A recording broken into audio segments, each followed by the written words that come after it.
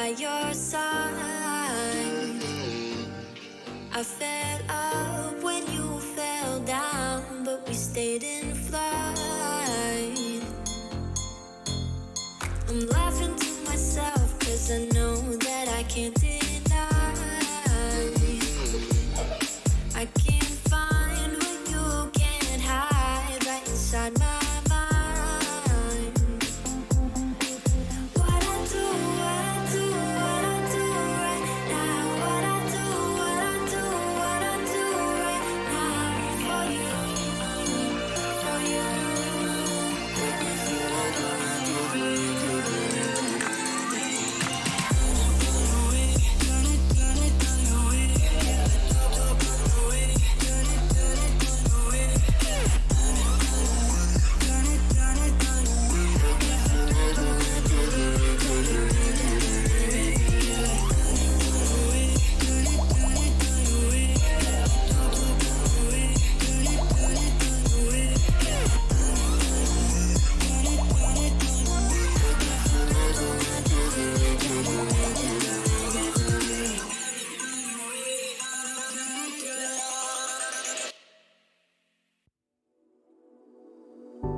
You put me in the perfect light for, and that's when you can see all my flaws. And I could tell you don't mind that, oh no. You said come a little closer, come here and I can show you. So I came a little closer.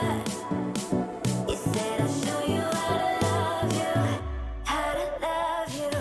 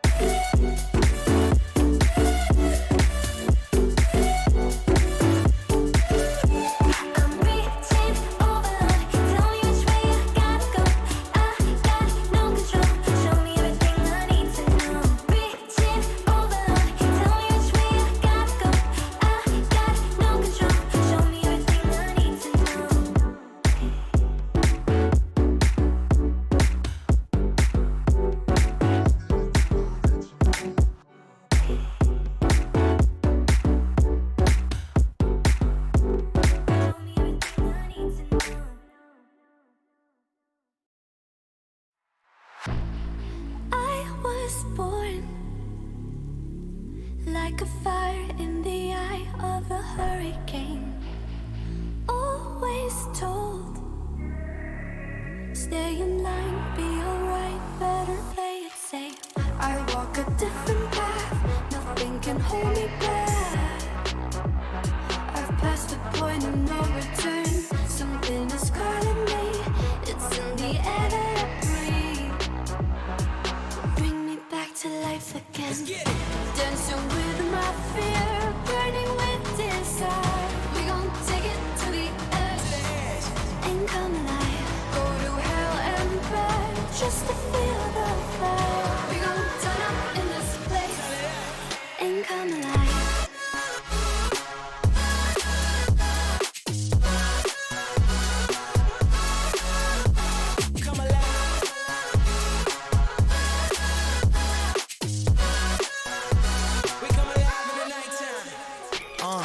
Fly so high they can't touch us. So top notch, none above us. We done came so far, now we up now. Had a vision, stuck to it, never back down. Never had much, now we own the whole thing. Spread it all around the world, watch it all change. Came alive, now they all see the greatness. Light shine so hard they can't take it. Dancing with my fear, burning with desire. We gon' take it to the edge and come alive. Go to hell and back just to feel the fire. We gon' turn up in this place and come alive.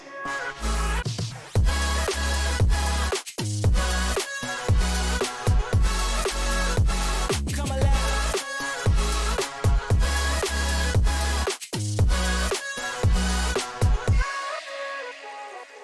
I walk a different path, nothing can hold me back. I passed the point of no return. Something is calling me. It's in the air that I breathe. Bring me back to life again. Dancing with my fear, burning with desire. We gon' take it to the edge and come alive. Go to hell and back just to feel the fire. We gon' turn up in this place and come alive.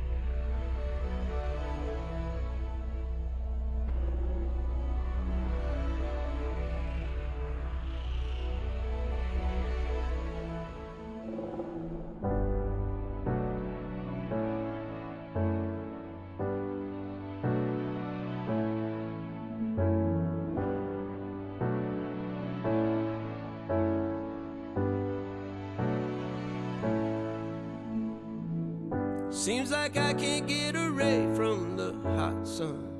Always night and never day. Even when I wash the floor, the dust still comes. Keep on hunting for the bread. No matter how lost, need no light, no spark. I'm in line mode. With my eyes closed, I can see in the dark. I'm a quiet storm. Far from calm, I know you feel me, brother.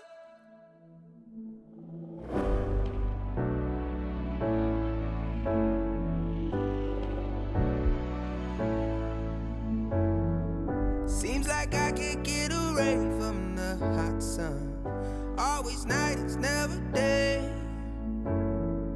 Even when I watch the floor, the dust will come. Keep on hunting for the prey.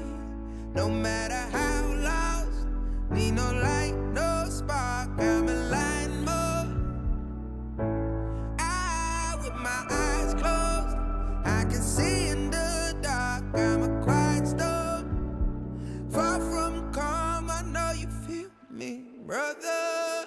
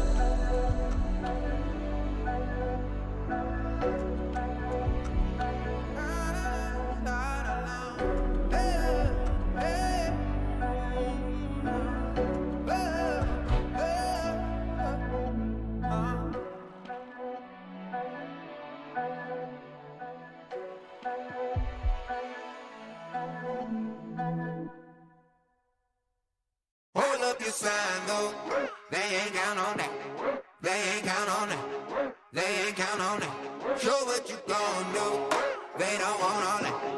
They don't want all that. That sounds like a pop song. Take a dive before you dry, y'all. It's the only way to live. You can't be without it, baby. Yeah, I know. Yeah, I know. Yeah. Try before you sign off. She could cure the sick. Real stories. It's the only way to live. Fancy cars and the smiles of the ocean. Purple sky, let that night come with peace. Anywhere you wanna be. Anywhere you wanna be. Yeah, yeah. Hold up your sign, though. They ain't count on that. They ain't count on that. They ain't count on that. Show what you gon' do. They don't want all that. They don't want all that. They don't want all that.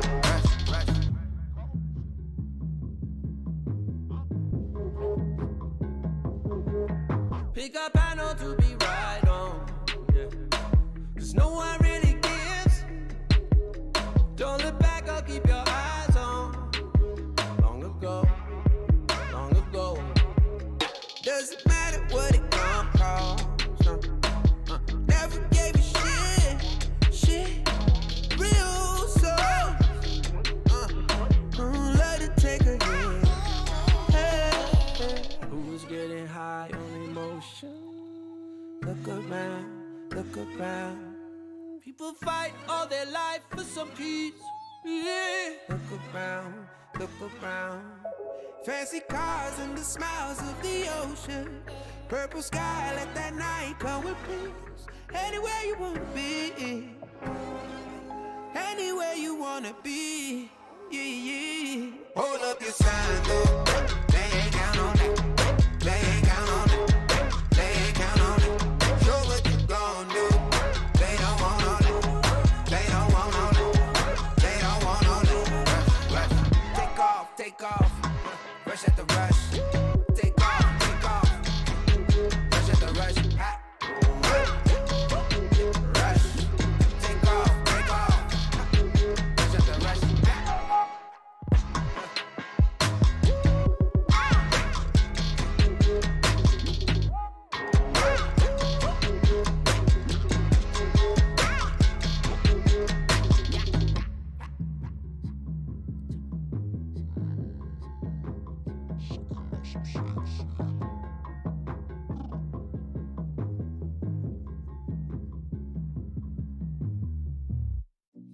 I've been working part-time jobs, chasing all my dreams now lately. No matter if I try too hard, nothing's ever enough, baby. No, I don't care too much. I don't care too much. As long as I can keep you by my side, I don't care too much. We got time, no rush. In your eyes, I always see there is something meant for me. In your eyes, I always feel different.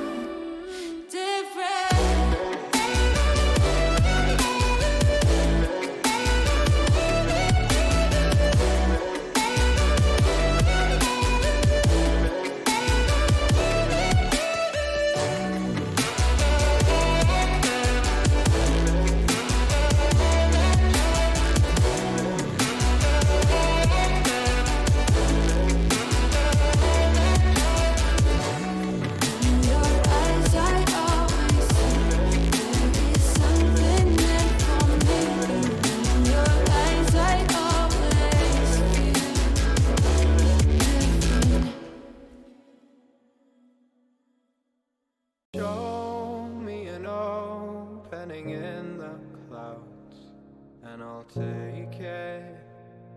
Yeah,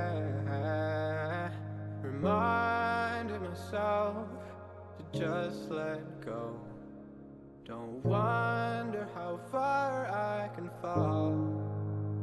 Don't look down, never fade out. And I just wanna be someone and never fall behind again. Just keep on moving on. Never look down, never fade out. Never fade out. Oh, oh, oh, oh,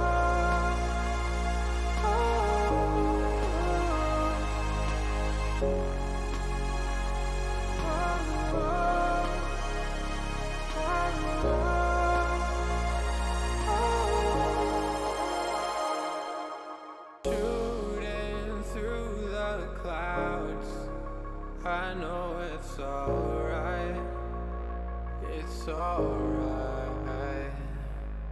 Heavens are the limit now. Let's fly just one more night, one more night.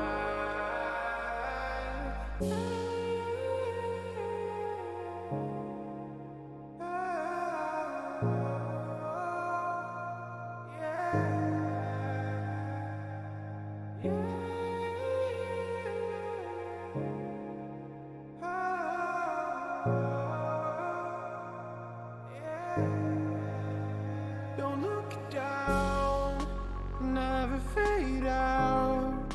And I just wanna be someone and never fall behind again. Just keep on moving on.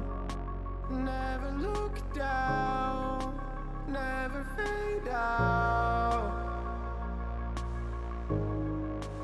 Never fade out.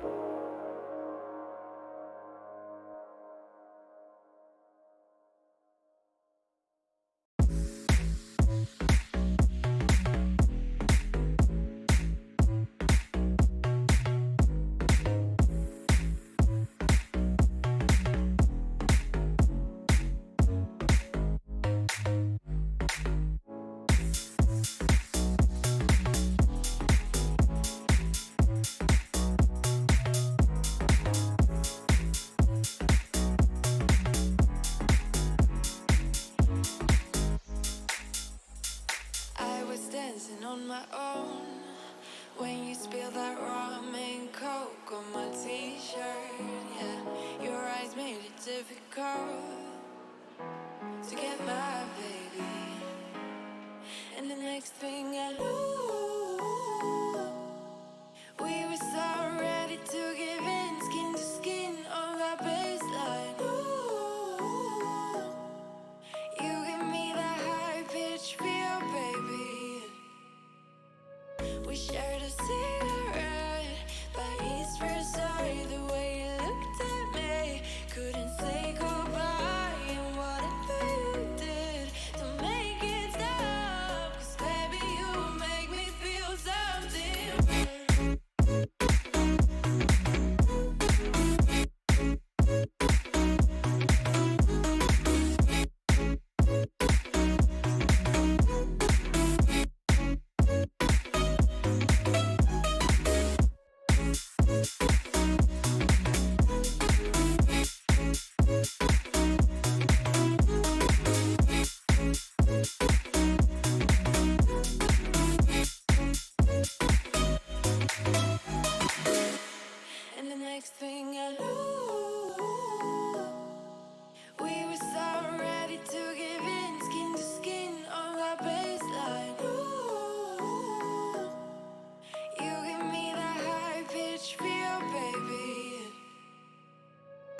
shared a cigarette by East Riverside. The way you looked at me, couldn't say goodbye. And whatever you did to make it stop, 'cause baby, you make me feel something.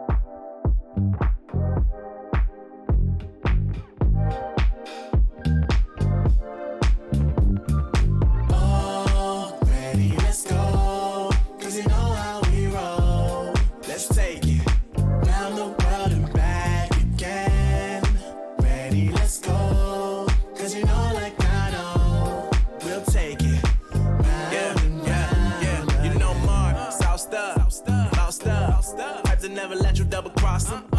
Moving through the city like it's Gotham. They told me get one, so I got one. Stop saying you're a boss when you not one.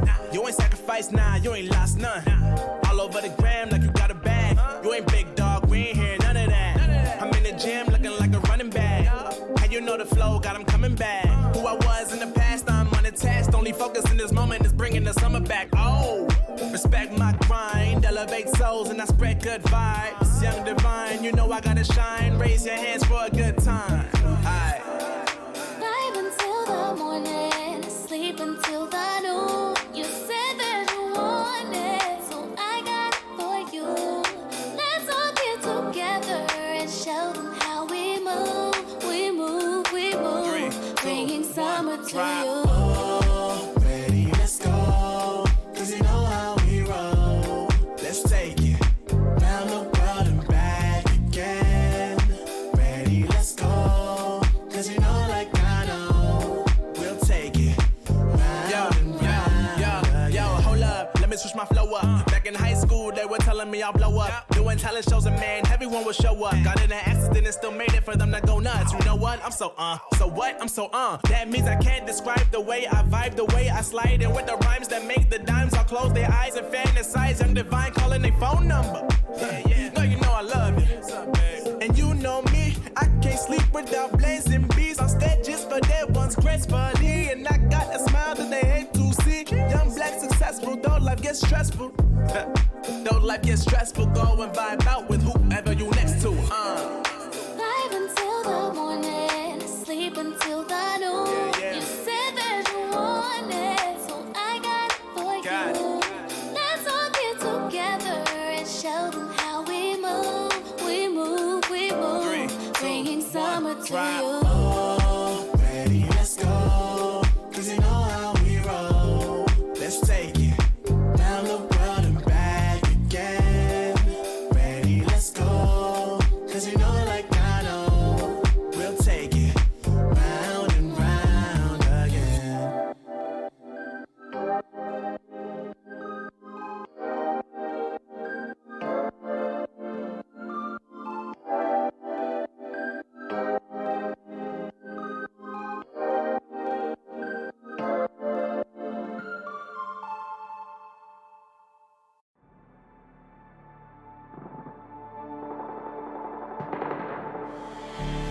I don't want your empathy, I just want another enemy. I'm not gonna change a thing for you. I'm over middle ground, and I really wanna burn it down. I'm not your friend, and I won't pretend I am. So don't reach out, and I mean that. I'm under siege, and I need you to see that. You're on one side, I'm on another, and we will wage war upon each other. I'm no angel, you're not either. I'm at a fever pitch, you're at a leisurely pace. I'm unscathed, I'm unafraid. A warm welcome to the war game.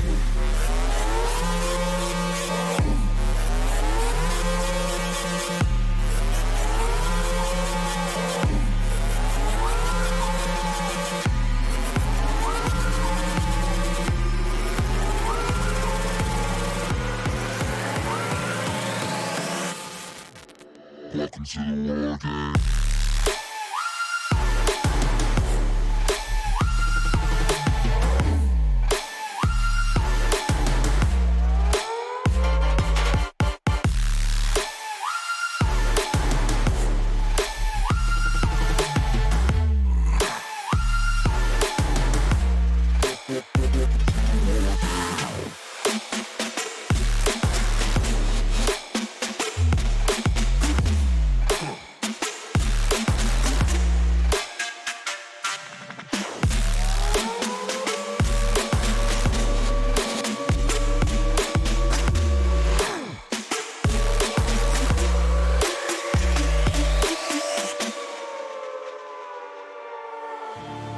You're no ally of mine. Your life is a kind of lie, and I know that I won't change your mind.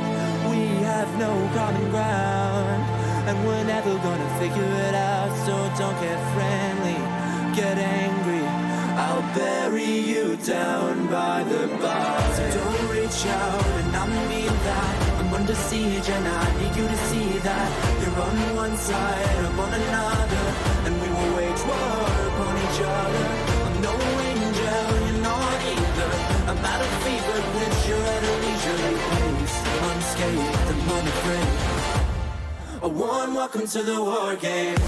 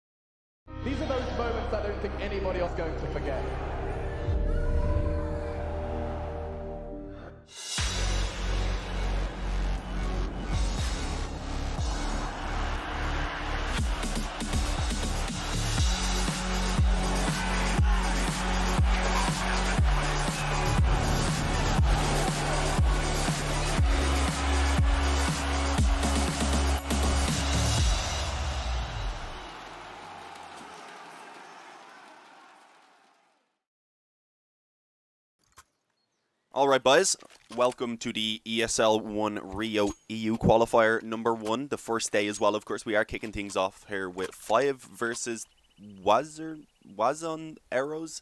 I'm going to struggle with their name, I'm not going to lie. Round 1 doesn't have the highest level of teams. Most of the decent seedings have immediately got a bye into round 2. So we're starting things off, as I said, with a little bit of a mismatched game here, I would say. Of course, Body and Twanu alongside Matend over there on the side of 5. I recognise Afro as well, I believe. Not too sure about Mikey. But I definitely would be favouring 5 coming into this game, but not a bad beginning. Devo here for the T side, able to pick up a quick opening kill. Twanu playing from long with a crossfire between quad, rather. Having 2 players there, it does allow for them to pick up a couple of kills, and pretty quickly with that, bring it back into their favour. And I mean, I would imagine the Polish team, I'm just presuming these guys are Polish based on the name, but I'm probably wrong, so I'm just going to say the T-sided team for now. They are grouping up over towards B. Smoke goes down at the moment, just that one defender as well, and I don't think Mikey can really afford to stick around. Just going to give it up, play for that retake now, and wait for his teammates to come in. And actually, all 3 of them are going to be pushing straight down mid for a quick flank. So, not sure if this is going to be expected. There is one player now ready for this. Peeks out, spots 3 of them. Probably gets a little bit flustered and actually calls for the flashover from his teammates. That's perfect. Devo just gets all of them with the headshots. 4 already. Can he actually pick up this ace? It's all on Mikey. I mean, he was that sole B defender. And he ends up actually being the last man standing.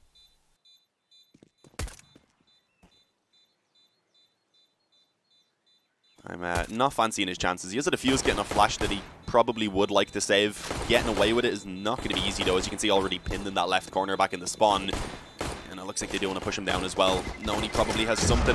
Yeah, they take him down eventually, end up losing a couple players to the bomb, but on the pistol round that's not really an issue.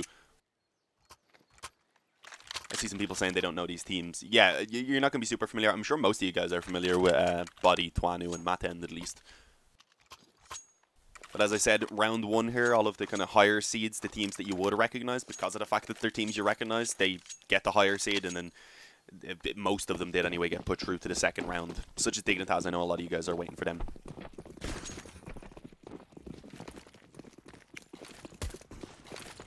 There we go. Force spike coming straight in from 5. They don't want to give this one up easily. Pulling out a few deagles. 5-7, that nade actually decently placed towards the player at top banana. Bielski, I believe his name is. Aggression rather coming down mid as well. Body's close on towards bench already. Need to follow it up. He's just about escaped out of the radius of it, fortunately. But already to 12 health here for Zeno rather. Bielski also slightly tagged up by that nade in the beginning, as I said. This could still get a little bit awkward for them, because they have lost some map control that they may not be aware of. Body, I think he did just get spotted by Fear. As you can see now being called back in, a bit of help from Banana coming through. 1 kill at least being found by Body on towards that low health player before he goes down. But I mean, that's gotten them a lot of info. They know all of these players are pretty much around the ramp and also towards Banana. Hang on, look at this. Another player coming in from behind. Afro.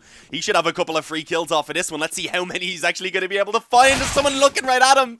Oh no. It took a while for Bielski to react as well, I'm not going to lie. Oh, that was interesting. Okay, they're running a straight back up mid now. Twanu on the scout going to be the one that's looking to try and hold it off. Does connect a bit of damage at least as they make it around short. The bomb a little bit later out mid. If he had stuck around, maybe could have dropped it, but didn't realize that, of course. Eventually does get taken down by Wiko over towards long. And we're seeing a very strong start here for, I'm going to call them Waz, because there's no way I can pronounce the full word. So as I said, yeah, Waz having a pretty good start here. An AK to be retrieved by Mikey. I think he's probably going to be happy to just fade away with that. Try and save the AK over into the next round. Matend has that scout as well alongside full Kevlar rather. So they'll have a little bit to work with in this next round at least. They'll try and be able to get some damage in. And as I said, Waz, not a terrible start. I mean, giving away that AK, probably not ideal. You can see Fear is kind of looking to try and hunt and see if he can stop it from being saved potentially.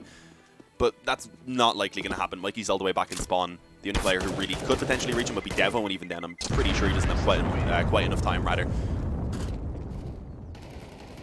Well, there's one more kill from Matend towards the end of the round.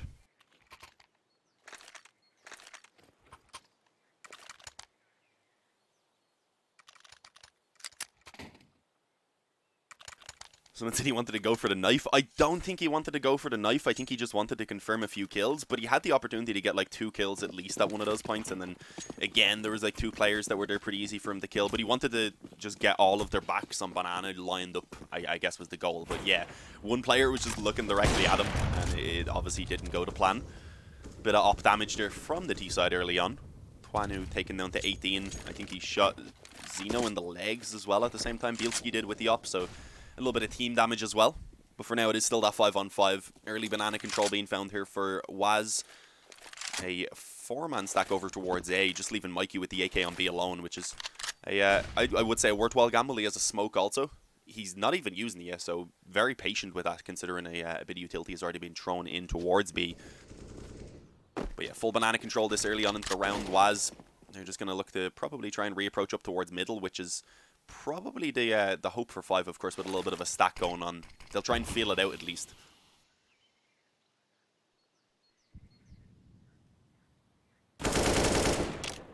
Fair from the apartments though catches 1. That may influence them to go towards A.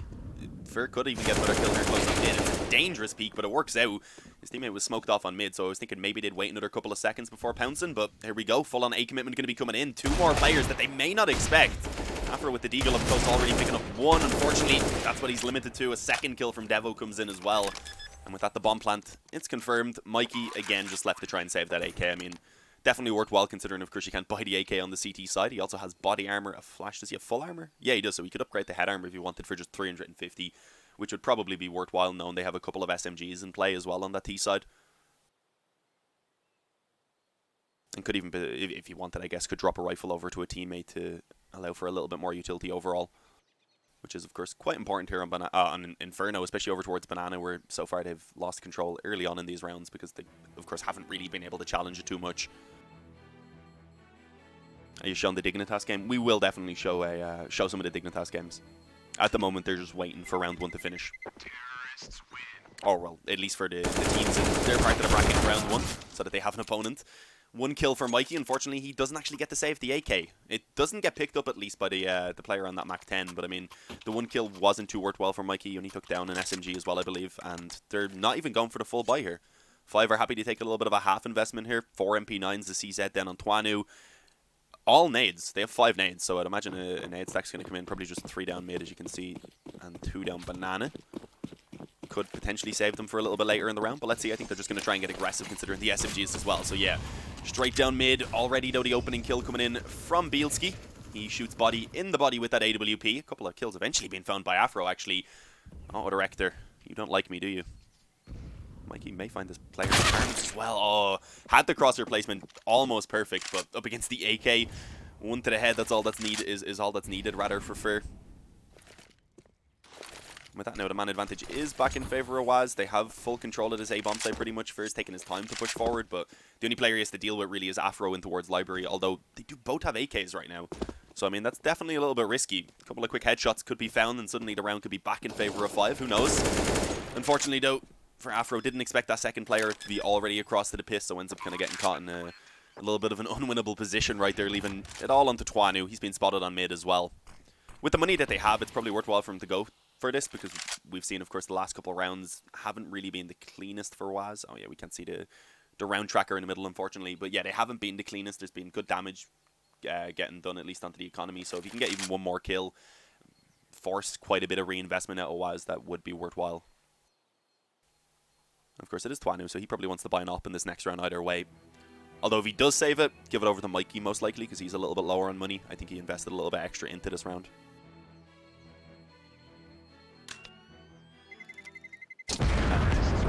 Didn't get much with the SMG, I don't believe. Unlike Afro, who got a couple of kills for himself, so as you can see, sitting on 7,600.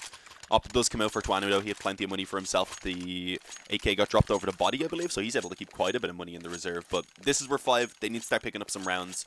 They don't want to be letting Waz go up 5-0.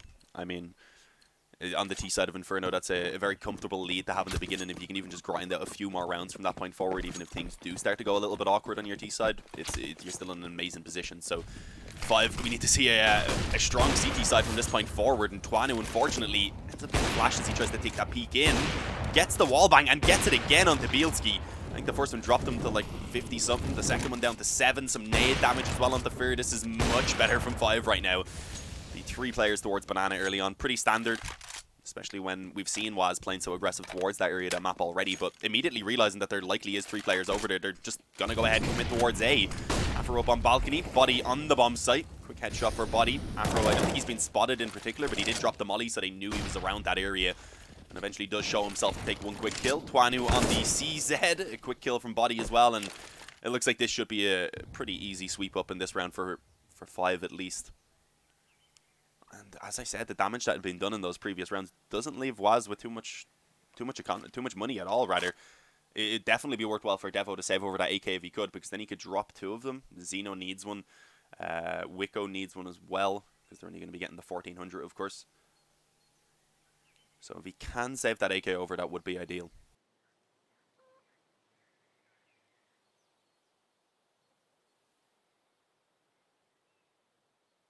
I think there is other streams for this qualifier as well, but because it's the early rounds, I don't think the games themselves are on HLTV, so it's going to be difficult to find the streams, and I don't actually know what ones. If I did, I'd shout them out.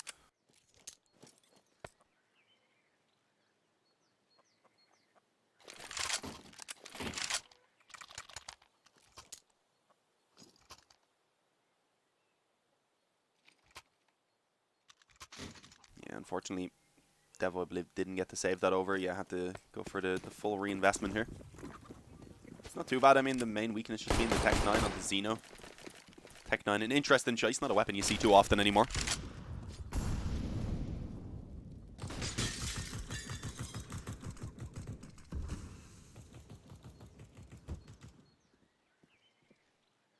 Saying Z instead of Z. I think a lot of people, Irish people, say Z. I say Z in some situations, but for the CZ, I guess I say CZ, yeah. Nice little wall bang there, though. That might have actually saved the life of Devo, because he was just stepping out of the balcony room right there, or the bedroom, rather. Up close on short is one player. Right now, it's actually a B stack, and it seems like Waz won in favor over towards this area of the map, so this could get a little bit dangerous. Auto director, again, I don't know why, just sometimes it doesn't want to work for me. Nade straight in, though, Mikey and Matend, the M combo combining over him. Banana, a little bit aggressive from Matend. He did get flashed in, I believe, but it wasn't all that necessary. Body ready for the trade other way. The bomb right now on the opposite side of this wall, making it quite difficult for Bielski, but he does manage to retrieve it and also escapes without taking any damage, really, so still a 2-on-3, definitely recoverable. The op about to peek in on mid here, that's Twanu. Let's see what he can find. And he does indeed, ahead of that smoke, manage to take down Devo, leaving it all onto Bielski. He's trying to run straight on towards the bomb site, but already the op positioned over towards Library. I was going to say should be ready for the cross, but not quite initially. He does manage to make it onto the bomb site as well, so the extra $800 per player at least going to be found off the back of the bomb plant. That flash and the Molotov combining to do a small bit of damage. Bielski, though, able to find one. The second one was very, very close, but not quite on point, but he manages to escape back into the pit, at least play a slightly safer position where he's not exposed to short. Of course, still unaware of where Body's actually coming from, and it should be realized pretty soon. He's going to try and peek in towards short, so this is going to be dangerous for Body. He actually gets tagged down to 10 health, re-peeked again. This time not going to be hit. I honestly looked like that second shot was on the shoulder, but not quite apparently. Body manages to get the headshot. They just about have enough time. A few seconds spare, of course, on that bomb, so weren't cutting it too close, but it was getting there. If he got that kill on Body, he probably would have won it, because at that point then Twanu would have had to have tried to push him down in the pit with the op. By the time he got there, there wouldn't have been enough time to actually defuse anymore, so a little bit unfortunate.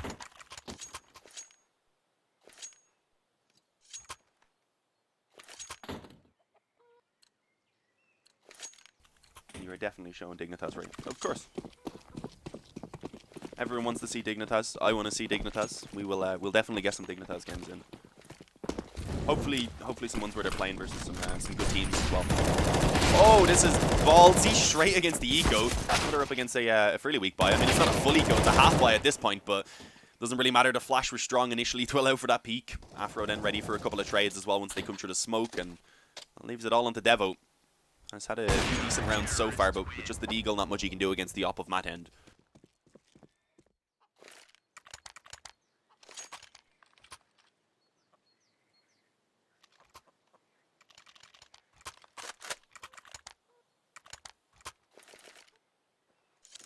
Back on the buy though, as I said, it was just a half investment there in the previous round from Waz. They spent a decent amount though, so they don't have all that much utility to work with. And they also don't have an op, which would have been quite nice. Up against a double op as well. Matend, of course, was using that one in the previous round. Twanu on one as well, as you would expect. I feel like Twanu is a player who just every now and again just has the most mental game ever.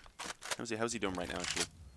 4-3, not the hottest of starts, but of course they were down 4-0. They're now beginning to... Oh, a few rounds back. That's a dangerous angle from Twanu. You can't see anyone who's coming through the apartments. Did he have a player spotting the hallway? He must have, because the trade does eventually come in there as well. That was from the player who was pushed up on mid. I believe Afro, though, was playing around the balcony initially, so must have presumed the other player actually spotting the crossover so that he couldn't be peeked from that angle, but yeah, ends up going down 1-for-1 at least, not too bad. Wicco getting tagged down fairly heavily as well, and it seems like Waz are just going to go for a pretty standard setup. Once you show some presence early on, if that doesn't really work out, you kind of go 1-for-1 or end up with a bit of a disadvantage. A lot of the time they'll just go back, get the top of banana, maybe commit straight in towards B. But with the amount of time they have, I mean, they don't have to. We can see Matt End on the up holding the CT angle right now. I believe Mikey is then boosted up, so Matt End will take the shot, probably just wrap around towards construction, and then Mikey's goal would be to just get one kill and then drop back off, just to give them the advantage, potentially a two-man advantage if Matt End is able to get his kill as well before they push in.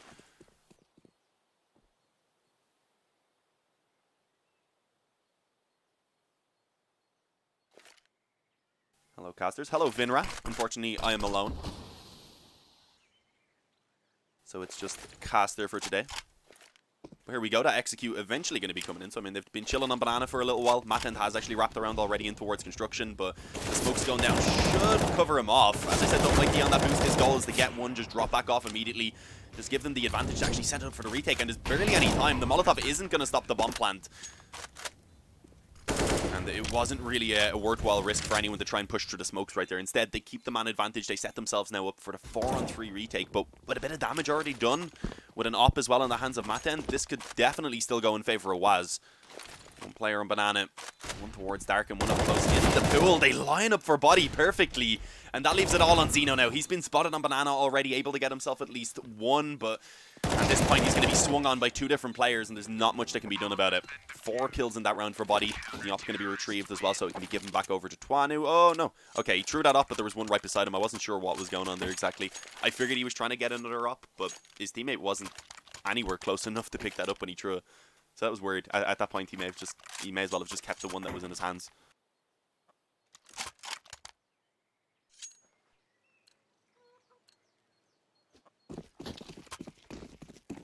Four in a row though for 5. Yeah, that's a confusing sentence. Okay. I like the confidence they're starting to show now.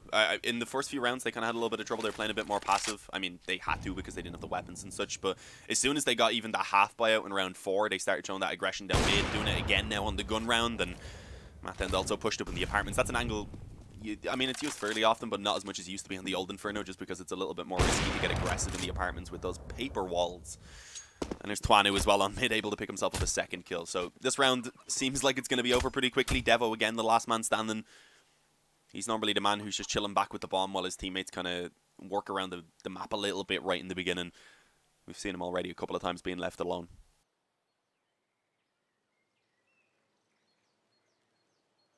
Cheers to Oversyard and also some of the other boys who gave my shout out. Gotta add an IE to the end of that though if you wanted to be my Twitter.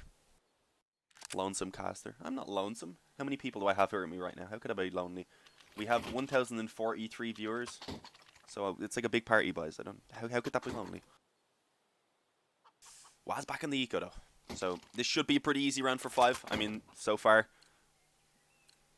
we've seen once the guns have got into the hands of the French/Belgian boys that they've been having a pretty easy time. We said initially definitely coming into this game 5 are the favourites, but I mean I don't say that because I know what Waz are capable of. So when I seen them get those first 4 opening rounds, I was like, okay, maybe we have a game in our hand.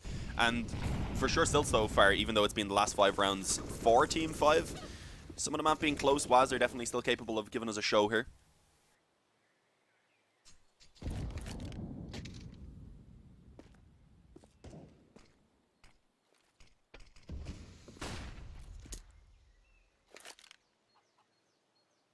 Oh, they destroyed the radio.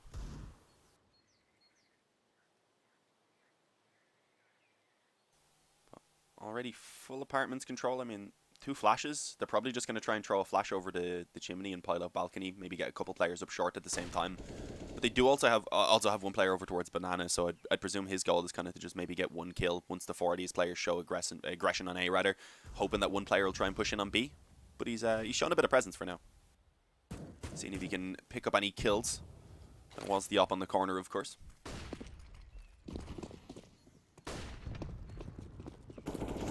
But here we go, looking to try and indeed mitten towards the A-bomb site, and it is not going well. Again, auto director also not going well. Fearing out the last man, he was waiting for someone, as I said, to maybe get aggressive on B, but the timing, it's perfect. The flash is thrown in, it makes him turn away, but of course, Mikey wasn't even waiting for that flash. He knew there'd be someone, if there was anyone close rather, he knew they'd be in a position to play anti-flash as soon as they heard that come in, so he kind of outgamed them, I guess. Where are the people from 5 from? Matend is French, I believe. I don't know about Mikey. Twanu is Belgian. Afro, I'm not sure. Also, and then Body's French, right? Pretty sure he's French. I could also be misremembering. Ooh. Mikey just got destroyed by that nade over on Banana. Matend didn't get away too healthy either. A little bit of damage early on from both sides, but the nades that went up and the Molotov as well onto the corner from Waz did stop 5 from trying to get aggressive around Banana in this round, so they should be able to get this control pretty early on.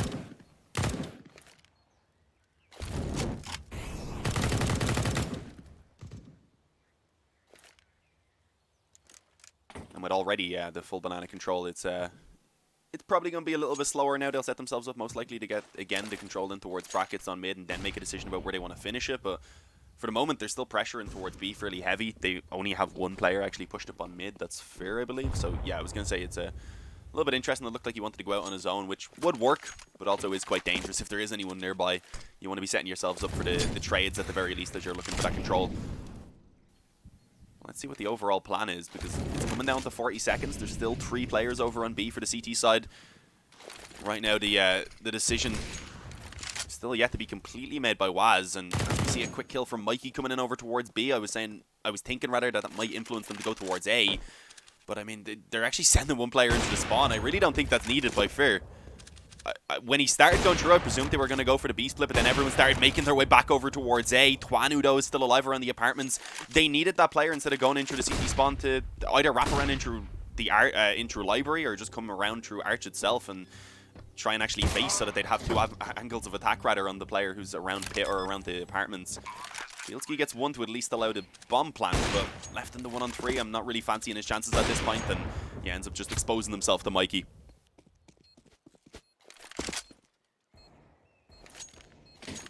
The same French body who played on G2. Yeah, I know it's the body who played on G2. I just for some reason forgot if he was I was like 90% sure he was French, but I was thinking there might be a small chance that I remembered a Belgian flag beside his name for some reason. Obviously I was wrong, so don't roast me, guys. But I can be a little bit ditzy sometimes. That's actually why I chose this team. There wasn't too many great games in the opening round. I was kind of clicking through some of the games to see who was playing, and I clicked onto this one, saw the boys who were on 5, saw Twanu, Body and Matt 10, and was like, okay, that should be a pretty decent game at least, so we can hop into that. There's some recognizable names. 7 rounds now in a row for 5, so Waz, I mean, I said the 4-0 start was pretty decent. They'd have a chance to try and grind out at least a few more rounds and at that point have a good T side, but at the moment that's not looking too good.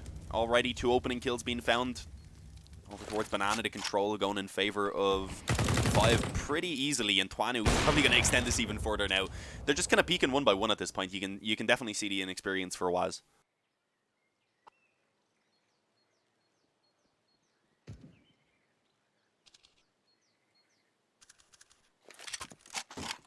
Nice little upgrade to the Krieg from Matt End. I think, yeah, Zeno should be spotted by this player just up on his right at the moment. Yeah, Body gets a free kill pretty much. Ironically goes for the headshot and not the body. Terrible jokes, I know.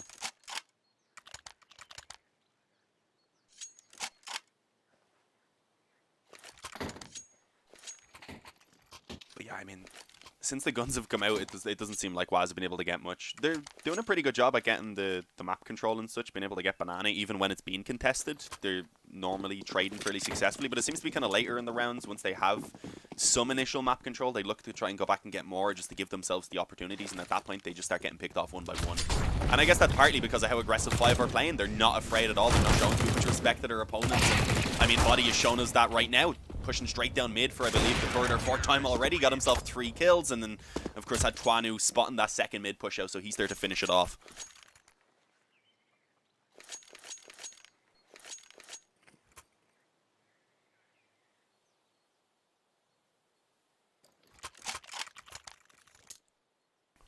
Nobody roasting me? Well, in Ireland, normally if someone roasts you, it usually means they like you. If you're friends with someone in Ireland and they don't insult you at least a small bit, they probably don't actually like you. Caster, do you have a favourite map to cast? I actually don't have a favourite map to cast, but I have a couple maps I don't like casting, one of which is Dust 2. I just really don't enjoy Dust 2 because it's pretty much the same thing over and over again. Although, of course, now with the changes on the skybox, that could be switched up a little bit. I haven't actually got to play it yet since that happened, so I'm interested to see how exactly it's changed. I've watched videos and stuff, obviously, but I haven't had a chance to sit down and play. There's a quick kill from Devo. Nice little recovery considering they did lose 2 players again very early on over towards Banana. I said they'd been successful on the Banana control, but the last two or three tries now, sorry. That word 3 struggled a little bit sometimes for me. They just haven't had much success the last 3 attempts or so. It's normally been the op taking the initial peak off the back of a flash, taking down 1. We've seen usually a peek come in towards middle as well, which is most of the time also been working out for 5. It just seems like they're able to peek in and really put a stop to whatever the plan is for Waz before they can really set themselves up.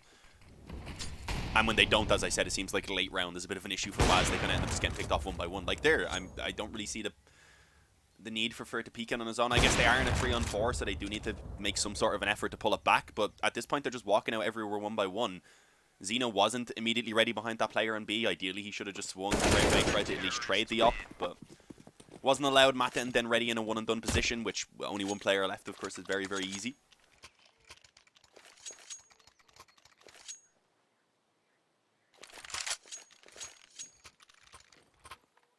Where can you see the brackets? That's the HLTV bracket being linked, I believe. I can probably...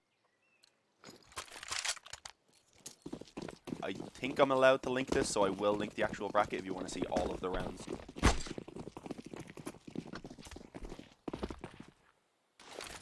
Okay, yeah, it looks like I can put links in because I have VIP, so you guys can have a look at that one there. I've seen some people were asking for. This time 5 don't get aggressive. Instead, Mikey's just holding a bit of an off angle, and yeah, Bielski had no idea. Tries to step out. They initially peek, realize that CT itself, no one's holding from there. But the second they step out any further to actually throw the smoke, the op was ready. Mikey swaps back to the Deagle, managed to actually get another in the end as well, just before he goes down onto Xeno. And Body's there to finish it off. 11 rounds in a row for 5. Waz, unfortunately, despite having a few opening rounds going their way and doing so very convincingly as well, we just don't see anything else from them on the T side after that. I mean, they've still got the CT side coming, who knows? I'm not going to count them out completely. Get that pistol round, get off to a good start with the opening gun round as well. Maybe they can start pulling it back.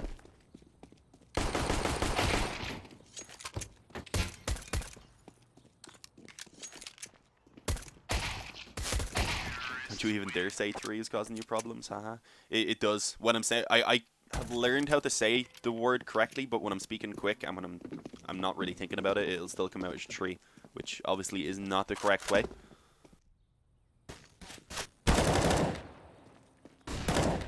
The actual bracket is so long. Yeah, it is.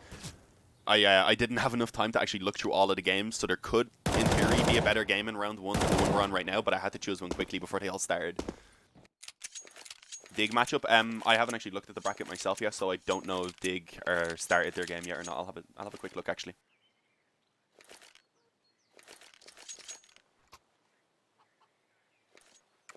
I'm getting a good workout on my my finger here with the scroll wheel though, trying to get back up to the top of it to check. Yeah, now Dignitas haven't started their game yet in towards round 2. They're still waiting on the winner of MK Esports versus Debut. MK, the Bulgarian team? Yeah, it is. Spy leader and such. That could be a good one. Hopefully we'll be able to hop into that Dignitas game next. But for now, guys, we do have to focus back on this one. 5, as I said, 11 rounds in a row. momentum-wise, the game is definitely in their favor. Confidence-wise, also definitely in their favor. And yeah, I mean, Waz fighting in from behind. Let's see if they're going to be able to show us anything here. 3 players around B, but Wicco unfortunately going to be smoked up pretty quickly. He can spam through to try and at least get some damage in, maybe grab a lucky kill if he's fortunate.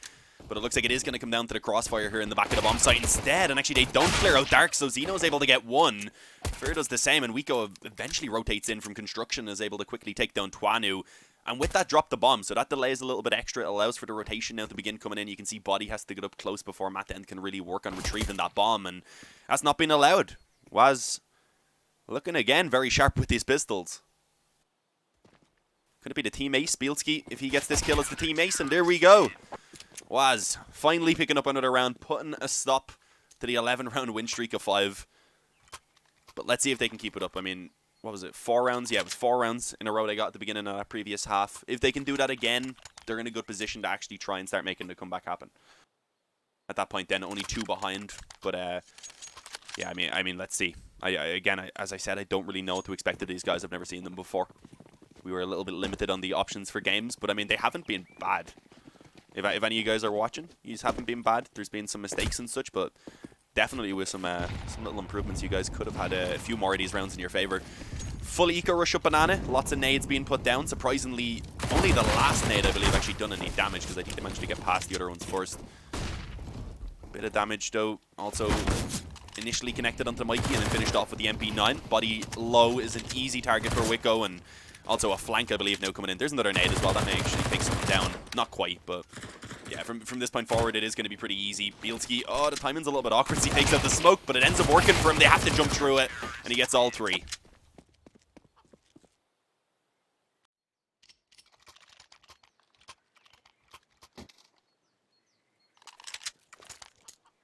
X versus Pros, losing 13-4 to an intermediate team. Ouch, that hurts.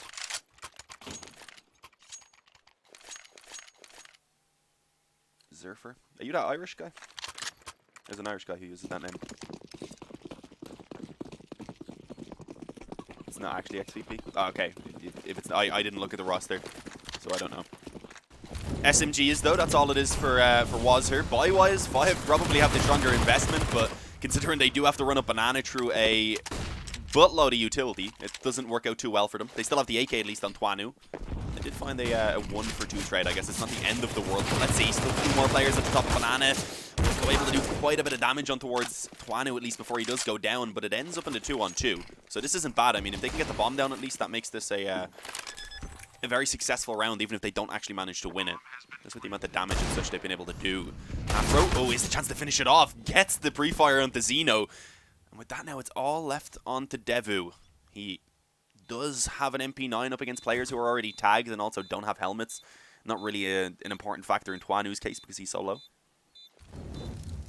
Molly goes in, and Afro again ready on the deagle, swings out and has an easy finish. 5 are going to go ahead and steal that one away. And with that now, Waz, I mean, they built up a bit of money. At least their buy's pretty solid. It's only Fear, I believe, who can't get a full buy, so it's not bad. But yeah, that's not what you want to see, considering how much they struggled on the first half. That they end up actually losing to a forced buy rather. Definitely a bit demotivating.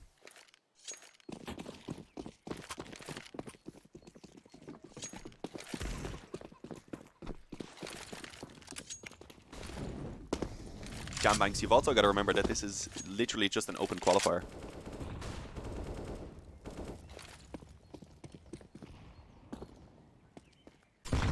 That's why I'm here.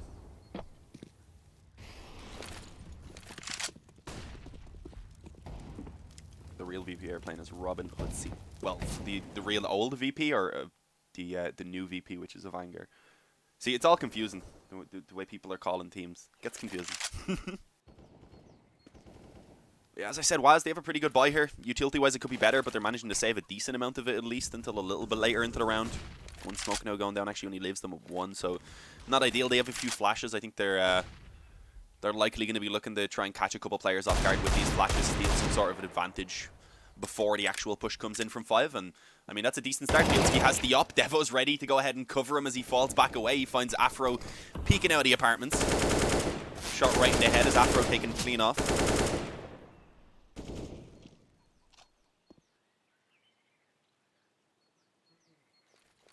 There's Irish teams in it? I didn't know there was Irish teams. Maybe could have covered one of those then. Oh, Wicko. Does he know that player's so close on second oranges? He's somehow still alive. What are you going to have to come in and try and trade that one out? Will be able to do so, but left in the 1-on-3, it does seem like Waz are going to be able to actually steal this one back. The bomb's going to go down. At the very least, that little bit of extra bonus money, but 1-on-3. Zeno is low, and I mean, as he gets the quick headshot on towards Devo, suddenly it's very winnable because the op as well in the hands of Bielski. If he misses a shot, he could be a sitting duck, but that's not going to happen. He gets peeked, and it is a very easy click indeed. Already had his crosshair perfectly lined up, didn't have to do much. The actual old VP. Ah, okay.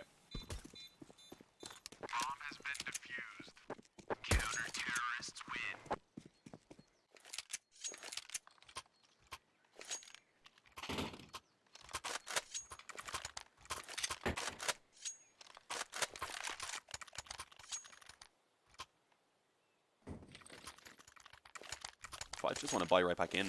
I would probably rather just see them take the eco, just because we've seen, of course, at the start of the first half as well, when they were going for those force buys, they didn't work out initially, but once they got the guns, they didn't end up losing another round. So I think with the lead that they have, I would rather see them just take the safer approach, wait for that full buy, which they would have gotten the next round. But, I mean, they've kept some money. They've got some loss bonus going. They're going to get 2,400 next round, so they'll still be able to buy onto, actually, 4 of the players. So yeah, they've only gone for the half investment here. I was wrong. It's only really Mikey in the next round that will struggle. And even then, if they get the bomb plant down with the 2,400, he'd still be able to scrape together like a little Kevlar and a bit of utility. So, let's see. 5, will they be able to get much done in this round is the question. Bielski playing from the bomb site itself here on A is a little bit awkward sometimes, but able to fall back towards that middle box at least makes things a little bit easier, but not against the Mac 10.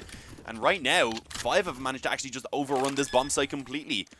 Bomb goes down, they have the man advantage, and at the moment I believe that smoke is indeed holding the players off. But long and true to smoke, Mikey gets one, Afro taps off the head of Wicko, and Zeno, he should just be out of here.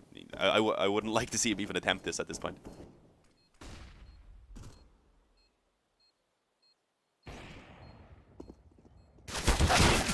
And indeed, he keeps going forward. I'm not too sure why he's doing that. Look at the money they have. They have 3 players on a double eco, including Zeno himself. So if he saved that, he probably could have just given over an SMG or bought some utility behind his Og.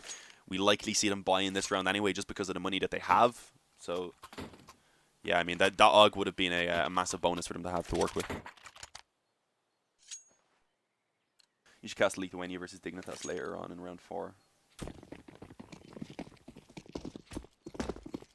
Yeah, I mean, if they're against each other in round 4, it's definitely a game I would consider doing. Who plays on Lithuania now? I'm familiar with a decent few of the Lithuania players. Lithuanian players. God damn it. But I don't think I've seen their most recent roster. It's normally just Lithuania is normally just like a mixed team, right? They just bring in whoever. But yeah, force buy coming in, as I said, from Waz. It's not looking too good already to begin things. We see the opening kill being found over towards B. The full control as well being found for 5. Not really having any utility to contest Banana. There's not much that Waz can do about it.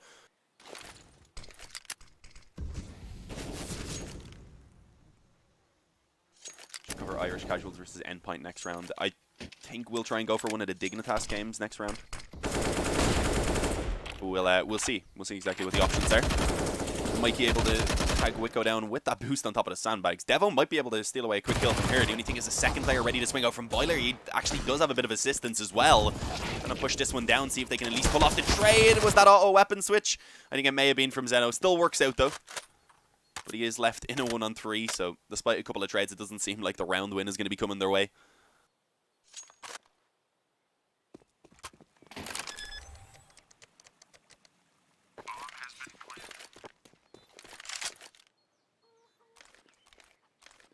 And I mean, if he can save that M4, it would be a pretty good recovery, but I don't think that's going to be allowed because there's already a player in the apartments who can probably hear him, and right now towards the bottom of mid as well, being hunted by Body. About to be shot from above in about half a second, and there we go. And an op to be retrieved again for Afro, so that can be given back to Twanu. So 14-7. 5 overall, not really struggling too much with this game, despite having a bit of a rough start. Is this on HLTV? No, I don't believe the open qualifiers get put on HLTV until the quarterfinals normally.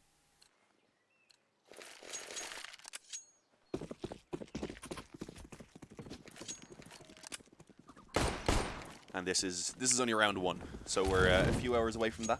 We'll be going until about 1 a.m. I believe. It is almost 6 p.m. my time now, so we've plenty of games left, and as we get towards the later ones, I believe they will be on HLTV. How can you have auto switch on in a major qualifier? To be fair, I have it turned off in my auto exec and everything, and sometimes it just randomly turns itself back on. It's really strange. Nice kill though by Afro. A little bit wild from Devo to peek out right there on his own, but I mean, he wanted to try something. I guess the risk was, if he peeks out, there's no one there, he can get aggressive, maybe try and get in behind, and at that point they'd be hoping that the T's were just grouped up on Banana, because they do have a full 4-man stack on B. If that doesn't work out, now it just leaves A completely open. Even if 5 don't know that quite yet, it does seem like they're going to start probing around this area in a map, and should realize pretty soon that things are pretty quiet.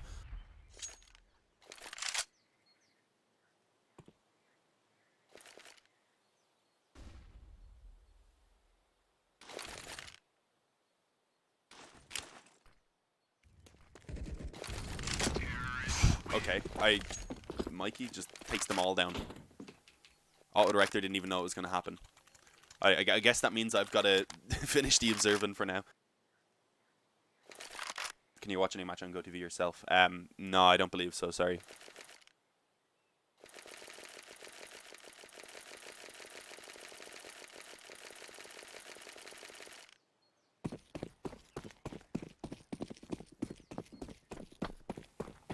Top 16, if you're saying top 16, the top 16 games go on to HLTV, yeah, I think it's from the top 16 where they start actually showing them.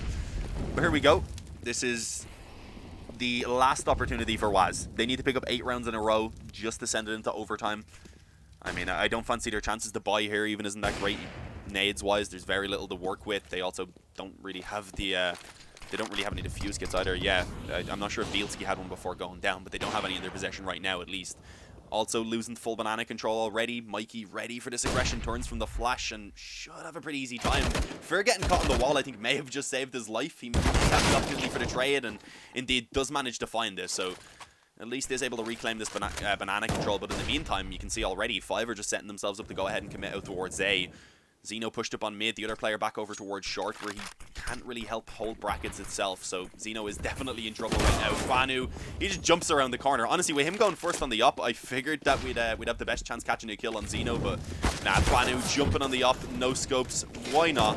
Devo actually managing to pick up a quick triple kill. Hang on, Afro all on his own, he does get dropped low as he takes down 1. Known Devo is around that bomb site, of course, in the 1v1. Jumping up onto the bomb site, though, exposes him. And it's going to be an easy finish for Afro. 16-7 for 5. The spike going down 4-0 in the beginning, they're able to pull it back, make it look pretty easy indeed.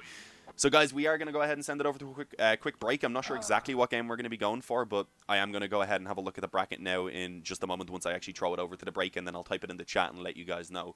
But it'll probably be the Dignitas game if that's ready to go. I just need to check if the game in round 1 is done because MK were playing someone else. The Bulgarian boys with Spy Leader and such. So, guys, as I said, going to send it over to a quick break, and we will be back pretty soon, I would imagine, with the next game.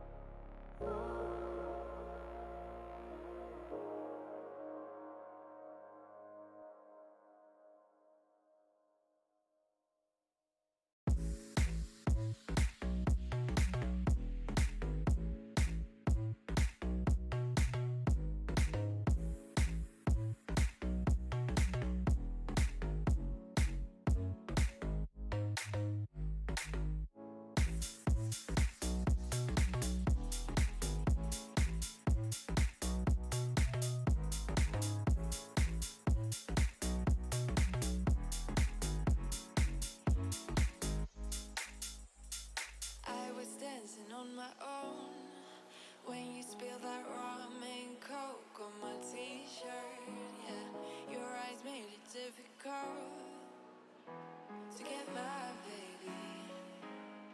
And the next thing I knew, we were so ready to give in, skin to skin on that baseline. Ooh, you give me that high-pitched feel, baby. We shared a cigarette by East Versailles.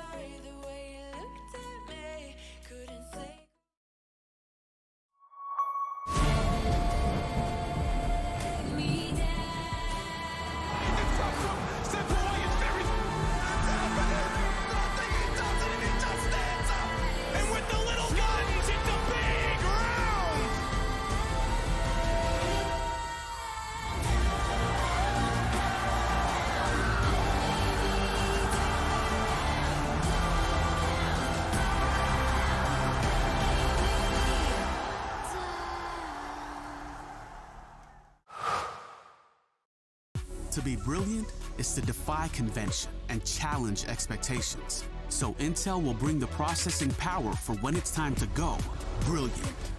Frame rates that keep up with your reflexes. Brilliant. Fast clock speeds for when you're on the clock. Brilliant. It's what we do at Intel, powering you to master your potential. Will you rise? Intel. Unleash your brilliance.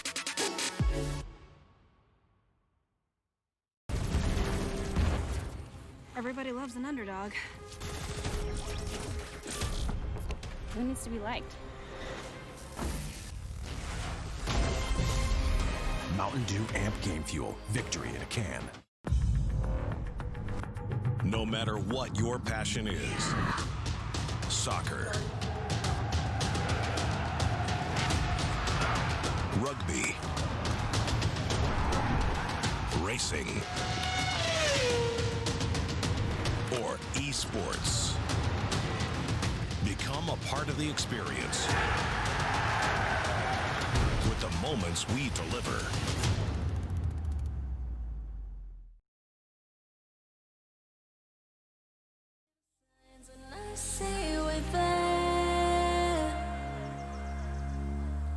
And I feel the lies and I feel the sand. Forever who we are. No matter if we're cast away, a fire in the dark. I know that you won't be where we know again.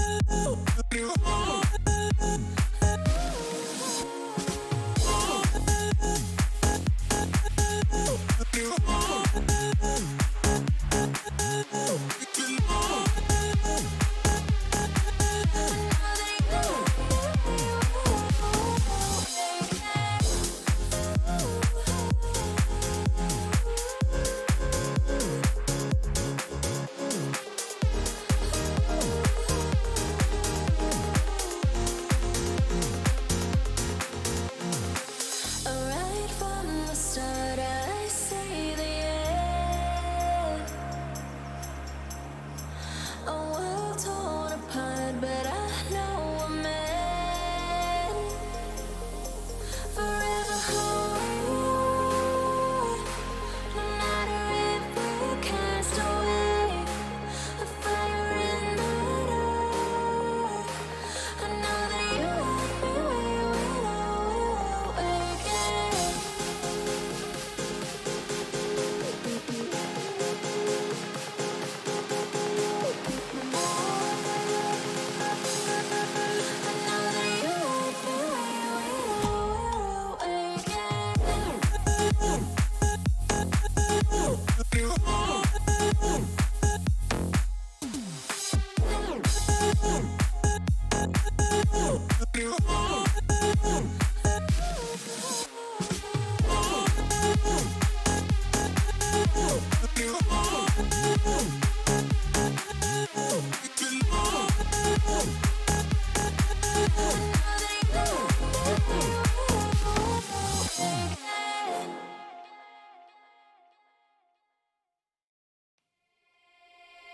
No, I can't remember the last time that I really felt fine. Now I'm trying to rewind.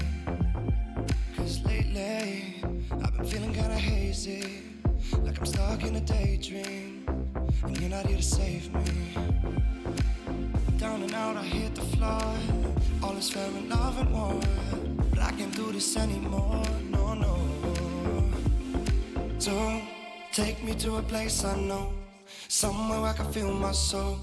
Lately I'm skin and bone, so hollow. I've never felt so alone. I need you more than you know, 'cause baby, you feel like home.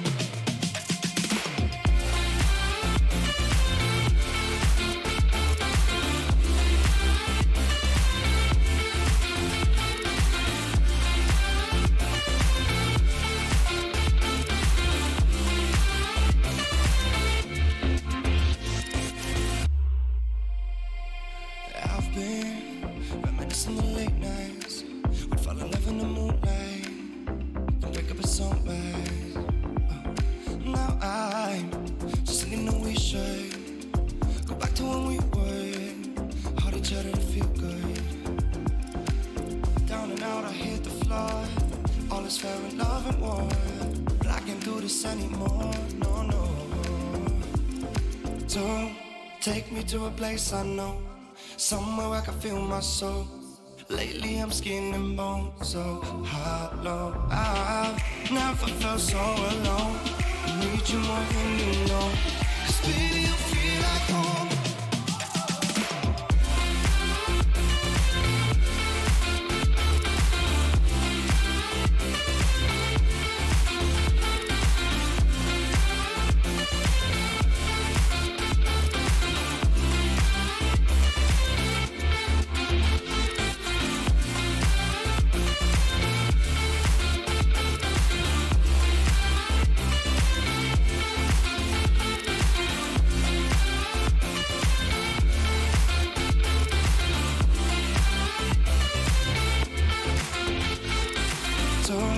Take me to a place I know, somewhere I can feel my soul.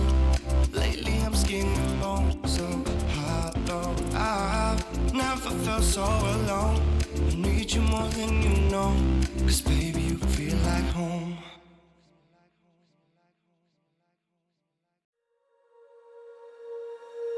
When you feel it's hopeless, when you think that you've lost, oh, I will take your hand and we'll rise up from the dust. Oh, here we go, go, go, let us heal and grow. You won't be alone, we're unstoppable. Don't be afraid to show what we're going for. This is what we know. Here we come back to life, we're still breathing. Standing up, everybody's gonna see it. Oh, all you need to know is that we're holding on. Even if we fall, we will rise up and we follow the path that we believe in. No, we're not gonna stop until we reach it. Oh, all you need to know is that we're holding on. We rise up from the dust and claim our throne.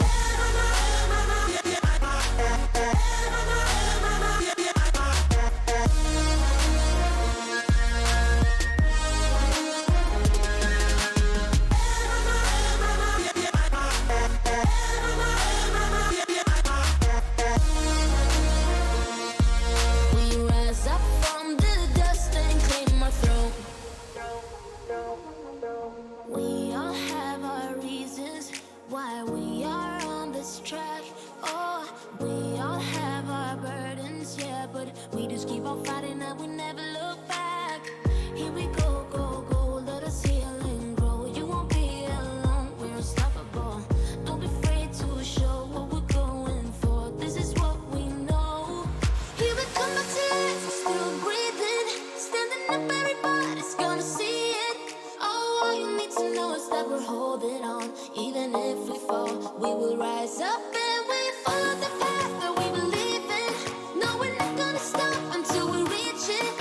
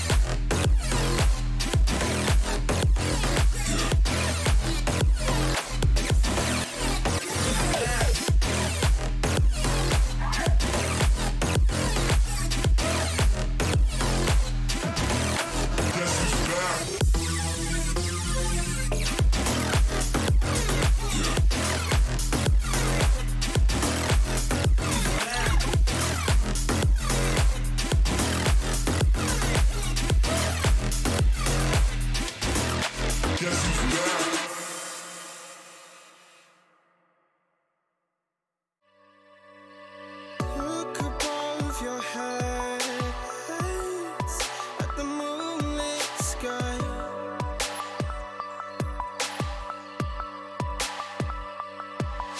The stardust drifts and shines brightly in your eye.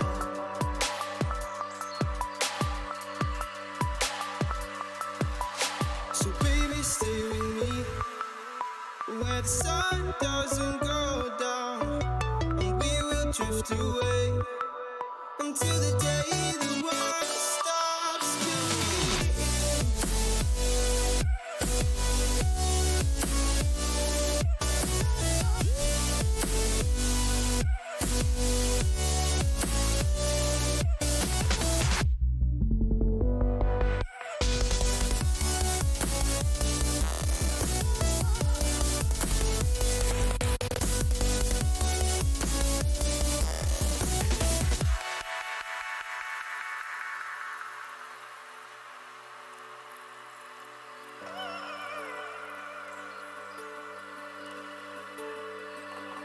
Oh, baby. Oh, oh,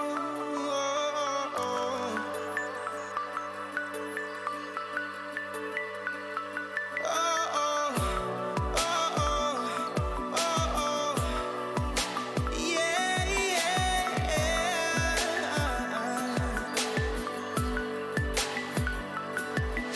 The stars falls around us, entwining us. So baby, stay with me where the sun doesn't go down, and we will drift away until the day the world stops spinning, spinning, spinning, until the day the world stops spinning.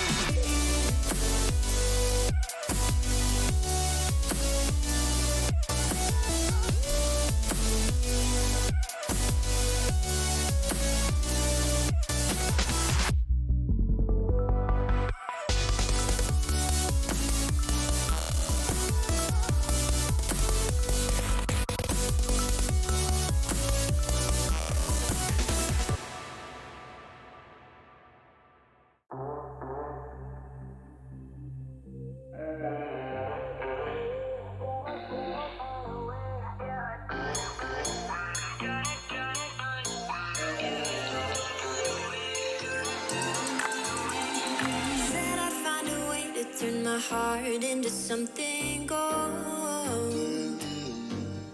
Knew I sold my soul to the devil long ago. I rode it all along on your wave right before it broke. Time was thrown down the well, so I let you go. What I do right now. What I do right now for you, for you.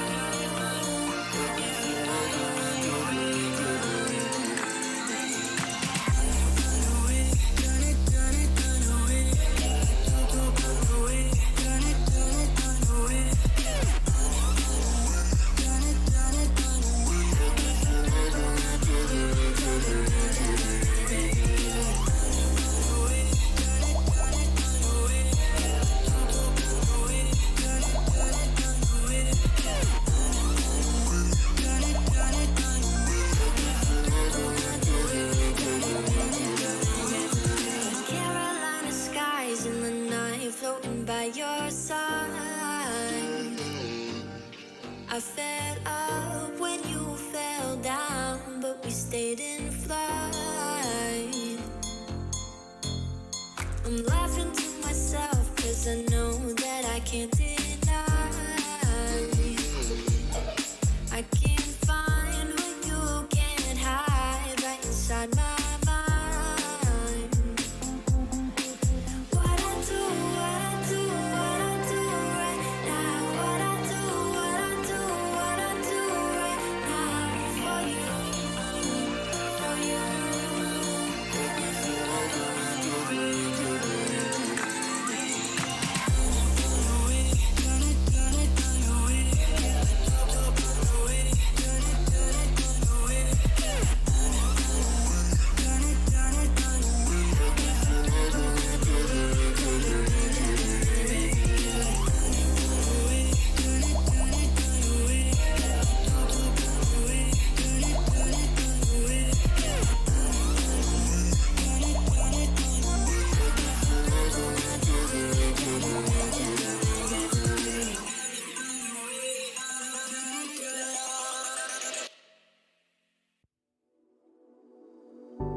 You put me in the perfect light for, and that's when you can see all my flaws. And I could tell you don't mind at all. Oh no. You said come a little closer. Come here and I can show you.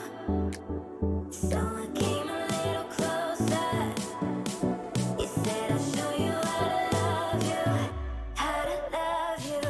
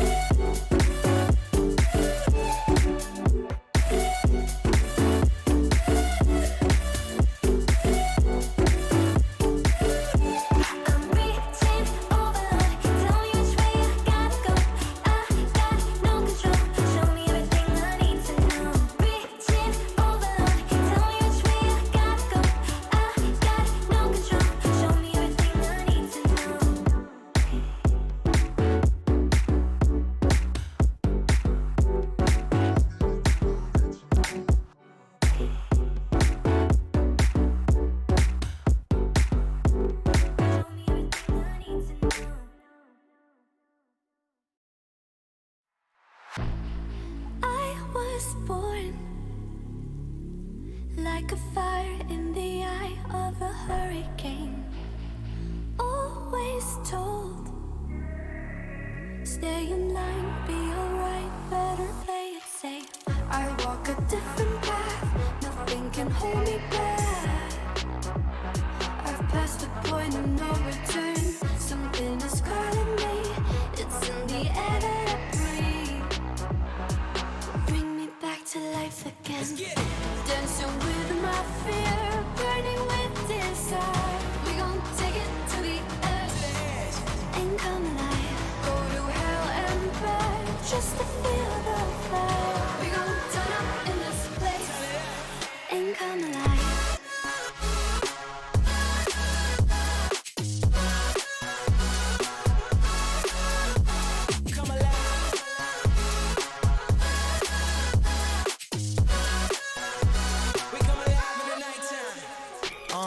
Fly so high they can't touch us. So top notch, none above us. We done came so far, now we up now. Had a vision, stuck to it, never back down. Never had much, now we own the whole thing. Spread it all around the world, watch it all change. Came alive, now they all see the greatness. Light shine so hard they can't take it. Dancing with my fear, burning with desire. We gon' take it to the edge and come alive. Go to hell and back just to feel the fire. We gon' turn up in this place and come alive.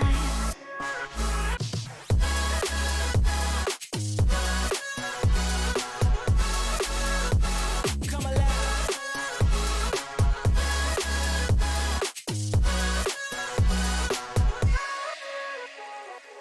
I walk a different path, nothing can hold me back. I've passed the point of no return, something is calling me, it's in the air that I breathe.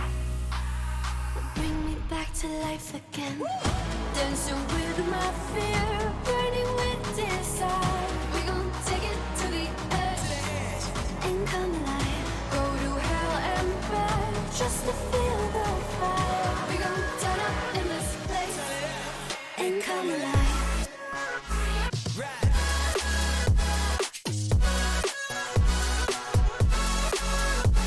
Come alive. Come alive. Come alive.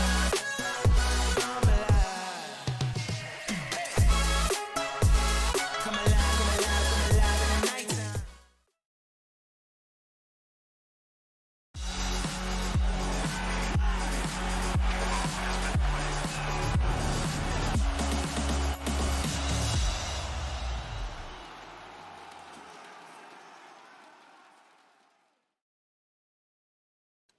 Alright, it's a miracle, boys. We're finally ready to go live. Unfortunately, by the time I got the bumper done, we did miss the knife round, but it did go the way of MK Esports, so they're going to get the choice of which side they want to start on, which very likely will be the CT side. But we're catching another Inferno. Of course, that previous game was also Inferno. We had 5 taken on a team that I was calling Waz, because their full name I could not pronounce, cannot pronounce, and will not try to pronounce, because I will butcher it very, very badly. But this one's a lot easier. Dignitas, MK, we get to see the Dignitas boys together.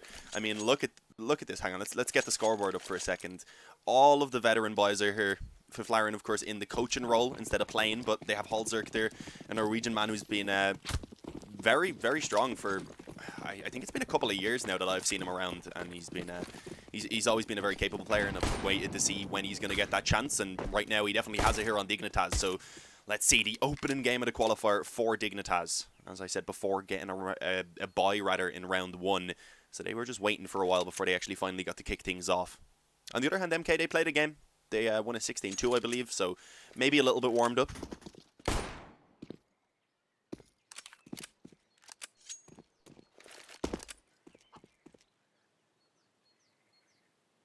A little dink as well was, of course, put into Spy Leader early on. So initially Dignitas shown a lot of banana control, then going back and trying to make a little bit of noise around mid, but you can see they do want to end it on this B bomb site, and that's definitely the correct decision, because Spy Leader's alone. He's on 40 in health, he's going to get smoked off, and he's just not going to be able to do anything about this. They're just going to have to set up for the retake. Tries to spam in a little bit, see if he can maybe get a quick kill or at least a little bit of damage as they're crossing over, but I don't think he was really able to connect anything. I think Forrest had been tagged up earlier on. So the bomb will go down in a 5-on-5. This is going to be an extremely difficult retake for MK, even with that defuse kit. And we can see already Forrest coming in with the Glock, picking up 2 quick kills in towards construction and spotting 1 more player initially, and actually been able to find out that they're all coming here. He's just made it a graveyard. Forget about construction. It is now graveyard. It's been moved from the A-bomb site over to wherever Forrest is, wherever he's looking.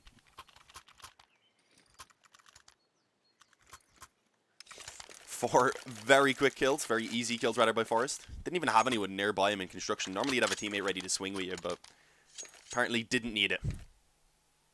1 kill also being found by Freiburg, of course. So 3 MAC-10s, a Krieg and an AK, a relatively safe buy here coming in by Dignitas. I mean, they go for the 2 rifles so that they can have those players playing a little bit more safely, holding for the peaks to come in, and then of course the 3 MAC-10s that can scout out for stacks, that can afford to be a little bit more aggressive together.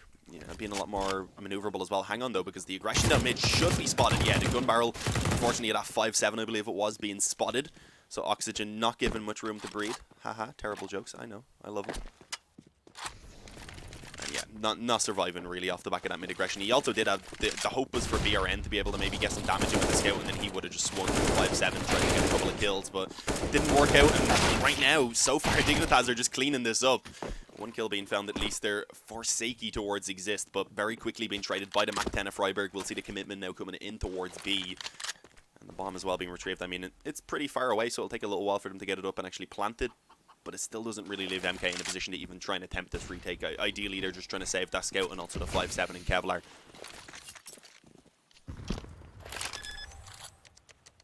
I think we need to tweet this one out, boys, actually.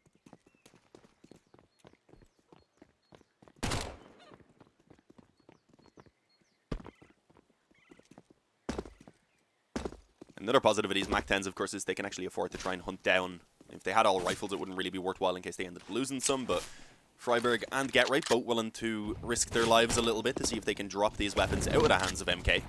Both players have now been spotted over towards the pit, and I would imagine GetRight finishes this pretty easy, and indeed, he does manage to do so, building up some good money as well. 2 for him in that round. Freiburg also picking up 1 on his MAC-10 when he was able to get that trade for Exist.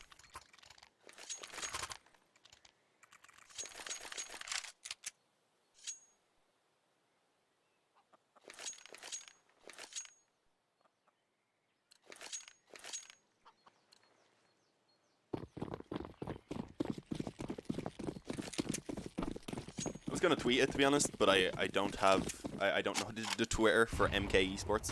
I'm trying to find it out, so I'll probably just leave it for now. I'm sure the Dignitas boys have tweeted it already, making sure everyone gets in here to support them in what I believe is their first official game. I mean, it's an open qualifier, but it's the start of their road, of course, to Rio.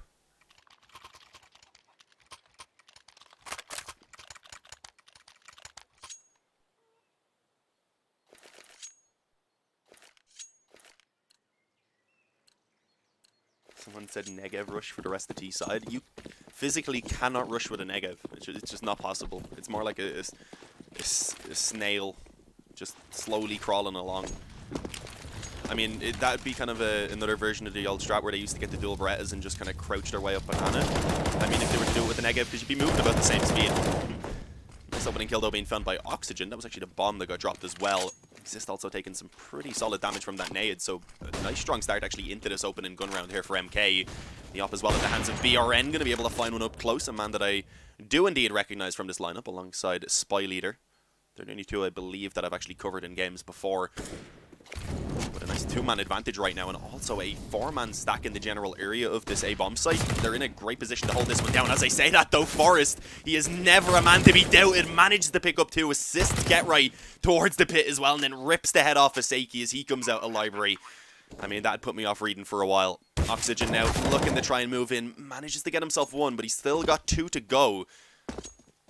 And with 1 health, I mean, he doesn't fancy his chances. He's going to begin to fall back away. Look to just try and save over that M4. They'll have the full loss bonus coming into the next round, rather. So, in theory, he could drop a rifle, but the rest of them won't have enough to buy. So, they'd likely just be looking at 2 M4s and probably some SMGs otherwise. So, we'll see what they decide. They might just try and take a bit of a half buy.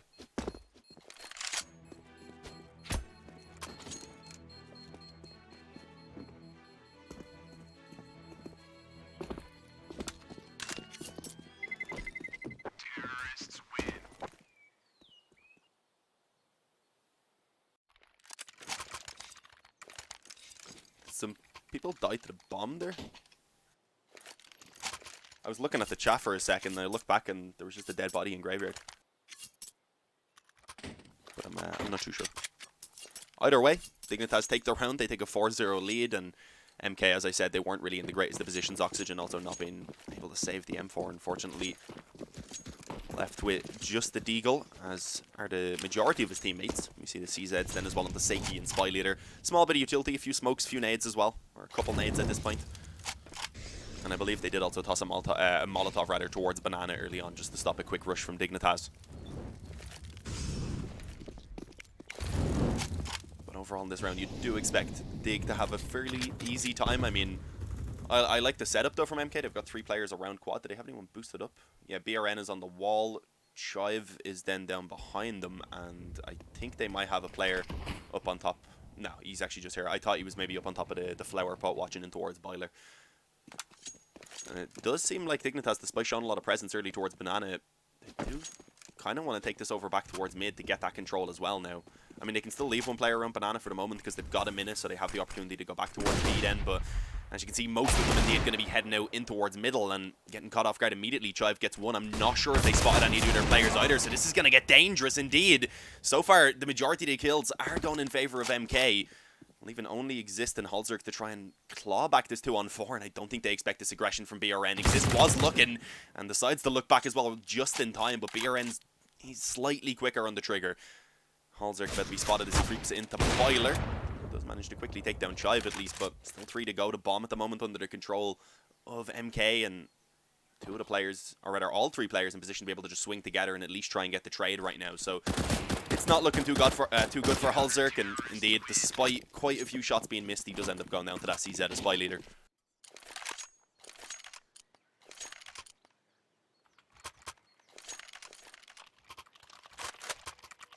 I think it's esports_MK on Twitter. Okay, thank you. I'll actually try and throw out a tweet in a second when we have like an eco or something.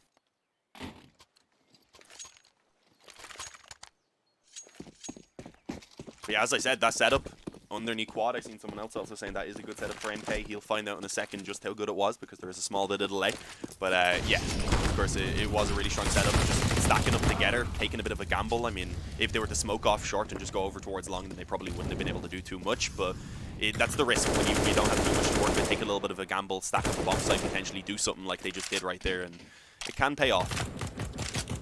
A 1-for-1 trade though early on. Banana control, for the moment, not actually being under the control of anyone. The smoke was down aggressive alongside the nades and the initial peak, of course, to find the opening kill for MK. So Dignitas are still being cautious of Banana despite the fact that Oxygen has fell back off because, of course, for now, they're not fully aware of that.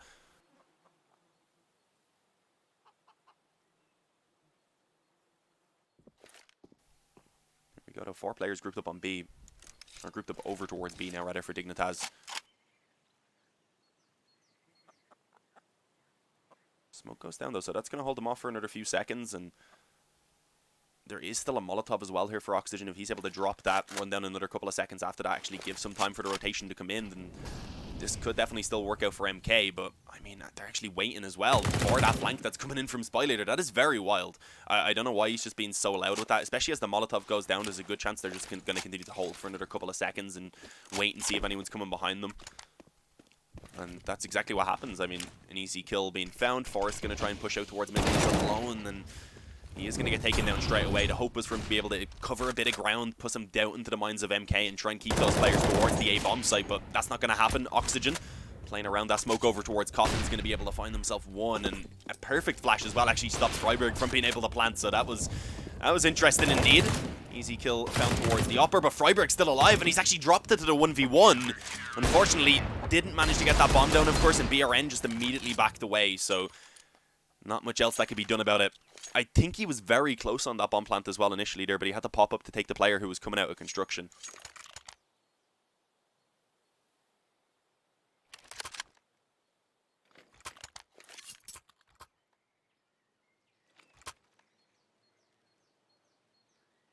Thanks for the English cast. No worries, Big Ilu. I want to see these guys play just as much as you guys, I imagine.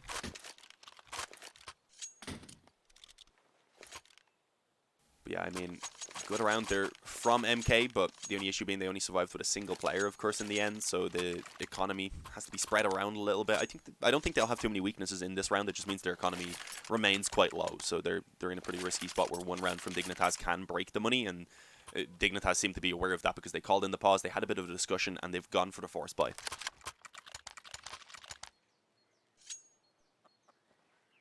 Ooh, I realized I forgot to update the title. 1 second.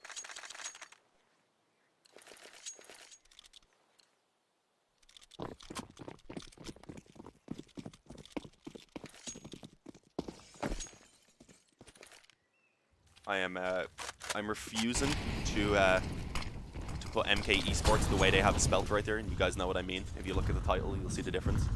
I refuse to put it the way they have it.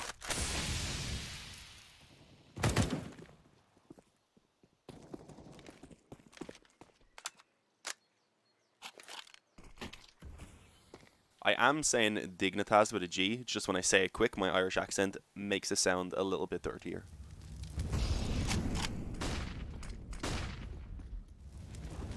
Yeah, right now, I mean, lots of mid-control being found. That Molotov not quite clearing out the corner, but I think now it could be a little bit of an issue. You know, Oxygen actually able to stand over here.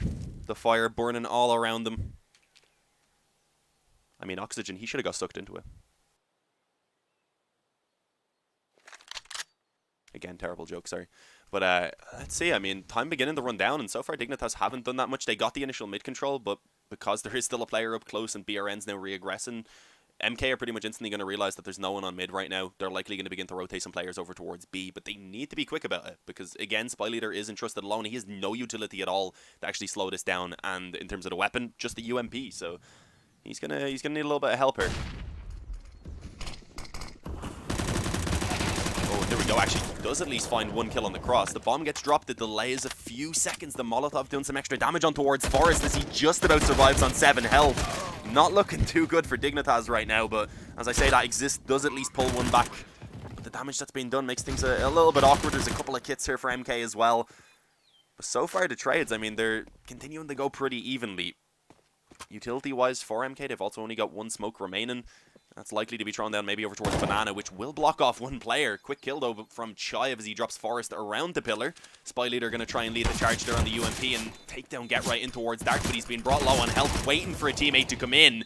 But eventually he does just pounce himself, but at this point now it's all on Exist to try and clutch out the 1v2. The bomb is being stuck, manages to stop it, and finds the second kill as well. By the point he got that first kill, there was nothing that could be done. The time was already too low.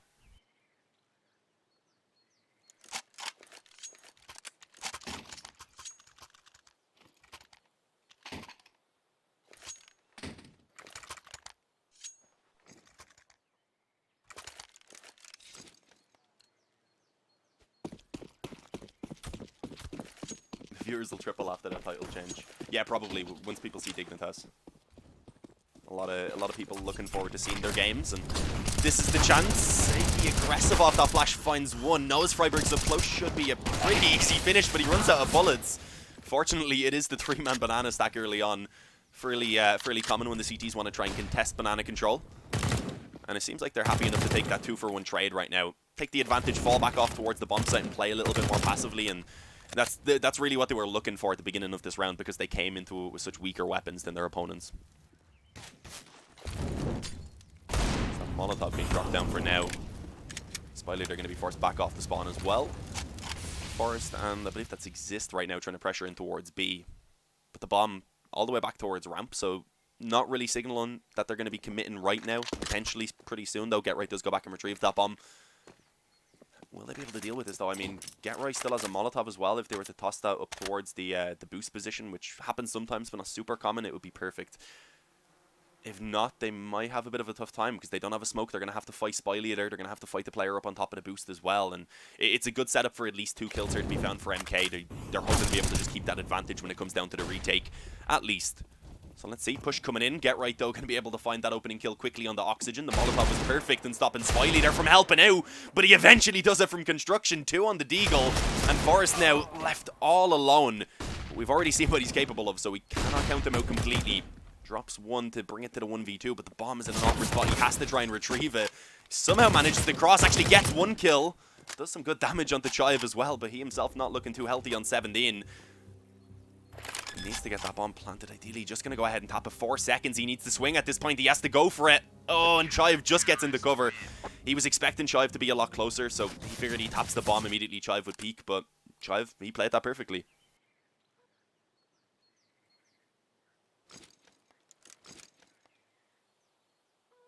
As the pause comes in, I don't have information about who calls the pauses, sadly.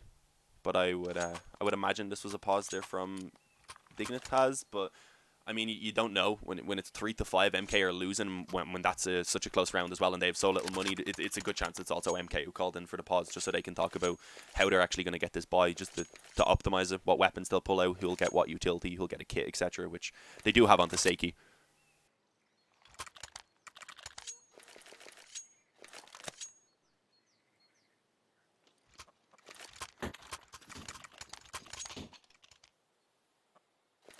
Can we see the brackets somewhere? You can. Just type !bracket. Actually, yeah, let's have force the 16th of 4. Damn. 226 ADR. Man is on his game right now. He's the only one with a rifle in this round as well, so I mean, it's good we see Forrest having the rifle. Some teams probably wouldn't give it to the player who is having a spectacular game, rather. Of course, he did manage to save that, so you would expect him to keep it as well. But a 1-for-1 trade early. I mean, that's not a bad result here for Dignitas, considering they have such weak weaponry. Been able to take one down over in the apartments, slightly weaken the CT side defense. A lot of damage also being done. Oxygen is on 9 health. Spy Leader not looking too great himself, and definitely not after that shot from Forrest. His head just gets ripped off. Freiberg, he drops Oxygen, and it doesn't really give MK any chance to even attempt the retake. They just begin to back away immediately. An M4 and a FAMAS to be saved over, but it is going to leave Dignitas already up 6-3.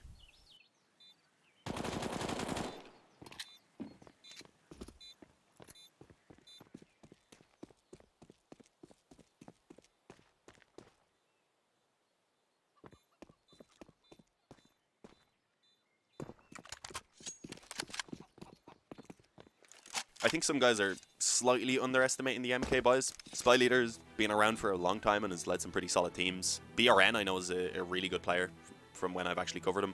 It's the other buys I'm not too familiar with. But coming into this game, I obviously expected to be a Dignitas win, but I was expecting definitely a bit of a fight to be put up, and I think there is still that chance here for MK. I do want to see a close game. I mean, even if you're a fan of a team, ideally you do want to see the close games, because that's when they play their best. That's when you get to see the most of them. Forrest, God, yeah, Forrest is just going off right now. That one tap even towards Spy Leader. I was just in the middle of saying that he wasn't looking too good because he was already like 61 health, if I remember correctly, and then his head was just gone. So, I mean, he had much bigger issues.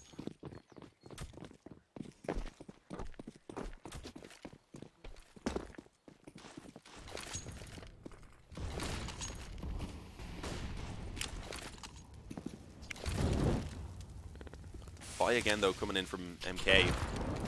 Even onto the players who weren't able to save over. I think they only got 1900 in that previous round, so understandable that they do go for the force buy. I think they had a couple players looking at the double eco. Well, not really. If they went for the buy in the next round, they would have been able to get it together with the rifles, most likely, and a limited amount of utility. But with the position they're in, also known that Dignitas don't have too much money, they're willing to actually try and go for this again and see if they can get some control back. Not terrible. BRN able to get a 1-for-1 trade, at least in middle right there, but it does also give over another weapon rather towards Dignitas. That loses one of the rifles that MK have to work with. Spy Leader up close on that MP9, catches Halzerk, so they do pull the advantage back in their favor at least. That smoke makes things a little bit awkward for Oxygen. He's got to wrap around and watch that CT, the CT spawn wrap right now, and with that, they're actually just going to go all up, shorting out the apartments together. So that slightly weakened the bomb site defense for a couple of seconds. I think Oxygen quickly realizes what's going on and indeed sets himself up to take down Forrest. The man so far who has been leading the charge for Dignitas, out of play, but Exist manages to combine the nade and the FAMAS to quickly open up the bomb site. Freiberg takes down Spy Leader, and now it's all onto Seiki. He's got the health to do it, he's got the kit, a bit of utility as well. And with both Exist and Freiberg already tagged up, I mean, you can't count them out. But they do have a pretty decent setup between the bomb site and the pit right now. Freiberg, I believe, watching long. I think Exist was also watching long, but now indeed watching the short walk up. But let's see, Seiki, if he can pick up the quick headshot. Suddenly he's right back into it. Freiberg, A health in the pit, his position not known at the moment. But he's expected to be on towards the bomb site just because it exists position, but he manages to spin around. Freiburg somehow not taking him down with his back fully exposed. 3 HP, that was close.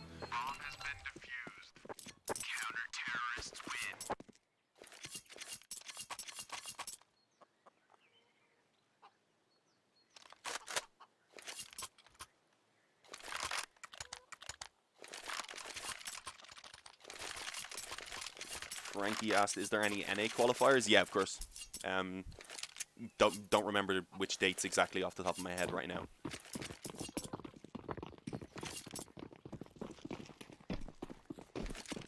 But I would imagine it's within the next day or two. Normally they're pretty soon after the EU one. Good work by MK in that previous round. As we said, they didn't go into it with a great buy at all. They kind of scraped together what they could, and Auto Director, apologies, I forgot I turned it off when we were watching Seiki in that previous round in the clutch. Forgot to swap back over, ended up missing a couple of kills from Walzerk, but we don't miss this one from Freiburg. That's the B-bomb site completely open, and this round done. Nothing for BRN or Chive to even really attempt. As you can see, they haven't really moved.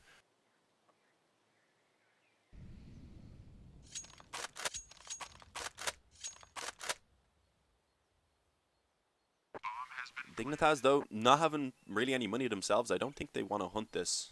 They might go for it a little bit. Get Right only has a Galil, Exist only has a Mach 10, so it's probably worthwhile for those players to go because they can buy better weapons in the next round anyway. But yeah, let's see. Get Right up close on the right, ironically. Will he be ready for it? And indeed he is. Chive not able to react in time, ends up going down, and BRN and Pit now, if they do continue to hunt them, it's going to be tough for him to actually manage to survive. Will he be casting them? I'm not sure if I'm on any of the NA ones. I'd have to check. I'll probably check that in a minute, but I don't think so. Oh, BRN gets 2, but as I said, actually surviving is going to be an issue. They all just have to push him down together to go for it. But I mean, at least a little bit of damage has been done. It does keep Dignitas in that position where 1 round win from MK instantly resets them. The only issue is they're on a force by themselves now. MK are most likely because they're on that double eco. Well, they were looking at a double eco rather, so... Indeed, just going to buy up into this one. So if they do win it, Dignitas, they're in trouble. Their money won't be looking good. But if they don't, then it's an eco for MK at that point. Dignitas is going to be reaching a 9-4 lead already. So, I mean, MK right now just not in a good spot. Am I observing by myself? Well, it's mostly just the Auto Director, not going to lie to you. But when it comes down to like a clutch or something, I'll normally take over. Just so we can watch the player who's trying to clutch and such. Ah, I made that rhyme. Didn't even mean to. Yeah, I'm a little bit weird sometimes. But let's see. Slow round so far from Dignitas. Knowing they're not up against great weaponry, they don't really want to get too aggressive, give the close range angles for those pistols, because that's what they're looking for. Or at least it was in the beginning of the round. Eventually, the flash over Banana for them to get aggressive allows for 2 quick opening kills to come in for MK. Fortunately for Dignitas, it was Freiburg who was ready up close in towards Tree to actually quickly be able to return both kills. And they're just going to go ahead and actually throw the op out of play for now. Krieg out as well, and the other Krieg being picked back up now by Forest. And they've been making plenty of noise here. I mean, it's not like they've been silent on Banana for the last few seconds, so the rotation has already begun to come in there from BRN. But with the smoke going down, Seiki, he's just forced to give up the bomb site. Actually, as I say, that gets flashed in, but doesn't work out. A little bit too deep. Forest is able to stay with full vision. I'm guessing it's an easy kill. BRN as well. I thought he was maybe going to try and push in with that flash. He will actually off the back of a second, and the timing almost worked. Freiburg turned to check if the player was pushing through the CT smoke with the flash, but just about managed to turn back in time.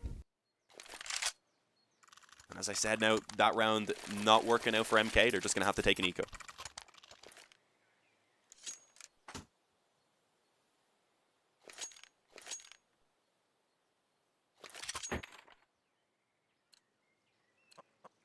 King of Banana is back. I think that might be actually where Freiburg has gotten most of his kills. Was getting the entries anyway in the previous round where Halzerk picked up 2 on the op, and he was able to then clear out sandbags.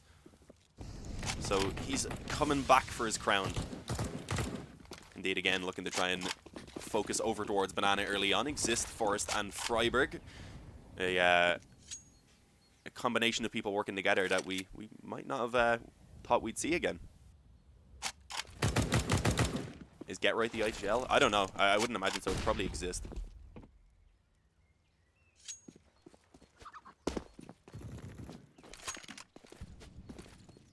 My dog's on a bit of a mad one because the door knocked. You can probably hear that. Fully Godo for MK. Full B stack though as well. So I mean, this could definitely still get dangerous.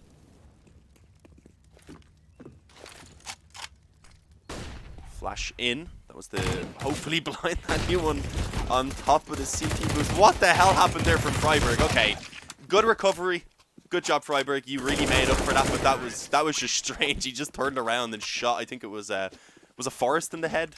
I don't know. I wasn't composed enough to check who he actually shot in the head because that was just really strange. It wasn't like it was a quick reaction either. He kind of slowly turned and shot.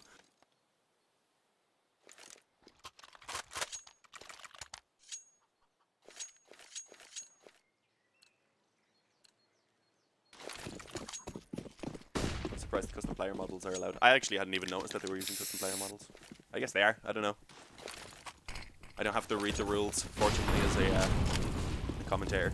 Nothing to do with me, other than knowing what everything leads to, etc. But I'm not playing, don't have to worry about player models. I don't think there's actually much delay in the stream. It's just, not from my end anyway. It's running through like an ESL server or whatever. But I think it's only like 30 seconds, maybe a little bit more than that. Let's see. Right now, still the 5-on-5, the buy-in from both sides, of course. MK just about scraping back into play. Put the eco in the previous round completely, and it's still not amazing here. I mean, they don't have a defuse kit, they don't have a lot of utility, and a few of them no longer have heads. The A-bomb site should be free right now. Spy Leader, he comes in to see if he can put up some sort of a fight for it, but he has just as much success as the rest of his teammates, which was absolutely zero.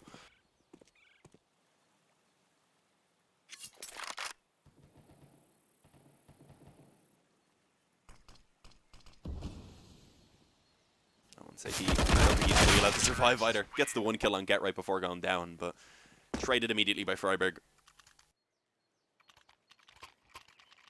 10-4.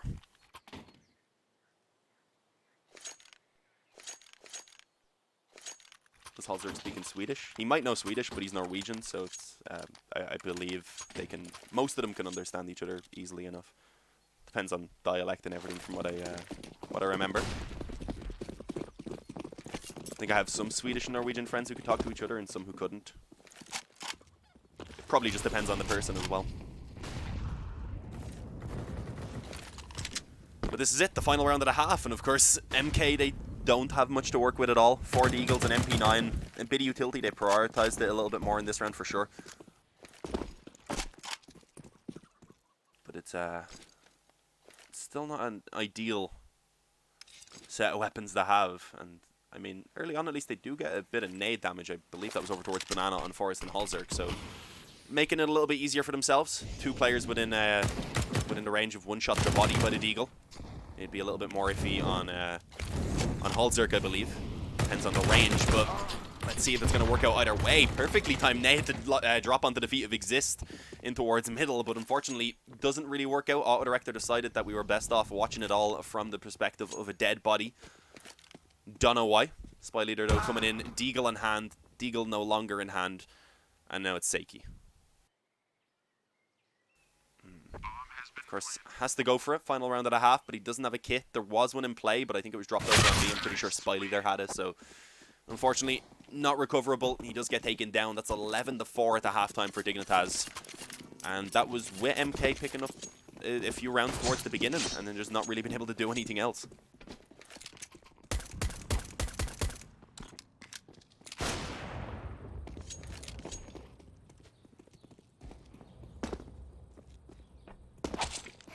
Oh, damn, I wanted to check what Forest ended the half on, but I was too late. It resets at the halftime. It'll go back to normal after the first round, I believe, once we get into the second half. But one thing worth noting is on ESL servers and also ESEA servers, because they're the same, I believe, if you're watching a game on GoTV or something, all of the more stats will be incorrect. They reset and only show what they are for the second half. So for the first half, they'll be right. The second half, they'll only show the second half score. They won't show the overall. But the kills, assists, and deaths, they'll all go back to normal. The score won't be either, but I think that resets on most things. We also don't have a round tracker in the middle. I don't know why, but it does definitely make things harder. We didn't have this loss bonus thing either when it was first added to the game, but it eventually came in. I don't know why we don't have the thing in the middle. It would make things a lot handier.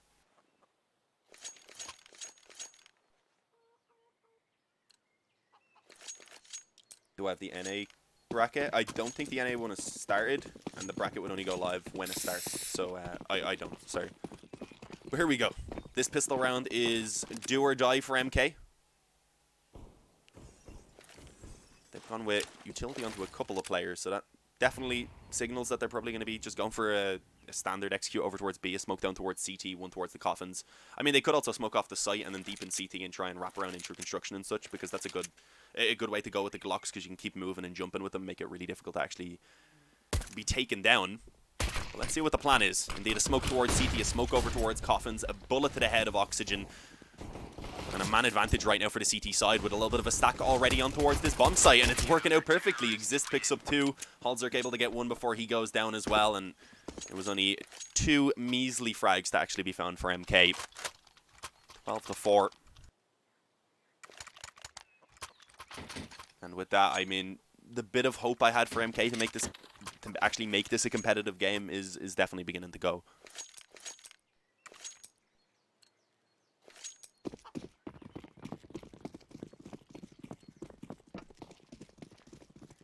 I mean, they've gone for the force buy anyway. Sadly, didn't get a bomb plant. If they did, they probably would have been looking at a better buy than Dignitas have. But that didn't happen, so just pistols in this case, a small bit of utility. And I mean, an initial trade on Banana wasn't too bad, but Exist, of course, was ready to follow it up. He gets dinked through the smoke. May have also been the Molotov. I'm not sure which exactly tagged him down, but the main point being he has dropped to 70 in health, so I mean, it's definitely still a 3-on-4 that MK can try and bring in their favor. Exist being low, he's a pretty easy finish. He's forced to play a little bit more passive over towards B. I think it's Forrest right now actually who's getting a little bit more aggressive to try and find out what's going on. Didn't peek down too aggressively through Banana though. There's a smoke in place at the moment, so he wasn't able to find out if there was anyone on the other side of it. So they are definitely taking a little bit of a gamble right now, leaving Forrest alone. But he's been playing well. He's 20-6 as you can see at the bottom. So something that they are willing to do just so they can actually have the extra manpower over towards that A bomb site. Sadly, that's not going to be where they go. It is over towards B indeed, where Forrest now is going to be entrusted with trying to hold this one all on his own, all on his lonesome. In towards quad, the MP9 finds the first player, and now he just looks to try and play around, see if he can stay alive. Actually swings out on the second as well, and very easily gets the headshot. Just about manages to hang on with 10 health himself, and with the flash coming in from his teammates, it is perfect. Spy leader in the pool, blinded. You don't want to be swimming if you're blind. Well, maybe you do. Sure, it'd be a fun activity. Just a little bit more dangerous, especially when there's guns involved. 13-4 though. And I mean, with the force buy, of course, that came in the previous round from MK, they cannot afford to go for it again. That means they've decided to take the eco and will need to win every single round that remains if they want to get the win in regulation. At most they can lose 1, then they'll be looking for an overtime. So as I said, I mean, it's not looking too good for MK. Dignitas, they should be just running away and closing this game out here in a very convincing fashion. And already just taking it straight to MK. They've got the full mid control. They're going to be pushing in behind. We can see all of the players, I believe, right now, actually, for the T side are out on the bridge. And they're going to find some contact pretty soon. It's Get Right on the MP9 that's getting up close. Oh, there's lots of steps being heard. Honestly, I don't even think Auto Director knows where to look right now. It doesn't know where exactly the action is going to happen because it is everywhere. Unfortunately, none of it goes in favor of MK.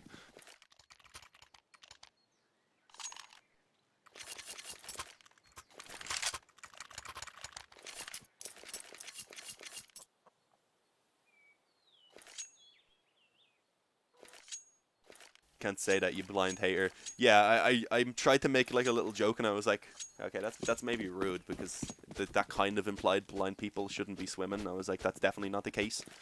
But yeah. But it was more so just because he got blinded by a flash while in pool. Just the chance for a horrible joke, and when I see the chance for a horrible joke, I always take it.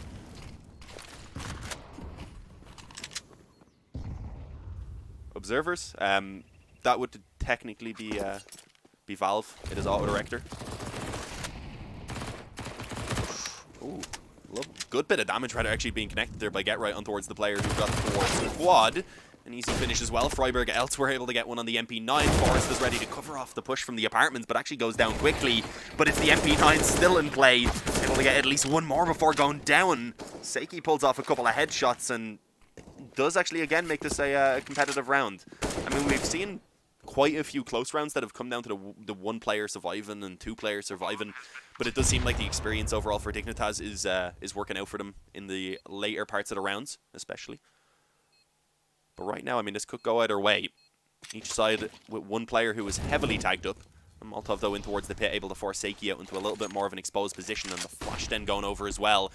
Lines him perfectly. An easy kill to be found. BRN, one bullet. All that needs to be connected to actually finish him off.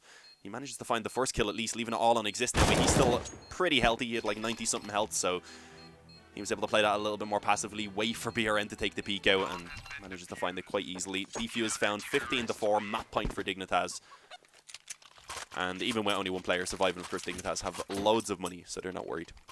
Freiburg's now 25-10 as well. He's overtaken Forrest. Definitely something worth noting.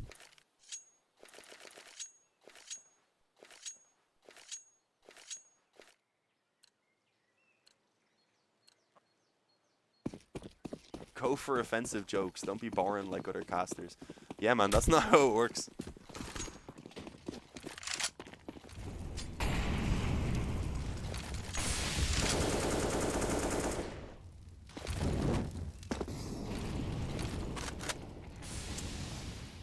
So there is another full buy at least.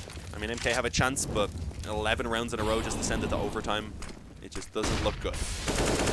Looking for the banana control early on. That nade should do some pretty good damage on the Freiburg. Does manage to catch a little bit on him before he fades away. Exist as well, taking down a small bit further towards 48. So I mean, some pretty good damage early on. Does manage to go in favor of MK, but they have a couple players also slightly tagged up, so it's nothing really substantial in the opening seconds of this round. Apart from now, MK actually being able to find that full banana control, because Dignitas not really looking to hang around anymore. They've used pretty much all of their utility as well that's available over on this B side of the map, apart from one flash, so that is quite risky. They've now called for Halzerk to begin to rotate around. He has the op to work with as well, and also a Molotov to delay any potential B pushes. But I mean, with 45 seconds left, MK can still pretty much go anywhere at this point.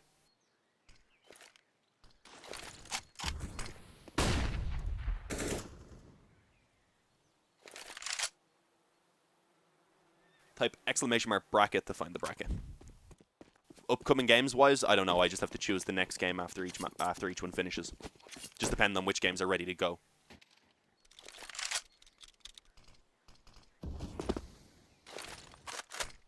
But yeah, MK, they do want to finish this on A, but they've got very little time. If this bomb gets dropped, they probably won't be able to salvage it, so this is not going to be easy. Get Right, though, in the back corner does get taken down quickly. Forrest going to be able to drop Oxygen. That's the bomb being planted now, actually. I thought it was dropped. For some reason, I thought Oxygen had it in his hands, but that wasn't the case, fortunately, so they just about get it down with 2 seconds remaining, I believe it was. So pretty successful on the trades, but definitely cutting it close. But plenty of time here for Dignitas to actually try and work in for the retake. Main thing being they don't have any utility really to work with apart from one flash. Money-wise, they've a decent amount, but Forrest wouldn't have enough to buy in the next round, and a couple players would also be quite low on money rather, so they'd be able to get the buyout all right, but then they wouldn't be left with much. So they're willing to take this eco and just save rather and go, yeah, we can just get the full buy again in this next round, keep a little bit of money in case that doesn't work out as well, but just prioritizing getting the best buy possible so that they can get that one round left that's needed, because it doesn't matter how much you win by in theory, but you do want to make sure you have the best buy, try and finish it off then, because I mean, winning 16-4 right there, if they did go for that retake and got it, doesn't look really any better. Doesn't do anything better rather than winning 16-5 if they get it in this round, for example, by having the full buy again without actually lacking anything. Don't know if that made sense. I hope it did. If you're all spamming bracket, I don't think it works. I think there's like a little bit of a cooldown, so if you're still typing bracket right now, you might have to just look back up a little bit, and I'm sure it was linked to someone else. Or it might actually DM it to you then as well, I think, if it's been spammed too much. But here we go. 10 rounds now. That's all MK need. That's all they need. Yeah. Piece of cake.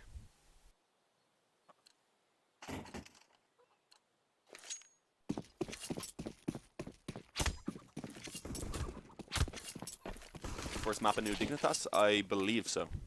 Because they got a buy in round 1. I don't think they played anything before this.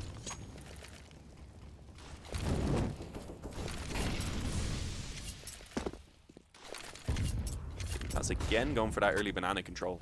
This time MK not really able to challenge it, focusing a little bit more over towards B. Dignitas, of course, going for what a lot of teams do with 3 players towards B to actually take that control. So for the first few seconds of the round, A was a little bit weaker, but MK, they've taken their time. Forrest, though, that is dangerous. Why does he just step forward with a nade in his hand? No one's spotting Boiler at that point, so there's not really much that can be done about defending himself, so he goes down for free pretty much. The man advantage goes over to MK, and with that now, Dignitas, they're in a little bit of an awkward spot. They don't have much utility remaining. They do have a couple of flashes, though, so I wouldn't mind seeing them trying to get aggressive off the back of them. The issue is, though, Halzerk, he's not really in a spot to be able to help anyone out with them, so he sets himself up instead, trying to spot that arch cross on the on the AWP.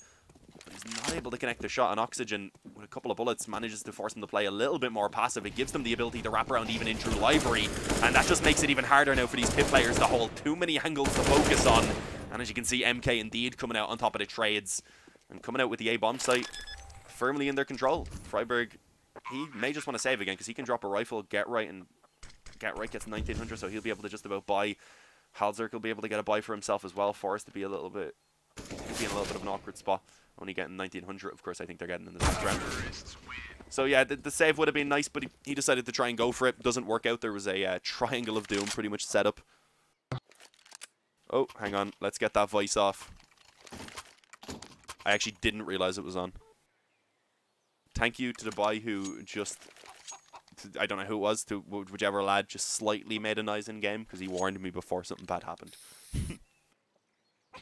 Next game, I'm not sure what the next game will be yet. We'll have a look once this one ends, see which games are getting ready to go, because sometimes what happens is in these open qualifiers, of course, by the time you finish one game, a good game from the next round has already started, and maybe you have to wait for another good game. Oh, straight down mid, though. I mean, I like it. Dignitas, they don't have a lot to lose in this round, only having pistols, and they've done a pretty good job existing. And unfortunately, not able to get that kill on Banana. If he took down Seiki right there, then I would say they were in a great spot to try and close this round out. But now it leaves Forrest on only 8 health. Sure, he's been having a really good game so far, but I think this is a little bit too much to ask of him.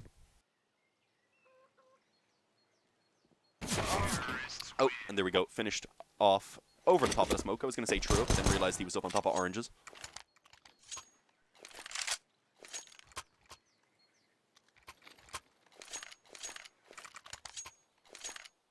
And I mean, slowly, MK, they're beginning to work their way back into this. I'm still not in a position where I believe quite yet. Even that previous round there being a little bit too close for my liking, and just how strong Dignitas have been so far, it seems inevitable that they will get this one round. If not now, then eventually.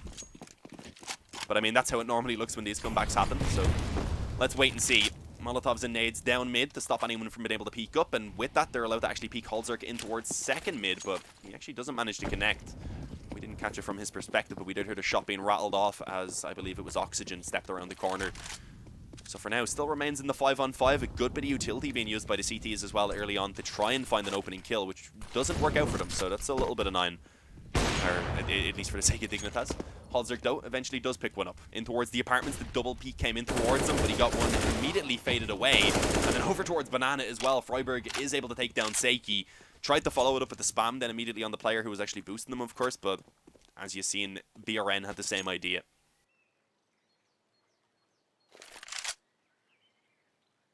So it is Dignitas now with the man advantage. 55 seconds remaining for MK to try and work their way onto one of these bomb sites, and with their current positions, it's almost 100% going to be a push in towards A. Likely a balcony, as you can see, all now grouping up in the halls. Utility-wise, they do have some flashes to throw over, yeah. Indeed, Spider, they're going to bounce in off the chimney. That should blind the player on the balcony. Indeed, it does. I wasn't sure how far it was going to go over towards the left, so great opening kill being found indeed by MK. Halzerk only able to trade one back in from long as well, so MK managed to bring it back to the 2v2 as the bomb gets planted. And good recovery indeed now. A tough retake for Dignitas, and they don't have a defuse kit either to work with, and as another smoke goes down, I think if they don't get a kill within the next few seconds, they may just want to consider saving and taking that up. That's there on long for them to retrieve.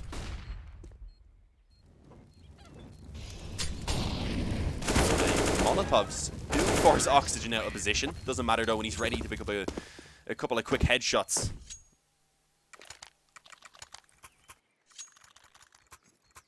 Yeah, I maybe would have liked to have seen the save right there.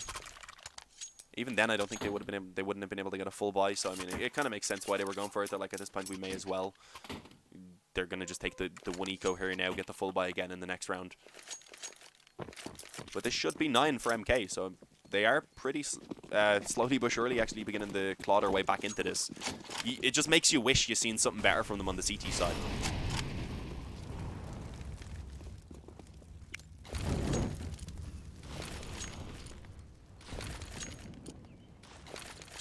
Yeah, sorry man, unfortunately I'm alone, so I'm not really able to do the observing while I'm casting. I'm not good at observing in general, so doing it while I'm casting not only makes the observing even worse, but it also makes the casting worse. You get what I'm going for. But an opening kill for MK, as I said, not much to be expected in this round. They should be pretty straightforward for them to just go ahead and bring it up to 9. At that point then, 6 rounds, maybe 4 of them being gun rounds for Dignitas. It's definitely recoverable here for MK to pull this back to overtime. But now that I've begun to believe, rather, maybe the Caster's Curse is going to come into play. But now that I've called out the Caster's Curse, maybe it won't. So I'm trying to make it unpredictable, guys. I'm just messing. Here we go. 4 players grouped up on B. I mean, the smoke goes down. It looked like they were pretty determined and committed, but they're going to be held off for a few seconds. And it's not like they're being quiet about this. They're all spamming, so they could consider going back. And I think they might be slightly. The only thing is they don't have really any control in towards middle, so they don't know what's going on in that area of the map. It could technically be a couple players stacked up, so it seems like they do just want to continue to try and finish it on this B bomb site. The first line of defense being exist on the Deagle, and will be successful in taking down Seiki, the smoke, making things very difficult as well as they begin to push forward. It makes it so much easier for the Pistols to get these one-on-ones, and they just continue to go in favor of Dignitas. What is happening? It's all onto Chive. Fortunately, he does try to back on the Forest and leaves it all onto Halzerk, but he's only got a USP, so that is not a good spot to be in. If he could retrieve a weapon, I would say this 1v1 is very winnable, but it's not looking like that right now. He does at least know the position of this final player, but Chive also aware that he's only up against the USP. He can hold the angle on the Krieg, and so far only a small bit of damage actually being taken from either of these players. Up until I say that, though, of course, Halzerk gets tagged down even further, and indeed he will eventually go down. Wasn't really much you could expect of him right there, rather, with just the USP, but that was way too close of a round for MK's liking.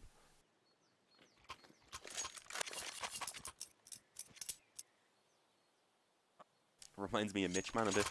Well, I'd hope so. We are a duo. We normally do a lot of the EU stuff for the closed qualifiers example when they are a duo. Normally me and Mitch do them together, but he's busy for the one that's for this closed qualifier, which is next month. So I will be doing that with G, I believe.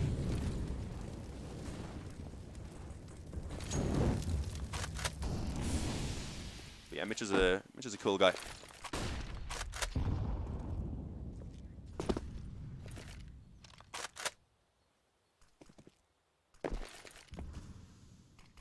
I feel like Auto Director isn't working right now, so I'm going to go ahead and try and take over the observing for a moment. We'll look at Get Right looking at a smoke. I was waiting to drop that nade. Was hoping to just catch the time, and it's actually Halzerk right now that is being pressured though over towards short. And the op to work with blinded up initially off the angle, so he wasn't able to stop the boiler push, and eventually a Molotov goes down as well to make him play a little bit more passive back on the bomb site. And also it kind of exposes him to the players in the apartment, so it does make things a lot more difficult right now. Dignitas forced into a very passive hold on this bomb site, and they also don't have that much utility to work with. So you can see Forrest, he wants to try and actually get aggressive again. The smoke's still down on quad, and if that begins to fade away soon, I was going to say maybe he could get a bit of an opportunity. But just as I say that, they begin to actually advance forward over on long, and as you can see, Get Right doesn't want to allow that to happen. He lets them have absolutely no control, and there it is. It's going to be finished off by Dignitas in the end. Apologies again for the observing there in the last moment. Auto Director was no longer working. I had to try and do it, and I am a terrible observer. Absolutely terrible. Never hire me to observe anything. I'm just being honest with you guys. But yeah, again, I don't know which game is going to be coming up next. As soon as I do throw it over to the break, I'll have a look at the games that are available and choose a good one. I'll see. I'd imagine a Dignitas game is going to be ready, but we do also want a little bit of variety. But if it's a good Dignitas game as well, if they're playing a really good team, we probably will hop in. But I will let you guys know as soon as I actually do find out myself. I'll just type it in the chat, so if you keep an eye for me actually saying that. But as I do, of course, say that, we are going to go ahead and send it over to a break now in a moment, guys. So do make sure you stick around. If you're enjoying my commentary, as I can see a lot of you guys are, do make sure to check me out. You can type !caster I love my my quick sellouts. But that's going to be it, guys. As I said, stick around. Hopefully we won't be too long.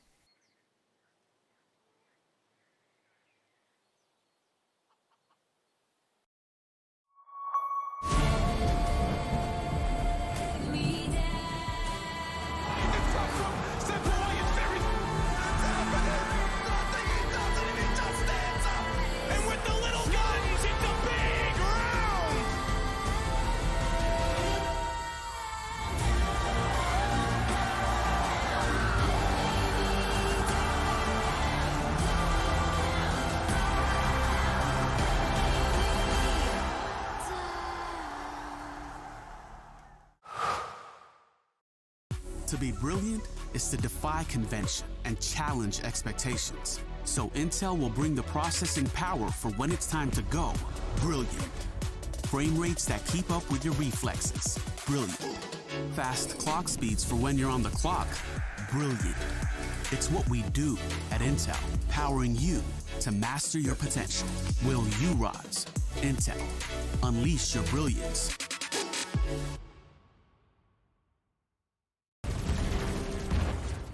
Everybody loves an underdog. Who needs to be liked? Mountain Dew Amp Game Fuel. Victory in a can. No matter what your passion is, soccer, rugby, racing, or esports, become a part of the experience with the moments we deliver.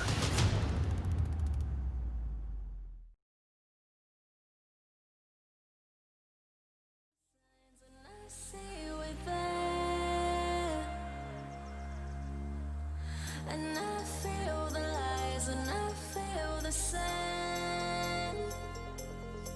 Forever hold,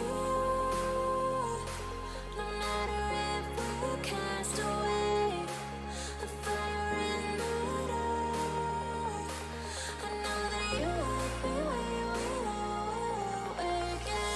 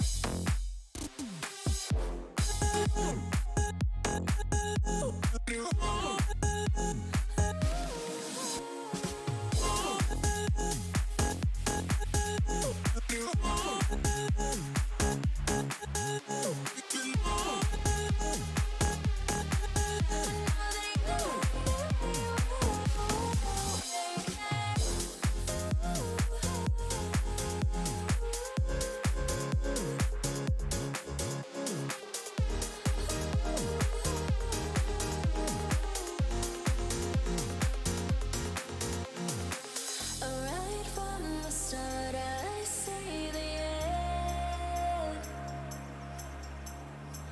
A world torn apart, but I know we're meant. Forever hold, no matter if we cast away a fire in the dark. I know that you love me when you again.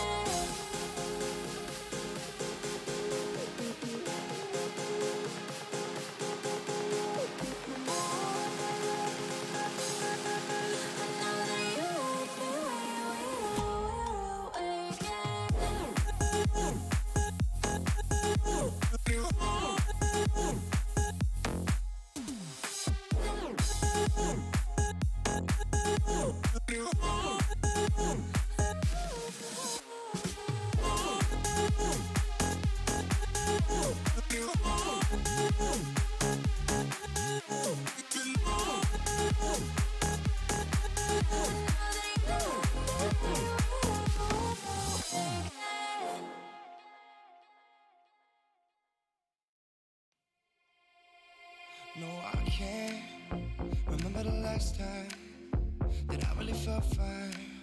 Now I'm trying to rewind. Cause lately I've been feeling kinda hazy, like I'm stuck in a daydream, and you're not here to save me. Down and out, I hit the floor. All is fair in love and war, but I can't do this anymore, no, no. Don't take me to a place I know, somewhere I can feel my soul. Lately I'm skin and bone, so hollow. I've never felt so alone. I need you more than you know, 'cause baby, you feel like home.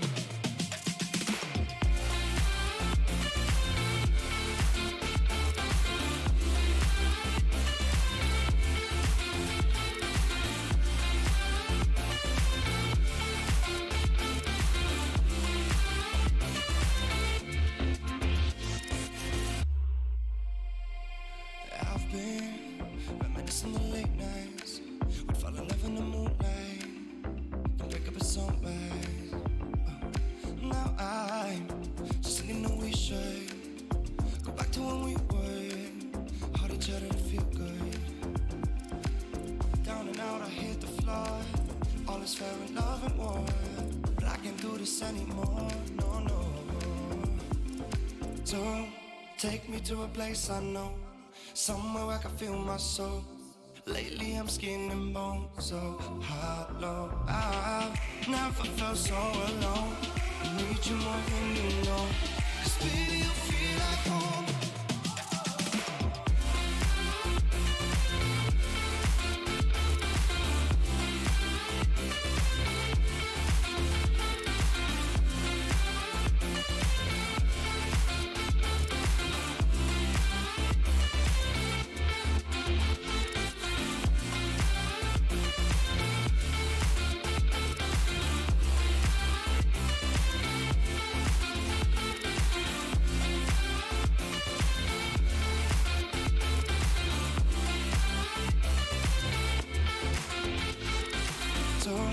Take me to a place I know, somewhere I can feel my soul. Lately I'm skin and bone, so hollow. I've never felt so alone. I need you more than you know, 'cause baby, you feel like home.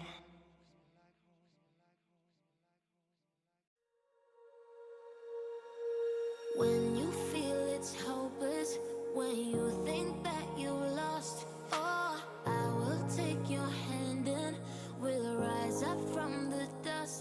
Oh, here we go, go, go, let us heal and grow. You won't be alone, we're unstoppable. Don't be afraid to show what we're going for. This is what we know. Here we come back to life, we're still breathing. Standing up, everybody's gonna see it. Oh, all you need to know is that we're holding on. Even if we fall, we will rise up and we follow the path that we believe in. No, we're not gonna stop until we reach it. Oh, all you need to know is that we're holding on. We rise up from the dust and clean my throat.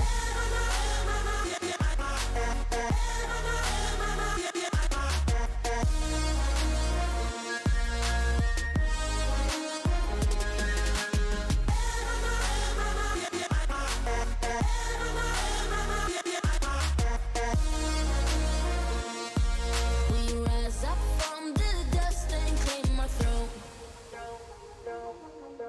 We all have our reasons why we are on this track. Oh, we all have our burdens, yeah, but we just keep on fighting and we never look back.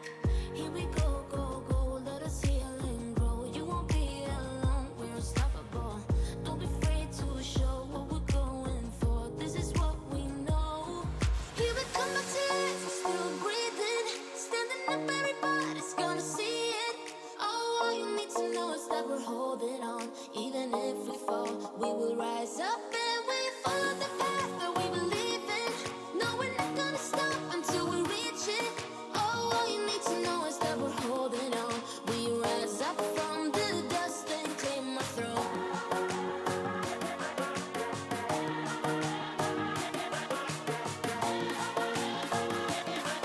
We rise up from the dust and clear my throat.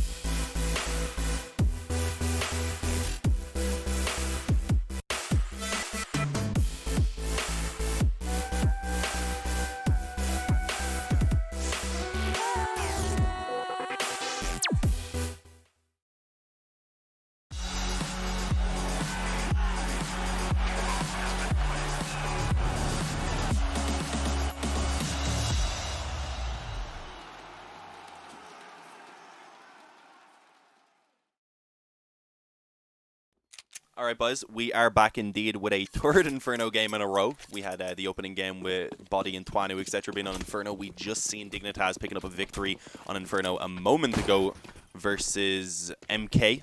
Of course, it was 16-9, I believe, in the end, and now they're going to be coming into another one against QSK. This time, though, they do pick up the knife round for themselves, so they'll be able to start off over on the CT side, rather. But it's worth noting the CT side was actually where they struggled a bit in that previous game. Their T side was quite convincing. Well, let's see. As we can know already, Freiburg is the one to sacrifice down a little bit. Doesn't get Kevlar for himself. Instead goes for that kit. And also a couple of flashes. And then over on the T side, it's Furious and the Bustum to go ahead and pick up some utility for themselves as well. Smoke up towards the top of mid, towards short, I believe, so that they can go for a quick arch play here, I'd imagine. But Dignitas, they also don't allow them to have too much control early on, getting aggressive themselves. It doesn't work out too great, though. Jakey, or Jixie, I'm not actually sure if anyone knows exactly how to pronounce this guy's name. Do let me know. He's the one who picked up the 2 initial kills off that aggression and even manages to get another now on towards Get Right. So that puts QSK KE into a pretty comfortable 2-on-4. As I said, I do slightly jinx it. Halzerk able to pick up 1 over towards Banana. They know Freiburg is now up close on quads, so they're deciding to go out of the apartments and just leave and bust them on mid to deal with Freiburg, which will be successful. Halzerk's footsteps now being heard. There's a player who could wrap around in through long, and that likely will happen. So he is in a lot of trouble at this point, surrounded on all sides pretty much, and I don't think he actually expects this flank at the moment. Taking his time. Bustum wasn't making noise, but doesn't hit the shots. Halzerk's able to spin around and actually react to that one. Unfortunately, the kit, as you can see, in towards Boiler, so he needs to get these kills relatively quickly, and is able to pull it off. A massive recovery from Halzerk. He had time without the kit, but he's going to go pick it up anyway. Because if he went for the defuse, it would have been cutting it close, I think, on time to go pick it up afterwards. So just went and got the kit first. Of course, still plenty of time. Murders a chicken. Why not?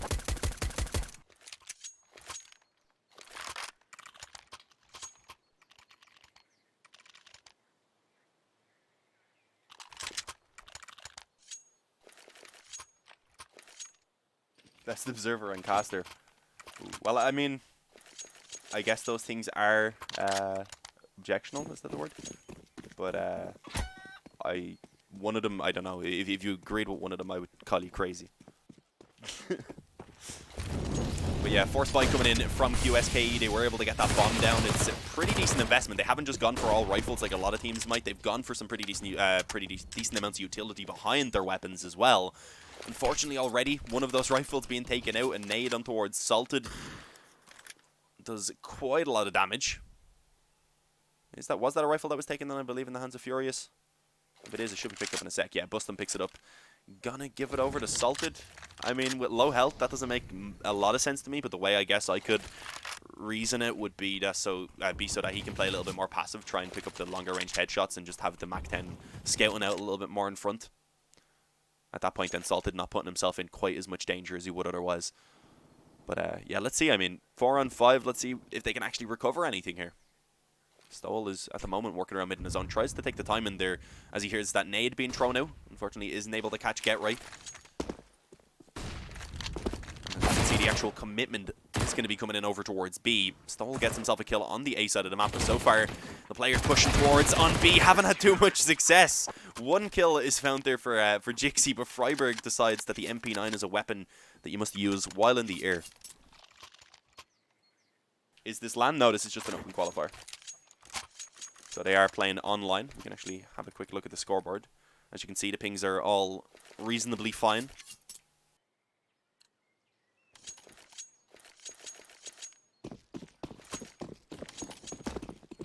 Why is Inferno's played so often in these qualifiers? I guess Inferno's just a map that a lot of teams are comfortable on. For a best of one, it's a map that I think is a middle ground between a lot of teams because most teams are capable of playing it. Eco in this round though for QSKE, so you don't expect much to be found. They do have Kevlar on towards Jixi at least, but as all of his teammates fall without him really getting a chance to even see anyone, it doesn't really give you too much hope. The bomb's dropped in towards spawn. They know that, but they can't really hold it, so they just smoke it off instead, expecting potentially another player to actually be down there. Not the case right now. As we can see both players trying to probe out towards the A-bomb site and see if they could at least pick up a couple of kills to make it a worthwhile round, because they did buy up a few pistols, but that isn't going to be allowed. Dignitas, they shut it down. They start this off with a quick 3-0. But now is the time for the full buy. This is where QSKE... I'm struggling with saying that quick. Not going to lie. I don't know why. This is where QSKE can show us what they're capable of, hopefully. We got it that time, guys. No worries.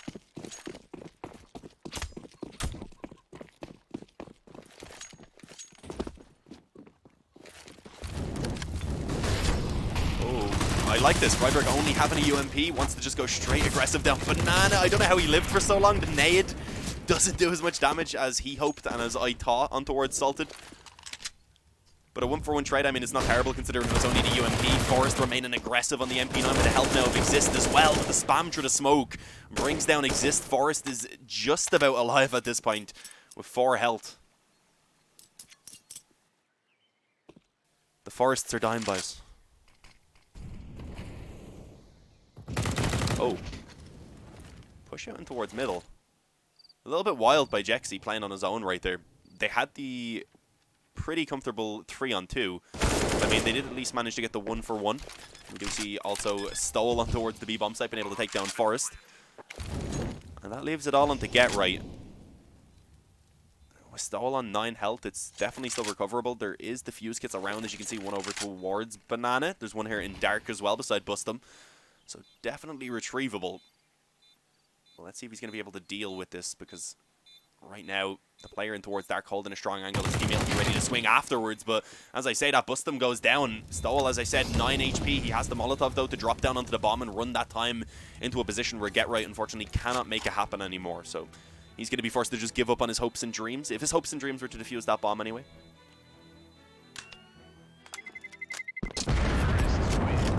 Try and move back in, see if we can maybe get a defuse kit. He's not going to reach one, unfortunately. I was hoping that perhaps even the player came back, I guess. Although, normally running back towards the bomb site is the safest place.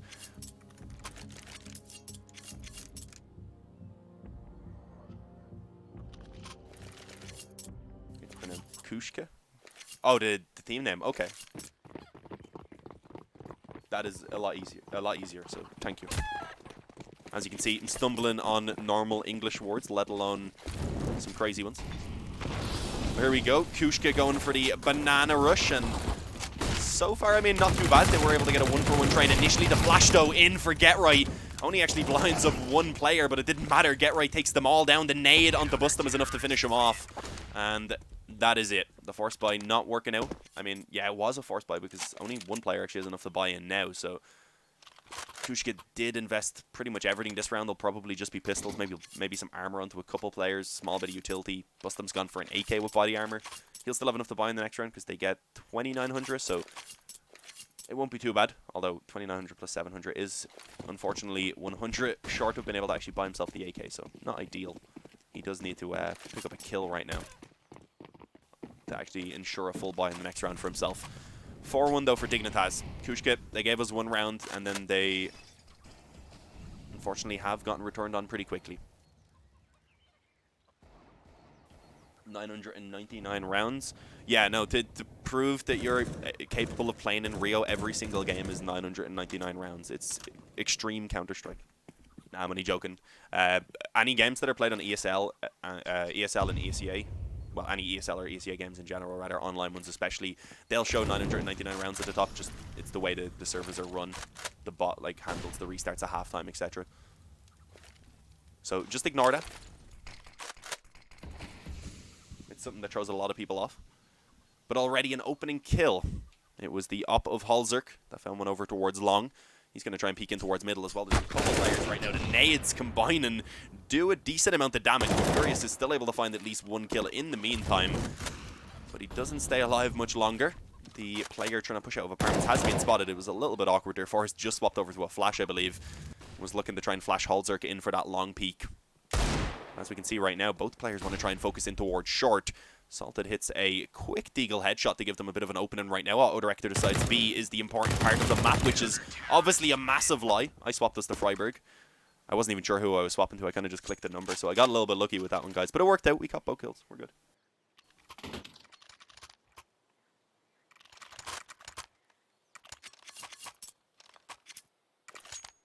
Is Exist still IG Allen? I'm not sure, but I would imagine so. 5-1. The buy going to be coming back out for Kushka. As I said, Bustum, did he pick up a kill? I'm not sure. Even if he did, he might have just decided to go for this Mach 10 buy anyway, just so he could get the utility. And it does give him a little bit more maneuverability, I suppose, so that he can be a little bit more aggressive. You can see immediately jumping up in towards the apartments. He is going to have the help of Furious, who's making his way around towards the steps to work up in towards the hall. Molotov towards Boiler in case anyone's aggressive or if there's a double stack, which sometimes happens. It's not too common. Every now and again you'll see two people stack up in the Boiler. It doesn't happen a lot anymore, really. At least not from what I've seen.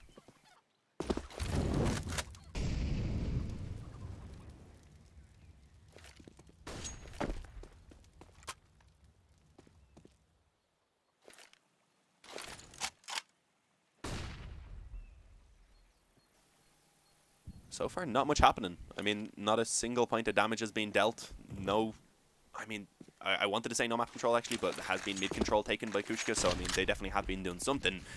And without Dignitas having been too aggressive over towards B, they can try and work back towards Banana as well. It's just one player up close on the wall, making out two actually. Halzerk, he does come back in to throw the nade, but again begins to rotate back over towards A. So, I mean, this is going to be interesting. This seems like right now the little bit of pressure being shown towards A has actually sold the fake. It's just going to be Freiburg to hold it down. The Molotov, perfectly timed, two quick headshots to be found.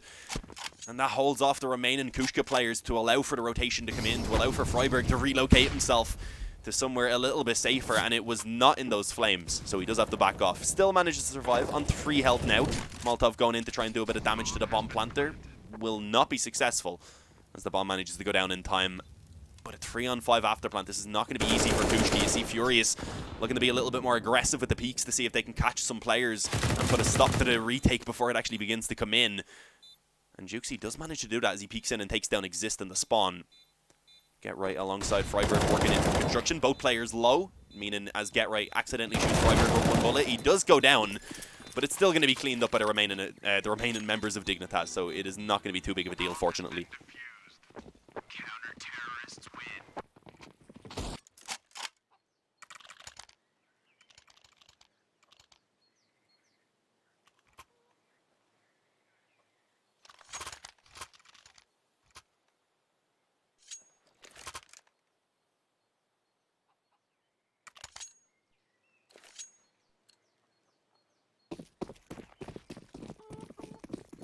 Sorry, just took the freeze time there to update the title because I realized I forgot to change it to Kushka. Here we go. Oh, attempted aggression down middle. Fortunately, that smoke actually covered the eyesight of Salted for a second. It did initially save the life of Halzerk, but not for too long. He does decide to repeat alongside Forrest. Both of them go down. Get Right still up close on the left side of mid. And he's doing a really good job of being able to drop 2 players and the bomb ready for Salted as he peeks in, spots the leg. As the kneecap unfortunately gives Salted away. He goes down. A quick trade from the pit, at least for Juxi. So that makes things awkward now for Get Right because he's in towards quad. He will actually end up going down before getting the trade in from Exist, who knows where that final player is, ready for it. And he picks up the headshot. Gets dinked down to the corner of the wall, I believe, but still comes out on top. 7-1, a close round, but Dignitas, they continue to build up that lead. And without the bomb plant for Kushka, I mean, they could scrape together a buy if they wanted. It would have been, I think on like 5 of the players, they had enough for AK and full armor, but they would have had no utility. So they're deciding for a bit of a half buy here. It makes sense. Bit of utility, some pistols, some Kevlar, give themselves a chance still to get something done and try and keep the money low for Dignitas because so far they've been doing a pretty good job at that. As you can see, there's not a lot of money built up for the CT side. So even if Kushka were to win this round, for example, we would see Dignitas looking at a very weak buy in the round following that and a chance for them to start actually building up a few rounds here on the T side.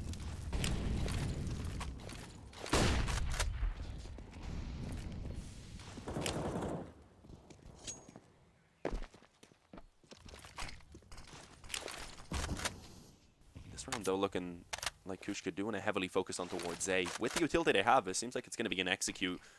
Maybe to try and isolate off pit. Sometimes they'll do the other way around to pile into the pit and isolate the bomb site player instead. Smoke goes down over towards long. That's going to hold Exist off for the moment. Forrest decides to get aggressive off the back of it, finds a quick double kill, and Get Right also able to stop that balcony push in the meantime. Has pretty much foiled any plan here that Kushka had. It's all on Furious, and he's going to be peaked just as he begins to drop down. So, unfortunately, wasn't able to be too accurate. Exist finishes it off, and that's what Dignitas needed. They're able to keep all 5 players alive. They build up a little bit of money for themselves. Just as we do, of course, see Kushka coming back onto the buy themselves.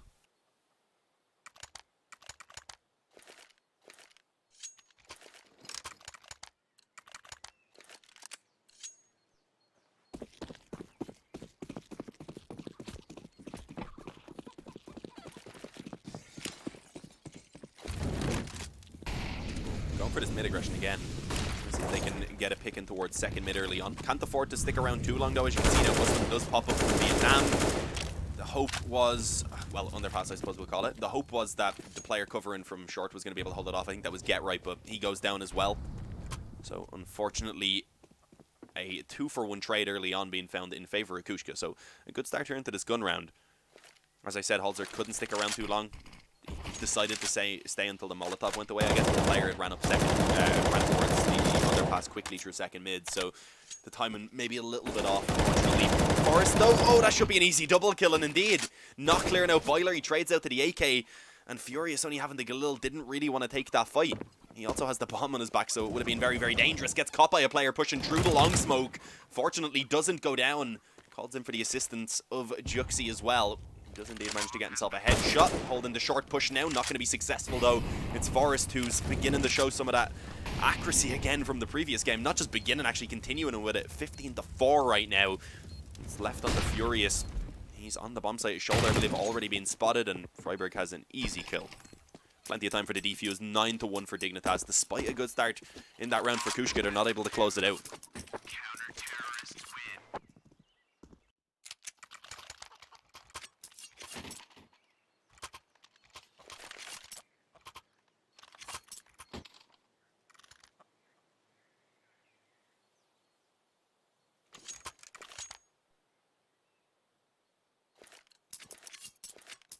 We already know who's going to win this one. You see, when you think you already know who's going to win a game, and then it doesn't happen, they're the most fun games to watch, in my opinion. But yeah, no, I think we all do know who's going to win this one from what we've seen so far. I mean, Kushka don't seem like a bad team, but they're up against Dignitas, the experience, the level of skill, the Forest that they're against. Get Right as well. Freiburg continuing on with good form from that previous game. I mean, Dignitas are well warmed up right now in Inferno after taking down MK in the previous, and they're just not given really any room to Kushka. Any mistakes, rather any advantages even that they managed to find early on. It seems like Dignitas just playing well together to be able to salvage any round back. So you can never really lose faith in them. right now going for a pretty standard setup of 4 players over towards A, just leaving Freiburg, that is the jump peak, over towards Banana. He is the king after all. Get right though, he is a bit wild. Straight up through Boiler, manages to take down Juxi. Almost had the opportunity there to maybe take down a second, and also almost got caught by Furious. But now it's the op that's waiting for that peak to come in, and indeed Holzerk easily able to take down one. Wasn't ready for the peak, will actually trade it. In the meantime, Get Right trying to pull it back, but he will end up going down as well. And I believe someone trying to push through the long smoke ended up going down, so it's on to Forest to actually hold this bomb site, and of course he will be able to do it. Salted all alone, he has the bomb and he's running it over towards B, which is open, so he should at least find the bomb plant.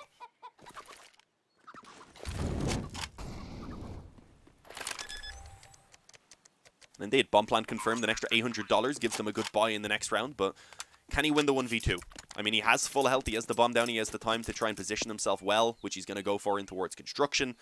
This is definitely winnable. Both players are moving together, dealing with a Krieg up close with the ability for the 2 quick headshots from Salted just holding the angle. It can be tough to trade. Let's see. Here's the footsteps. Are they going to clear up close? Indeed, the first player jumps around. He manages to find both. Oh, a little bit of a shake. He knows that was a massive clutch, one that Kushka really needed to have any sort of opportunity to claw their way back into this and actually salvage the T side and the game in general.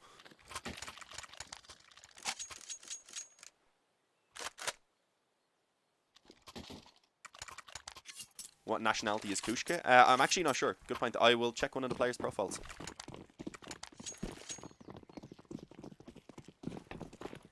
Not sure from this guy's one.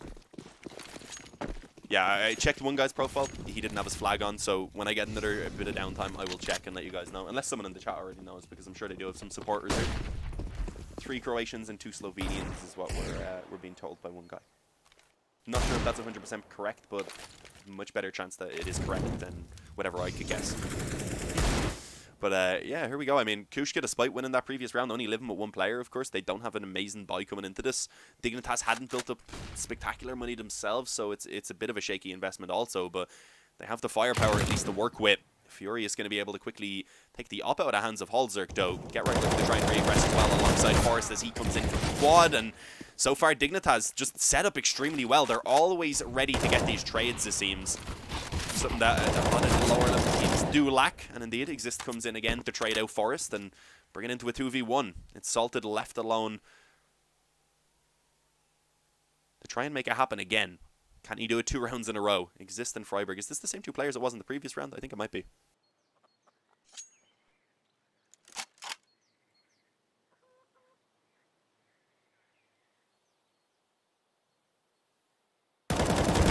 Oh, Exist just about spotted that player in Library.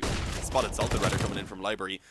Did still get taken down quite low right now, just trying to play that headshot angle, stay alive and waste as much time as he can. And although Salted does expect that to be a little bit of a bait for whoever could potentially, for the player coming in from behind rather, he's still not able to get the shot off quickly enough. Freiburg is actually able to take him down. So 10-2, Kushka only able to pick up 1 round again before immediately Dignitas come back.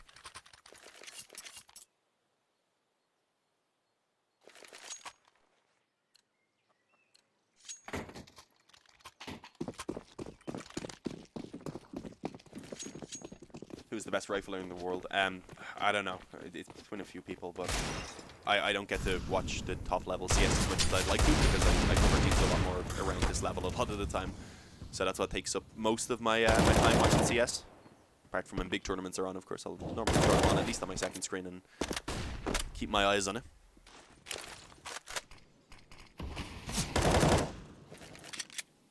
But already a opening kill, of course, was found in this round for Dignitas. It was Forrest who was able to pick that up. Let's have a look at his score now. 19-6. I think he was like 16-4 at one point as well in the previous game against MK. So Forrest is definitely having a good day. Same kind of set for all Forrest.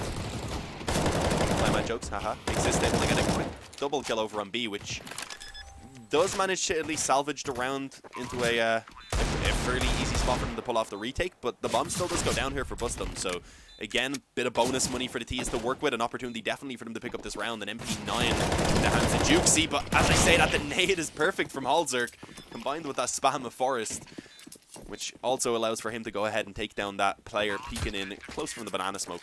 A little bit awkward. The smoke wasn't in the greatest of spots, and it gave maybe a little bit of a chance for him to, for the player on banana to push through and try and find a quick kill, but didn't work out. 11-2.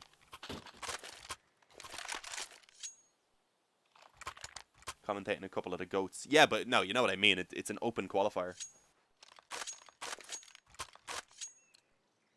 Give the crosshair a bit more thickness and maybe a small outline thickness. I can go ahead and at least increase the size right now to make it a bit easier to see.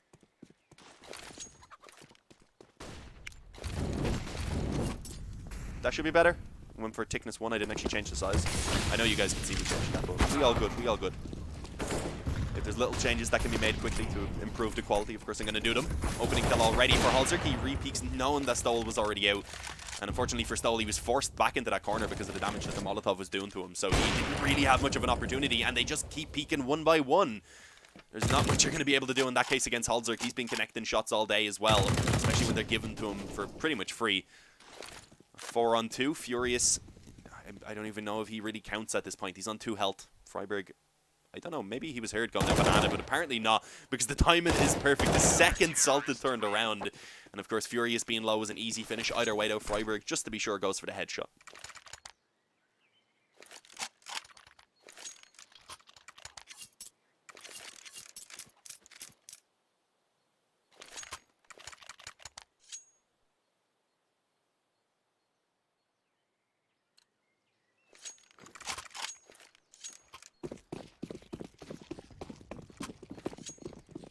Like they're playing FPL. I mean, kind of, but they're still playing this series. It's just Kushka, of course, not quite on their level. Not implying Kushka are a bad team, but the players that they're against, you kind of know what you're going up against.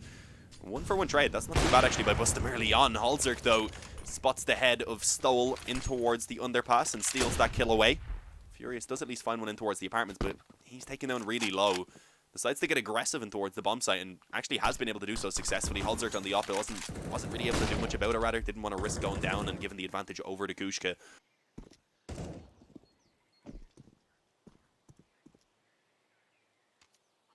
Caster, what's your name? My name is Dean, !Caster if you want to check out my Twitter. But here we go. The push is going to be coming in for Kushka. They want to check out of this half, well, hopefully a 3-round scoreline at least, and that is a nice spam by Furious right there. A little bit angry maybe about their situation. Spams through and the Moto manages to take down Halzerk, who is just chilling. I mean, he didn't even make any noise or anything. Assist in the apartments also gets dropped by Bustum, so it looks like Kushka should be able to at least come out of this with 3 rounds. Not great. Definitely a little bit better.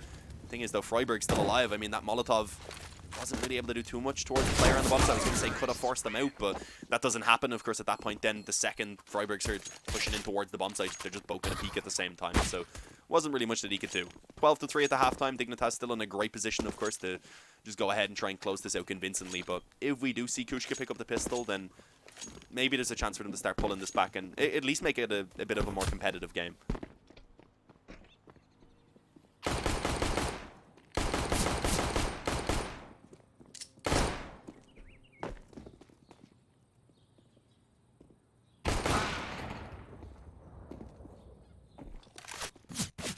Why is it not on HLTV? Just the early stages of these open qualifiers don't be on HLTV. I believe from the quarterfinals to the round of 16 onwards, normally they get put on HLTV. I'm not sure which round we're doing up to today. I think it might be up to the round of 16. If so, then I think the final game of the day would be on HLTV. But other than that, unfortunately, just got to keep an eye on Twitter, etc. And an eye on the channels in general. I believe there is other streams out there doing some of the other games as well. But as I said, with these games not being on HLTV, it's very difficult to find them. I don't even know. But here we go. This pistol is a must-win for Kushka, and I like this. They're not just going to shy away from it. They're going to get aggressive. They're going to try and actually play for the win, which can be difficult to do in a position like this. But an opening kill, it's definitely not looking bad. As I said, though, Get Right will be able to pull one back. Stoll, who was aggressive peeking down in the second mid, didn't realize that Get Right had already creeped past over towards the apartments.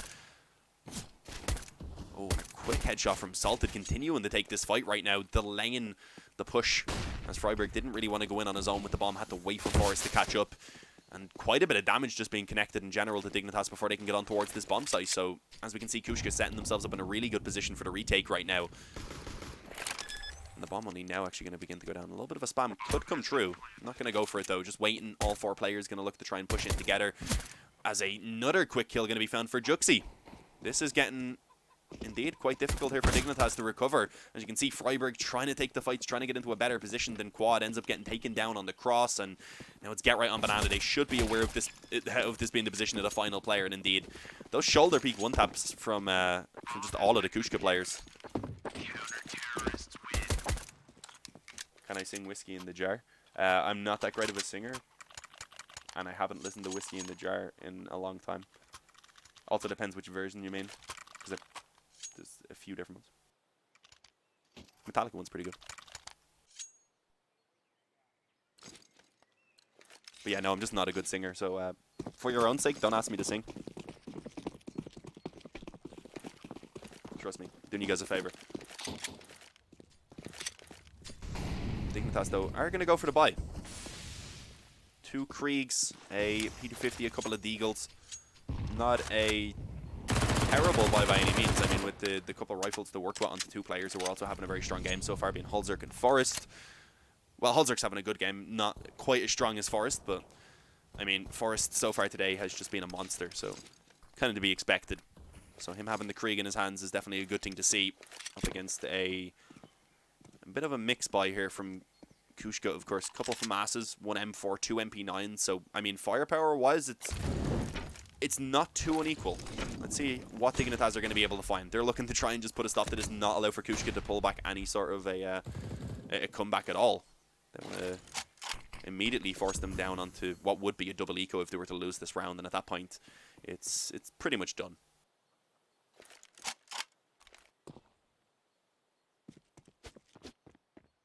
Will there be all games of the first qualifier today? No, I don't believe so. I'm pretty sure the best of 3s, which are the few later games, will be tomorrow.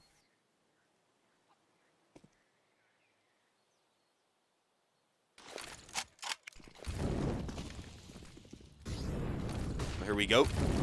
Execute on towards B with only 2 players to defend, and those 2 players are in trouble because of the utility right now that's being thrown in by Dignitas. As you see, Bustin got mollied out and naded. Good damage on the spam from this MP9, actually. Fury is able to bring down 2 players low and bring this actually back into a salvageable position right now for the CTs as the smoke goes away from the spawn as well. Freiburg's left in the open like a sitting duck. Stoll rips off the head of Forrest. They do line up for Hulzerk, though. Picks up a quick double on the Krieg.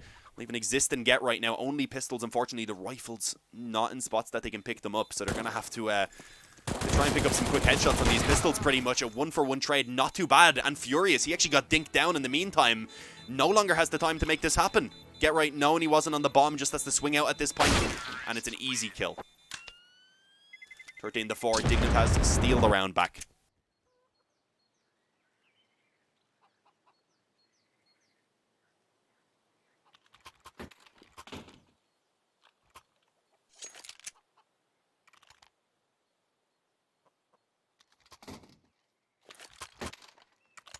What roles in Dignitas? Well, I'm not 100% sure, but I would imagine Exist is the IGL. Of course, Hulzerk is the upper.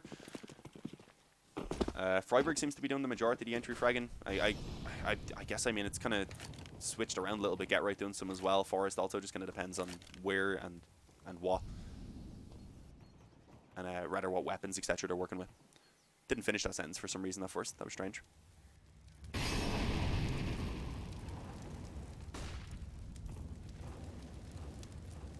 But yeah, I mean, most teams kind of just swap around the entry fragging a little bit, unless it comes down to like set executes, of course, where you need most of the people throwing the smokes and you know who you want to be going for the entries. But considering we've only seen Inferno so far, it hasn't been the most crazy executes or anything. They've all been pretty standard. Normally it's a few players moving in just beside each other so they can ensure the trades. That's something that Dignitas, of course, have been doing a good job at. Also, worth noting, I only seen their previous Inferno game and now their first couple rounds here on this one, so don't trust me too much. I definitely wouldn't trust me.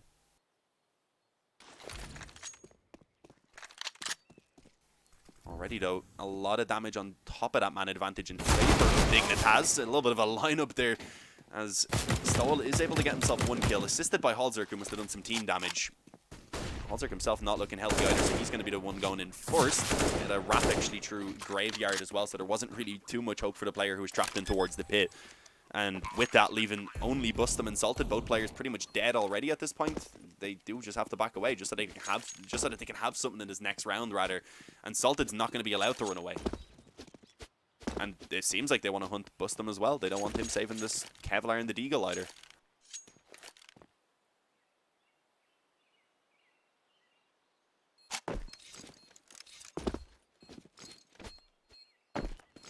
I've seen someone ask, is this the first or the second map? It's just the best of one. And there we go. Get Right does indeed take down Bustum. I mean, once they pushed him, you didn't really see any hope for him at all. So low on health. It was a very easy finish.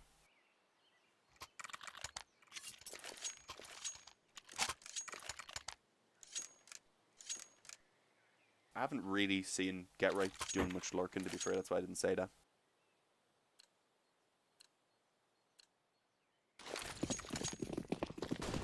They've mostly just been going for straight up pushes together, to be fair. What we've actually seen from Dignitas. Again, as I said, very limited what we've seen. The previous game on their T side, which was pretty one-sided. And then this one, which so far we've only seen a few rounds. But at the moment, Kushka on a full eco, it should be map point for Dignitas without really too much of a worry. A couple kills would be nice for Kushka, at least a little bit of extra money. Maybe even steal away a weapon to save if they could, but that's not going to be easy. Ooh, but flash is nicely timed on mid. Let's give the opening kill initially to Stowell. Forrest ready for a quick return though, takes down 2. And immediately they're just going to start sprinting down mid. Exist is waiting with the Mach 10, so it's not going to be easy for them to deal with this. And as you can see already, Exist does pick up 2. Knowing where that final player is as well, the bomb gets planted and all of Dignitas are just going to focus on him. Indeed, Freiburg's the one to finish, to actually finish him off. They're on banana, so it's only fitting.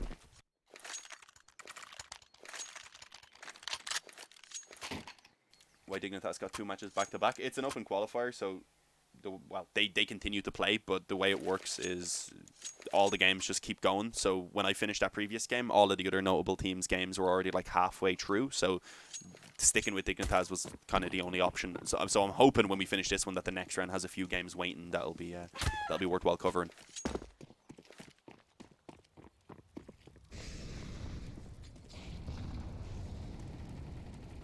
Ooh, okay, Auto Director not showing us what's happening over towards Banana, but we do of course know it is Freiburg with his crown just slapping some people. If his crown was a Mach 10. Kill from Get Right over towards the apartments as well. Should pretty much confirm this game now in favor of Dignitas. It's just going to be Furious over on B to try and hold it down, and actually Salted, I tried to swap to him in time as we seen him getting aggressive there. And Get Right, unfortunately, not expecting it. Does go down, so they know where one of the players is at least. They know that most is one over towards B, so they do just push in together. They're able to get the 1-for-1 trade. And Salted again left in a clutch. We've seen it a few times. We've seen him pull off one back on that T side. But now it's for the game. To keep them in this, to give them any sort of a chance to try and pull it back into overtime. But it's not looking too likely. Exist already able to spot him from up on oranges. And even if he did get that kill onto Exist, Halzerk would have swung immediately from below, which would have been a pretty difficult adjustment with the mouse within such a quick time. So indeed, a very one-sided victory there for Dignitas. Not really struggling at all with that game. Showing us what they're able to do, I guess, against the lower teams. It's really me looking forward now to seeing what they're going to be able to do against the likes of Big when they run into them. So guys, as normally, I don't know what game exactly is going to be coming up next. As soon as I do find out, you'll see it on the screen, and also I'll usually write it in the chat. And if I can't decide on which game, normally I'll ask in the chat what you guys want. So do keep an eye on the chat for sure, but we're going to send it over to a little bit of a break. If you're enjoying the commentary as always, do check me out by typing !caster. I would definitely appreciate it. But stick around, guys. We won't be too long.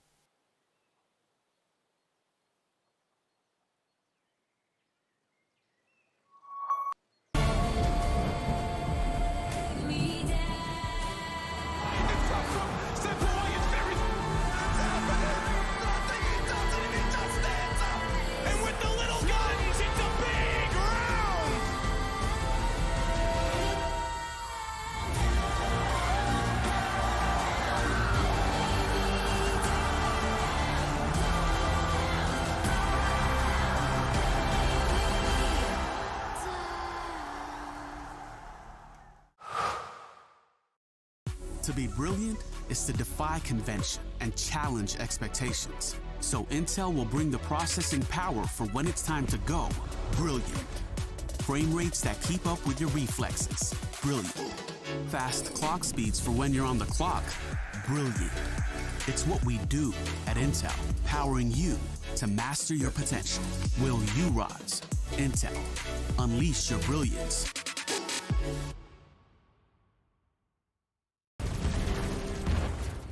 Everybody loves an underdog. Who needs to be liked? Mountain Dew Amp Game Fuel. Victory in a can. No matter what your passion is, soccer, rugby, racing, or esports, become a part of the experience with the moments we deliver.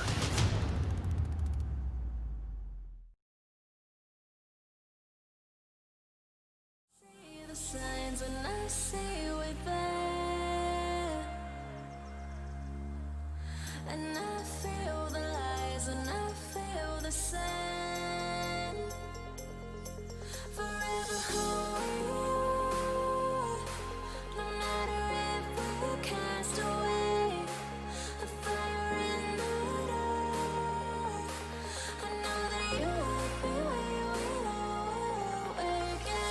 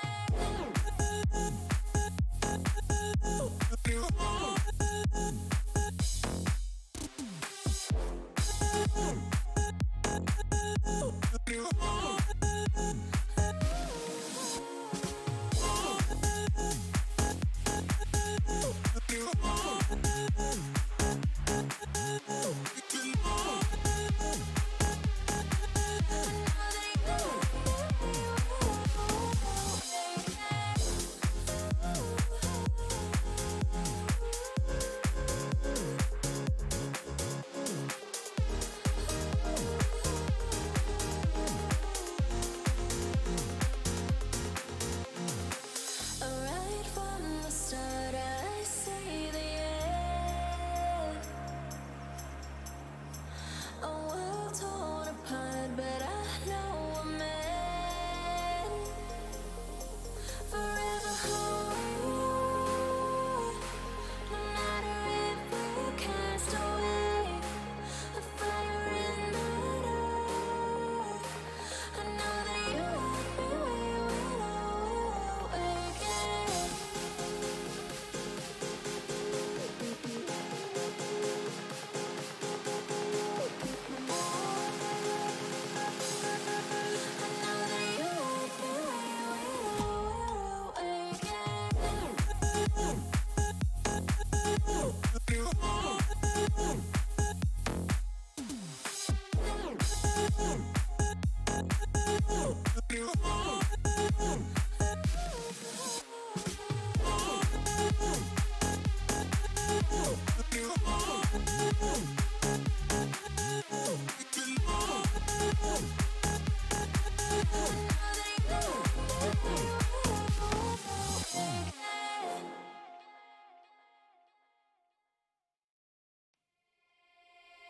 No, I can't remember the last time that I really felt fine. Now I'm trying to rewind, 'cause lately I've been feeling kinda hazy, like I'm stuck in a daydream, and you're not here to save me. Down and out, I hit the floor. All is fair in love and war, but I can't do this anymore, no, no. So take me to a place I know, somewhere I can feel my soul. Lately I'm skin and bone, so hollow. I've never felt so alone. I need you more than you know, 'cause baby, you feel like home.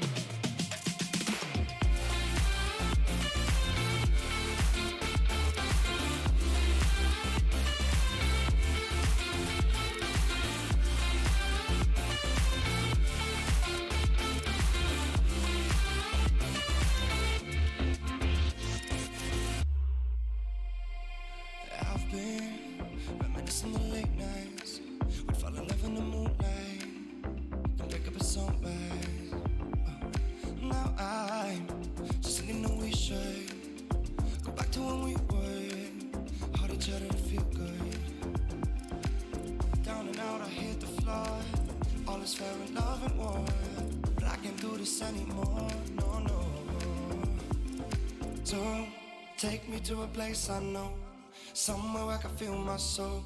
Lately I'm skin and bone, so hollow. I've never felt so alone. I need you more than you know, 'cause baby you feel like home.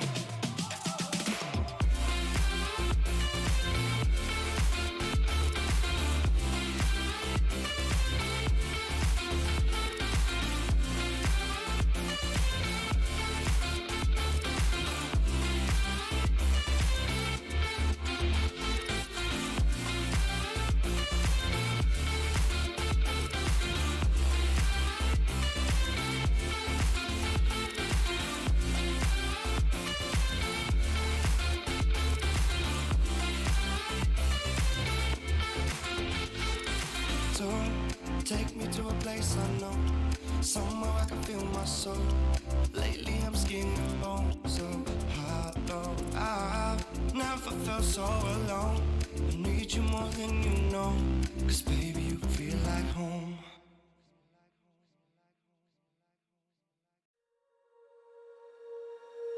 When you feel it's hopeless, when you think that you lost, oh, I will take your hand and we'll rise up from the dust. Oh, here we go, go, go, let us heal and grow. You won't be alone, we're unstoppable.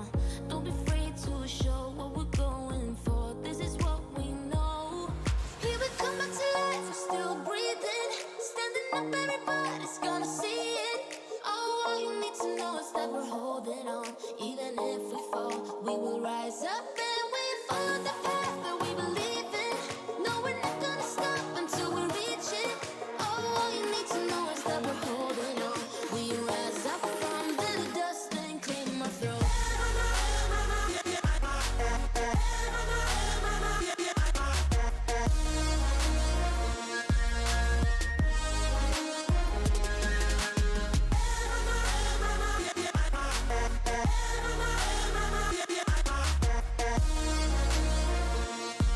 We rise up from the dust and clean my throat.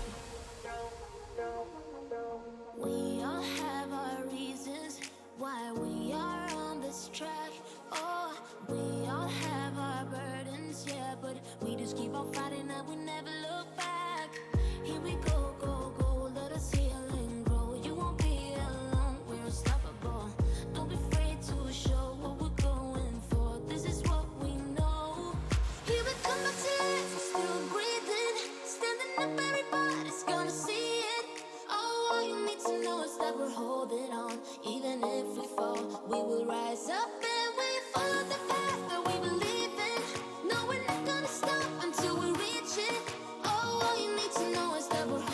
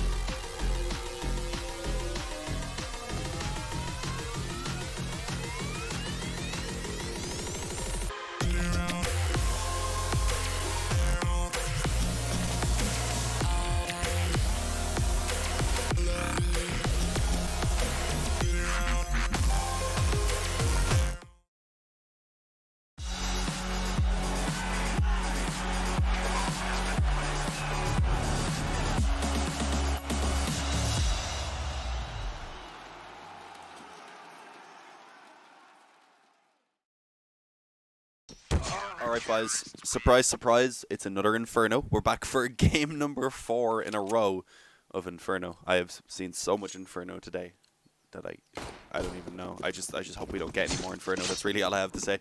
Nah, but anyways, Inferno's a good map, but maybe if we can get one other map before we go back to doing Inferno again, it'd just be a little bit of a nice switch up. But of course, we're getting into this one now. We're going to get to see Complexity, of course, playing over here in the EU qualifier. One thing I want to check is the pings. Okay, yeah, so they're all in Europe. They're good. Looking pretty solid indeed. And yeah, this is another one of the teams that I was excited to get to cover here in this one. So I'm glad we're hopping in. The only thing though is they're not in the most competitive game. I had to look through which games were ready to go, and there really wasn't too many great ones. There was a good one, which was Dignitas versus Division. I don't know if Division are still a German team, but they had a pretty good season. I remember they were a German lineup. Can't remember who exactly was on it, but that would have been okay. But we've done 2 Dignitas games in a row already, so I figured we'll get a little bit of a switch up. We're hopping into it. Let's see what Complexity can do here against Exploit. Let's see if Exploit can put up a good showing, really. That's what I'm looking forward to seeing. Pizza right now trying to, or Pizzata rather, trying to peek in towards the apartments. Does get taken down pretty quickly by the Glock in the hands of Poison. So not a great start here for Exploit, to be honest. They do have an A stack coming in, so there's still 3 more players here to try and defend. But already a man advantage for Complexity. They've got the full banana control as well. They've got options about what they can do right now in this round. So let's see. If they wanted, they could still easily bring this back towards B, where it's only one player. It's Misk. He's playing with the kit and the smoke towards Kyle. So really his goal is, if they do push in towards B, just take one shot here, maybe get a quick kill, and then stay alive for the retake. But he kind of needs this kill, considering they are in the 4-on-5 right now. Ends up getting dropped, though, by the P250. Blame opening up the B bomb site, but in the meantime, they're going to start to actually come out of the apartments. There's still 2 players on that A bomb site ready to hold it down, and they actually managed to do so pretty successfully. Config trades one back, but having the bomb in his hands, being on his own, he's just going to take this one back down over towards B if he can, but they're pushing around towards mid, so this bomb could get cut off right now. I don't know if he heard the footsteps. No, just about peeks back out of mid, as we do see Config coming up from the underpass, and he's able to actually make his way up towards Banana and on towards B. But still definitely a winnable position right now. The kit's over on B as well, right beside where the bomb is likely going to be planted.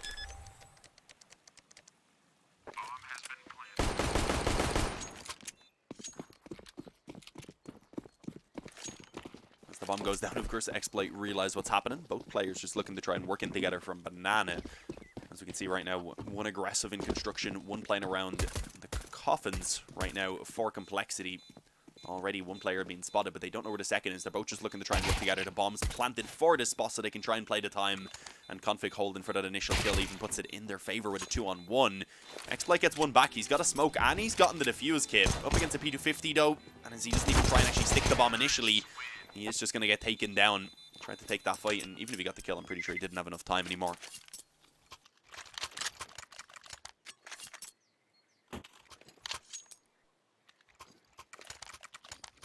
Nah, there's no Complexity players playing from America. They're all on 5 ping, except for Obo. He's on 6.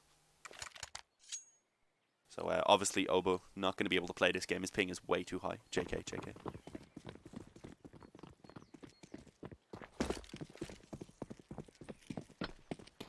Here we go. Force Spike coming in, of course, from Exploit. Complexity, they've gone for a lot of SMGs, so I was going to say this could get a little bit dangerous. The pistols can definitely be on a pretty equal level against Mac 10s up close, but so far that has not been the case. Complexity overall, of course, heavily favoured in this game. Just looking at the lineup, we don't really know what to expect rather, of Exploit. But they have done a good job to get to this round so far. They're here in round number 4, of course. They've earned their spot, that they will give us a competitive showing. Unfortunately, not going to be the case here in their force buy. Getting shut down, it's only Sarky who remains. I'm going to go with Sarky. It could be Sark 1, or just Sark. And the 1 is just there for the sake of it.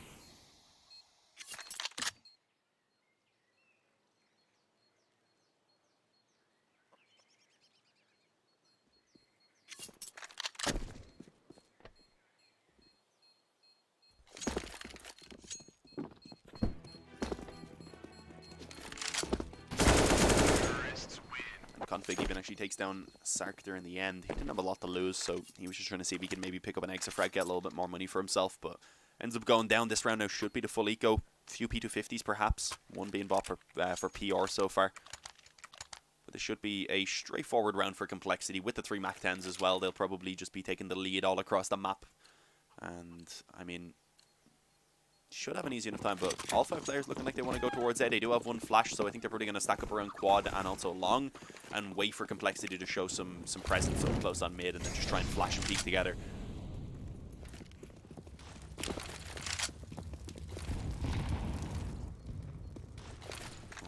Nade, that's going to do so much damage. Yeah, PR and Budge 10. We're going to go with Budge. Both taken down extremely low. There was 3 players close on long, so I was kind of surprised the other player didn't take any damage at all. A little bit strange, but now Misk trying to peek in from quad, taken down low as well. 3 low players, and the kill also on the Pista, so this is pretty easy now. I'd imagine the Mach 10s are just going to run out, build up some free money. But I do like that Exploit have taken a little bit of a gamble by kind of reapproaching with a new stack over towards B. Will it work out? Probably not, just because they're all pretty much dead already, apart from Sark. But maybe they can manage to get themselves 1 or 2 kills out of it, even if that's I'm actually pretty good as they peek in towards Banana. Sark is able to get 1, cleaned up elsewhere, and the final player on long being Misk is spotted and finished off by Obo. Just Sark? Okay, thank you for the info.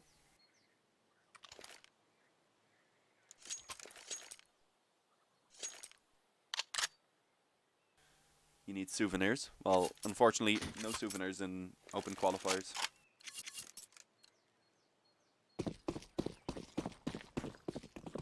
Just enjoy some good Counter-Strike. Well, who knows if this game is going to be good Counter-Strike. We don't know what to expect. Well, I don't know what to expect from Exploit. As I said, I hope they give us a competitive showing, but this is where we really will start to see. This is their first actual buy here on the CT side. Pretty solid as well. They do have the op to work with on Budge. Good bit of utility, a decent amount actually being used early on, of course, as they tried to contest the banana control, but weren't able to do so. There is Blame, I believe, that is up close on Banana right now. Not actually going to be taking the top of Banana itself, I don't think. Yeah, they've config boosted up on the wall, I believe that is now. So yeah, he's going to be playing, waiting for the pushes to come in. Once he sees that flash come over, drops back down, so he knows now, of course, that X-Light's going ahead and re-ingress towards Banana. But what they aren't exactly aware of is that there's 3 players there right now, so if they do commit to the A-bomb site quickly, it is going to be tough for Exploit to try and hold it down. But as I say that, Budge picks up 1 quickly on the op. Molotov going down to stop anyone from following up immediately, and with that focusing on towards long right now, Complexity actually setting themselves up for a perfect B split. Miskin towards Construction is going to have a very difficult time dealing with this. Needs at least 1 kill really just to keep his team in it for the retake, and he unfortunately doesn't get to do that. PR at least on a quick flank able to pull 1 kill back, looking for a little bit more. As Obo tries to escape and does actually successfully do so, makes his way around towards Banana, where he's gonna find even more action pretty soon because there's 2 players working in from Banana. Sark being the first. They do have a flash, but it's in the hands of Sark, and he's the one in the front right now, so I don't know if they're going to use that as they go around the corner, and unfortunately it doesn't seem like they will. Obo ends up actually getting caught off guard by the second player, not expecting it. Sark still hasn't used that flash. I mean, hasn't necessarily had to so far. But now he's in the 1-on-2. It's going to be very tough for him to actually manage to cross over, not being sure of where the second player is positioned either. So decides against attempting it anymore. Instead, the op going to be retrieved. He's going to run away and just save this over. But Complexity off to a 4-0 start, despite a decent fight being put up in this round here from Exploit. Unfortunately, they're going to likely have to just take an eco now in this round. They'll have the op to work with, maybe some pistols and Kevlar behind it, but I wouldn't expect much else.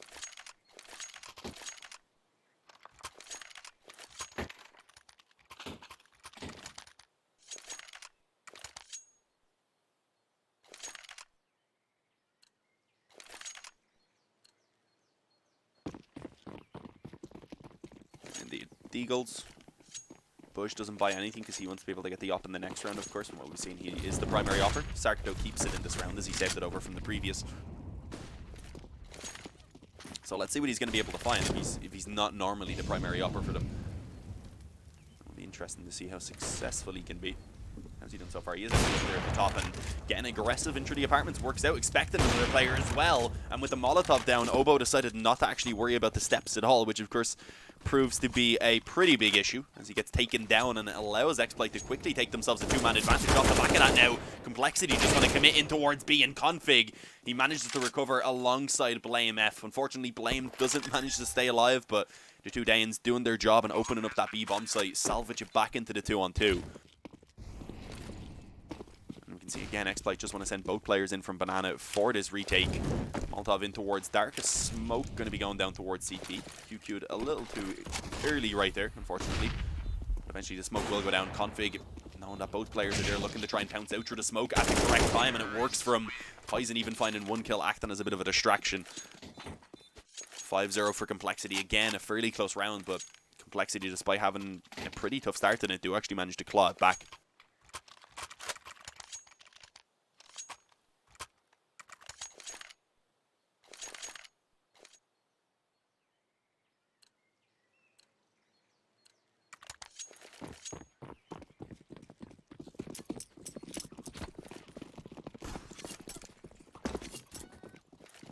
Again, the full bite. This time double up setup though. And it's not the player who was using it who got some success there in that previous round, which was Sarky. It picked up a double kill.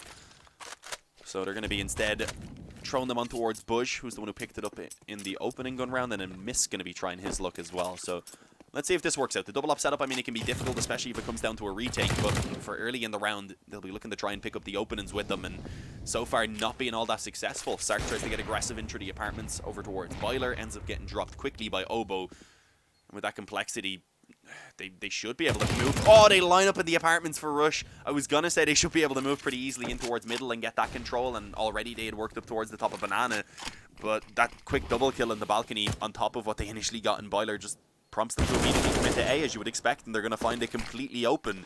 Config even finding one on B in the meantime, being a little bit of a nuisance, keeping Misk in position and likely stopping that off from being saved, as he will end up getting the kill.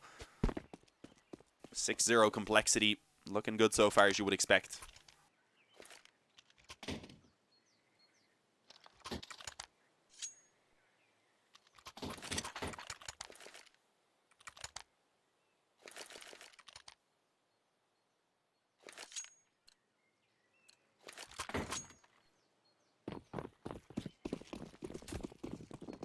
Back onto the pistols again. I mean, it's likely, very likely going to be a 7-0 lead here for Complexity before we see another gun round from Exploit. And it just doesn't seem like they're really going to be showing us too much in this game so far. I mean, it's not over yet, but it's just not looking good.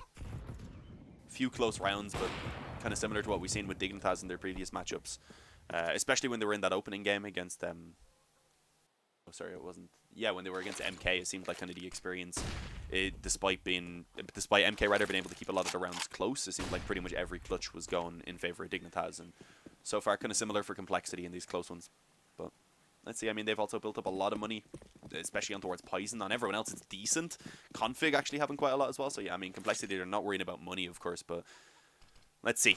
This is another round here where they can try and keep 5 alive, put themselves in the position where they probably won't have to worry about it for the remainder of the half, even if they do start losing some rounds. A little bit of a B stack though. This could work out. I mean, 4 players over towards B, 1 going to be blocked off by the smoke in CT, and I believe 1 towards construction as well, but it doesn't seem like they want to actually commit on this. All of them beginning to fall back, I think, realizing that it's clear they've already got Oboe out on long. Misk is the only one here to try and defend, and he does manage to take down Oboe, at least with the deagle. Here's the footsteps now coming up. Short, quick headshot on towards Blame, and this is looking decent, giving them a fighting chance right now. As I say that, of course, very quickly he gets brought back into even numbers, but I mean, it's given them a bit of an opportunity. The bomb does go down. All 3 players already up close. If they can move quickly on this, it's definitely winnable.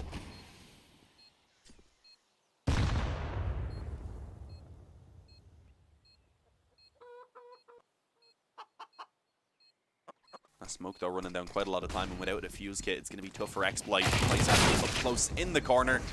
He just begins to, he peeked out rather as the player from Pit was just spamming through the smoke, I believe, not even having any vision, really. Did go down, but as I said, not really that big of a deal. Most of the players over on Complexity have plenty of money, so they're able to reinvest, still have lots left over. 7-0 right now, and this is it. If Exploit don't start picking up some rounds right now, then I'm not really going to have very much hope for them being able to actually pull this game off, or even really make it competitive. Because, I mean, you can understand sometimes when a team goes down like 5-0 or something, you're like, okay, you lost the first gun round, you had a little bit of a rough start, but right now it's just not looking like they have what it takes to actually close out these rounds. Although this one looking a little bit better. The Nade's somehow not taking down Config. I mean, he was mollied initially, which dropped him to 70, and I don't think the Nade done anything at all. It must have bounced slightly out from where he was standing in towards the tree, rather. You can see there was a couple of Nade markers. I thought they would have done at least some damage.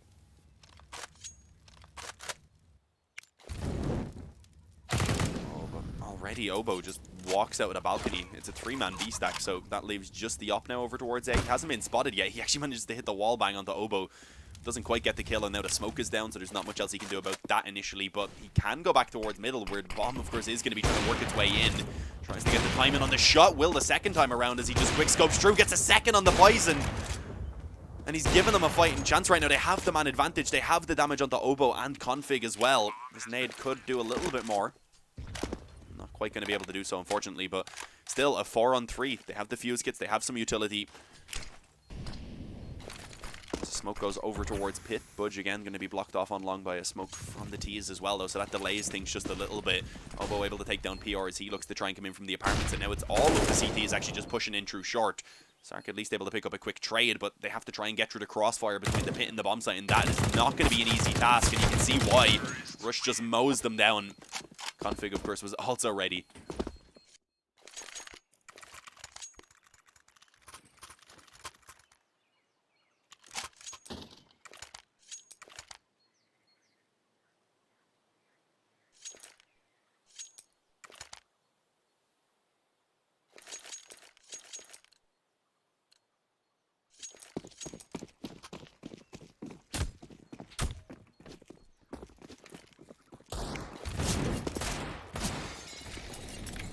Go again, just back onto the half buy for X-Flight. I mean, there's not much I can do to hype it up anymore. Well, not in this round anyway. Maybe when they get the guns back out again in the next. Right now, it's just you don't expect much. Even with the full buy, they haven't been able to get these round victories. I mean, sometimes you play a little bit more wild when you're on these weaker investments because you don't have as much to lose, but against Complexity, that kind of wild style they're trying as well doesn't really seem to be working because they're setting themselves up so well to always ensure they're in positions to work off of each other. They're never alone once those peaks come in. You can see that again over towards Banana as Config finishes the round off 9-0. We're yet to see X-Blake get around, and we're yet to see them really do too much at all. Config is 17-1. I want to see his ADR right now. 156, 101 ADR for Obo as well. He's only got 8 kills, but also doing plenty of work for his team. But I mean, Config, he hasn't needed all that much help so far.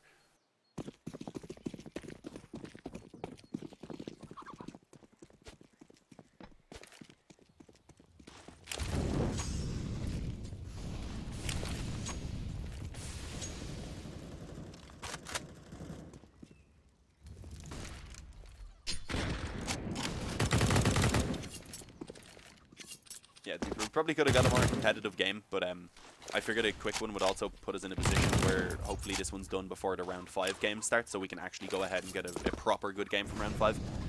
Because if we chose one that was gonna be closer, then it would have probably been they probably would have been started by the time we got there.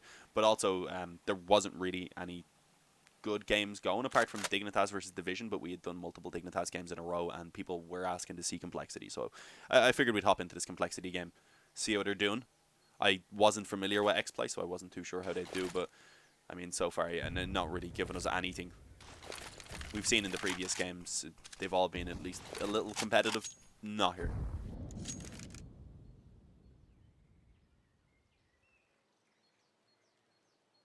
Yeah, I think round 5 is normally where it does start picking up, where you start getting the good teams matched up against each other. Yo, Molotov delaying the push just a little bit. Very aggressive angle there by Mist. Is at least able to find one kill before going down. PR able to find one as well from the crossover. Trapped in towards quad now, though. Rush pushing him down. Poison waiting for the peak to come in. Going to be successful. The spam through the smoke from Rush. Also going to be able to drop Budge in towards Construction. So suddenly it's brought back into the 2v2.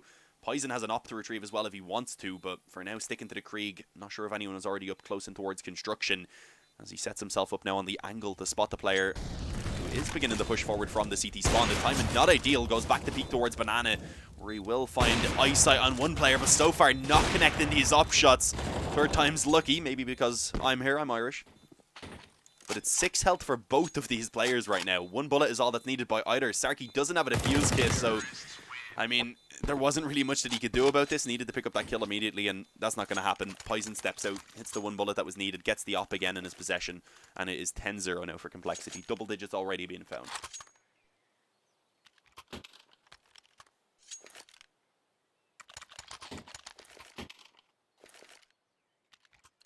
Sprout versus Demolition Crew was a good one. I think that game was already started. I'm pretty sure I saw that because they were quite close in seeding. So when I seen that, I had a look at it. Well, they aren't super close in seeding, but they weren't super far away from each other either. But I think it had already started. I think it was a few rounds in by the time I actually noticed it. It takes a few for me to actually look down through the entire bracket after we finish one game because I have to run the ads and stuff. So I need to keep an eye on my OBS until then. Here we go. Okay, Config just walks straight up through B. A couple players trying to play aggressively. Misk also up close. I think he was holding the flash, waiting to toss it out, but didn't really get a chance to do so. Eventually throws it out indeed, but not blinding up Config. Second one not doing so either, and Config just continues to hit headshots. This man is 21-2. He wants to make it a quick game anyway.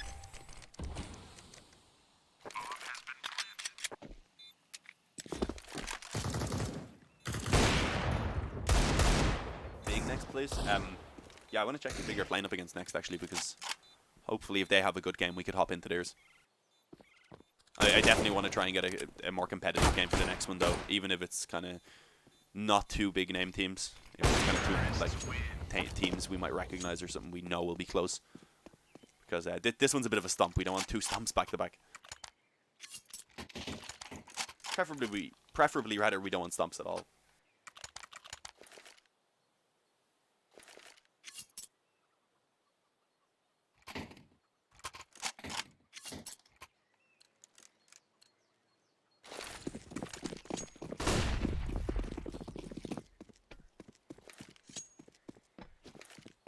Team Secret versus Copenhagen Flames next. I'll check once this ends. If that game hasn't started, probably can. We'll have a look anyway.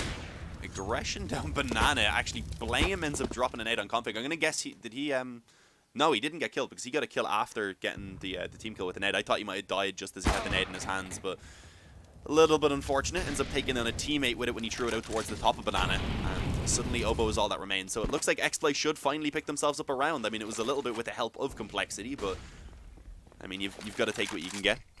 Give themselves an opportunity to try and actually start picking up a few rounds. If they can bring it back to 4 at the half time and get the pistol on the second half, then I mean, there's always a chance they can start showing us a little bit more competitive showing. Even if it's just kind of shows what they're capable of, even if they don't pull it back for the win. Just it's a good platform.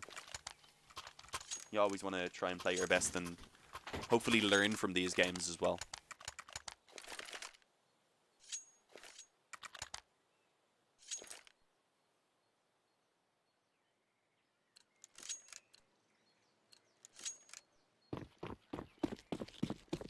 How hard is it to commentate on a game like this? Not necessarily hard, because it's not like they're just sitting playing super slow and stuff as well. Exploit are trying stuff and they are keeping it interesting, but it's hard to hype it because it's not close. Yeah, I mean, it is really hard to put much behind it because you kind of know what's going to happen already. But I mean, the previous round was a surprise. This one so far as well being a surprise. Bush may be able to find more on the op, and there we go. Actually does manage to take down Blame, leaving it all onto Config and Poison in a 2-on-3. But Config is currently 22-3. Poison is 10-5. If you were to be against two players from Complexity, these are the two you would not choose for sure. As Config almost had the lineup on the player in the apartments there as well. Will eventually manage to get him from Graveyard. The irony indeed. As now the A-bomb site falls. The rotation's beginning to come in, but it's going to be cut off as well by Config. And I mean, that wasn't even needed because the bomb was making its way around into the apartment side or way, but he didn't want to let anyone come in. Now set up to actually cut off Misk as well, up close to the library, so he's in a good spot. Whether Misk comes through Arch or library, but he could get caught off guard right now. I think Misk may know he's here as well. So able to step out and quickly take himself a kill. Poison now crossed over, which may not be expected. He's managed to get himself in towards Graveyard. Misk trades out for the AK though, which is a good option. I mean, Poison being on the op, if he misses a shot, then he's in a lot of trouble. There we go, beginning to move forward now. Poison, he should have the back, and indeed he does. Unfortunately for Misk, Poison does not miss. And it's 12-1. I mean, we get one round from Exploit, and then they have us so close in the next as well, but they aren't able to pick it up. It just pretty much confirms a 14-1 at this point. I mean, they've still got a pretty good buy here, so can't completely count it out.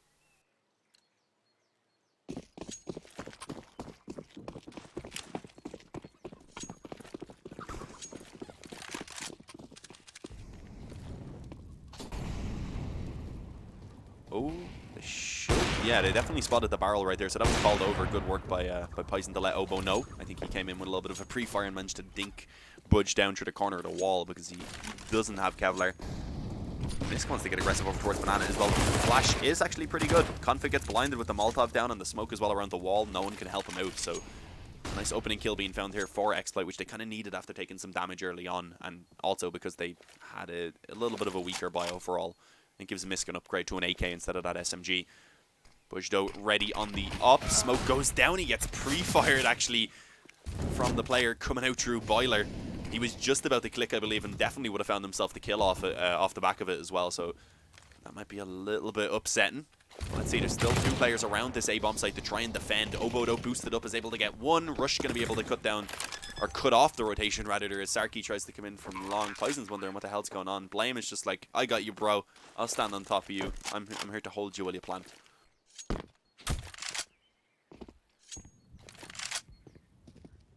Why are we not streaming Dignitas? We covered a couple Dignitas games in a row, so we just wanted to switch it up a little bit.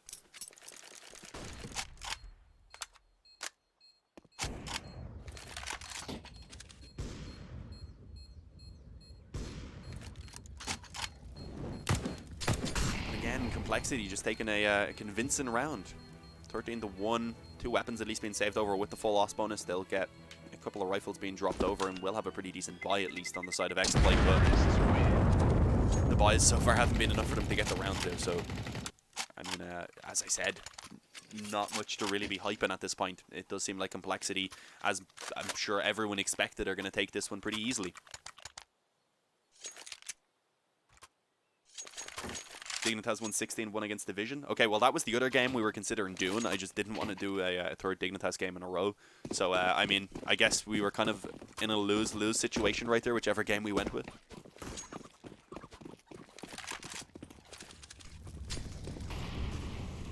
Let's see, back on the buy, of course, as I said, a couple weapons being dropped over on the Exploit side.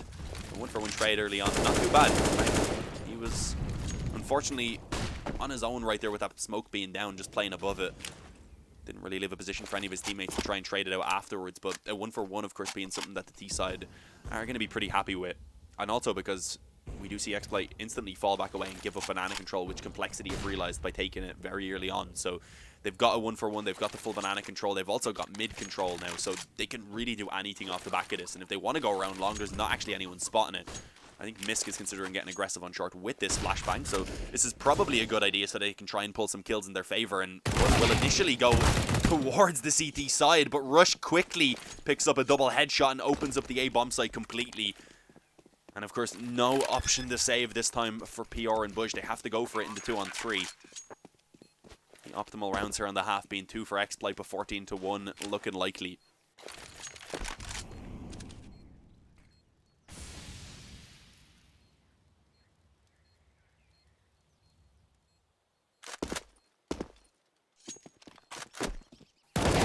Okay, I was about to say, the first player didn't actually check Boiler right there with config up close. Fortunately, PR does clear it, and Poison gets Molotov'd out of pit. He's actually going to go down. It's all on Rush, 2 HP. Managed to pick up the first kill, but playing around a wooden box while so low on health is never easy.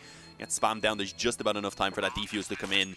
As Exploit, they do manage to just about claw it back to 2 rounds at the halftime, but it is nowhere near enough.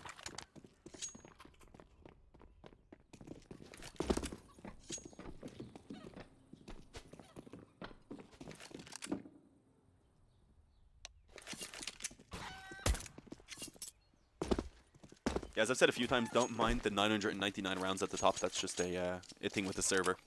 It's a normal game of CS, as you can see. Swapping at the after 15 rounds rather to the second half.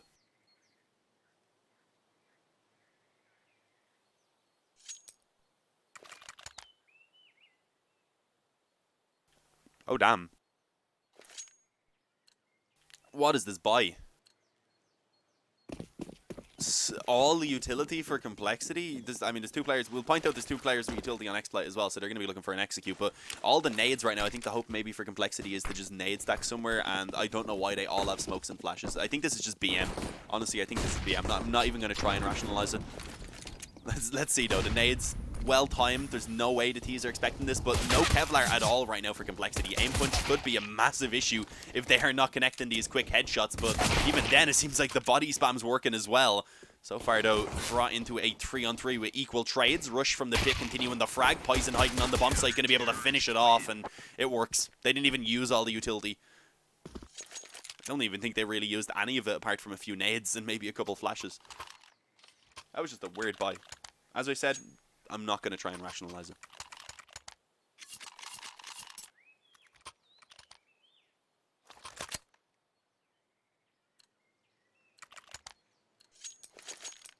I mean, that was the opportunity really for Exploit to try and get themselves back into this game a little bit, but it doesn't happen. Now they're on the eco, they're going to be allowing Map Point to go over to Complexity. It'll be 15-2 before they get the guns out, and they're going to need 13 rounds in a row just for an overtime. So, I mean, I think we can safely call that Complexity are going to be taking this victory.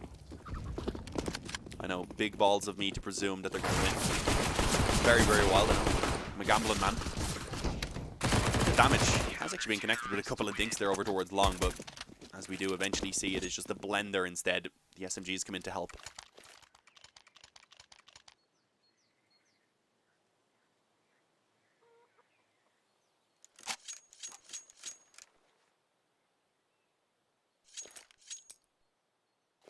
Just call it. Yeah, I don't know. Maybe it should be like MMA. There should be a ref just in case it's this brutal.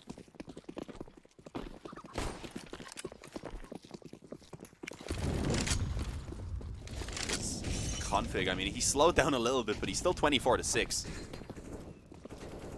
So you can't really call that slowing down. 15-2 though, as I said, 13 rounds in a row. Exploit.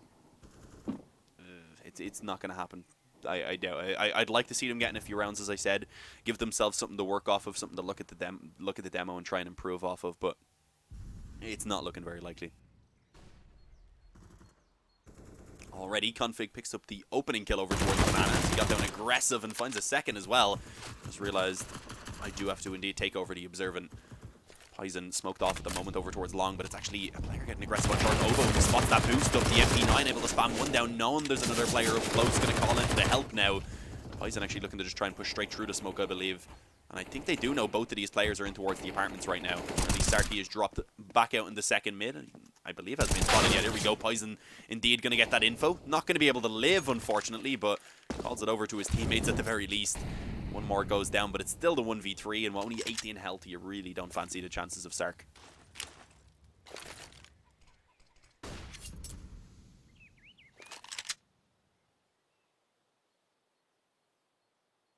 Looks like he's about to run into blame over the man as well, and there you have it with the AK. Headshot, just to be sure, wasn't needed. Overkill, but I mean, you can never be too safe. 16-2 though for Complexity in a very, very one-sided game. I don't think we're going to dwell on that too much. We're not going to talk about it too much. We are just going to go ahead and actually send it over to a break and hopefully have a good game coming up. I'm going to have a look at the brackets and see what ones haven't started yet, what ones are getting close to starting. But yeah, guys, if you're enjoying the casting, make sure to check me out. You can just type !caster in the chat.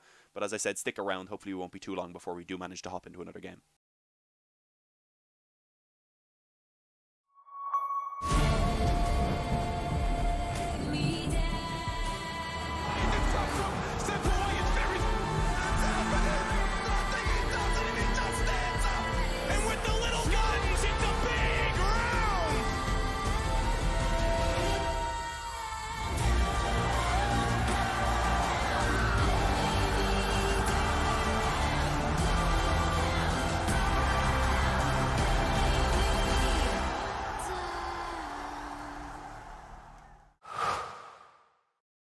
To be brilliant is to defy convention and challenge expectations. So Intel will bring the processing power for when it's time to go brilliant.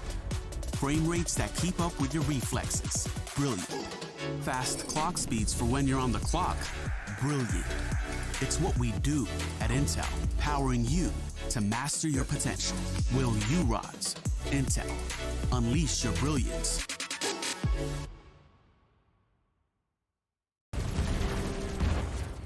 Everybody loves an underdog. Who needs to be liked? Mountain Dew Amp Game Fuel. Victory in a can. No matter what your passion is, soccer, rugby, racing, or esports, become a part of the experience with the moments we deliver.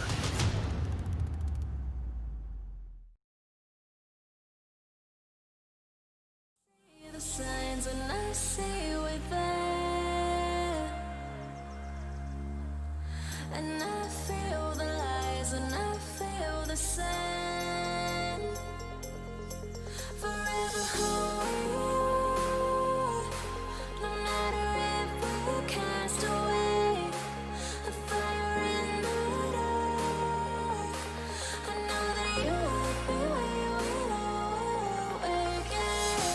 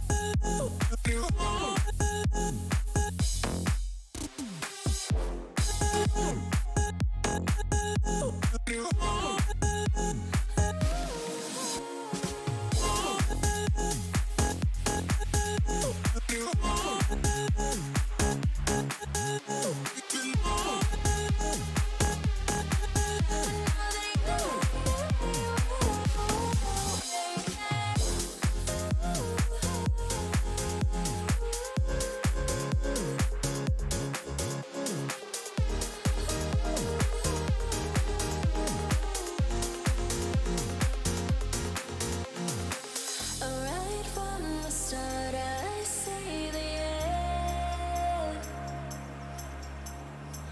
A world torn apart, but I know we're meant. Forever hold, no matter if we're cast away, a fire in the dark. I know that you won't be where we'll awake again.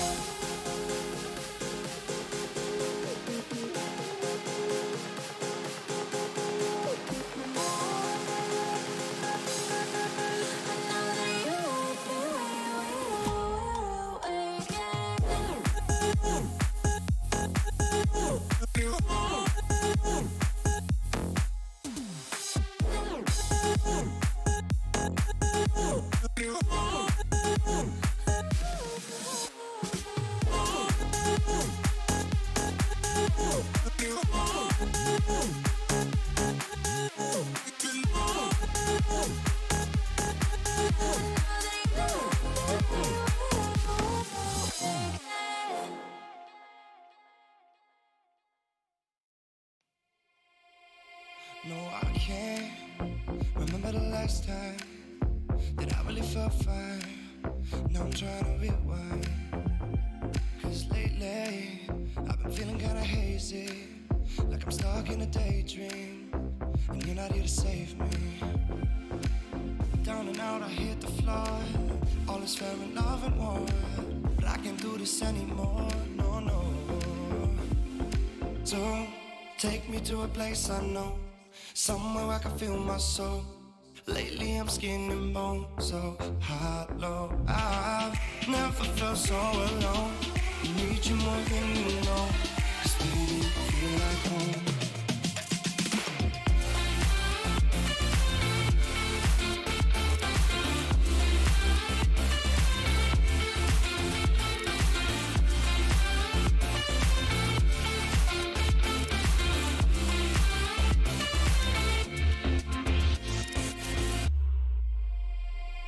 I've been reminiscing the late nights. We'd fall in love in the moonlight, then wake up at sunrise. Now I'm just thinking that we should go back to when we were, hold each other to feel good. Down and out, I hit the floor. All is fair in love and war, but I can't do this anymore, no, no.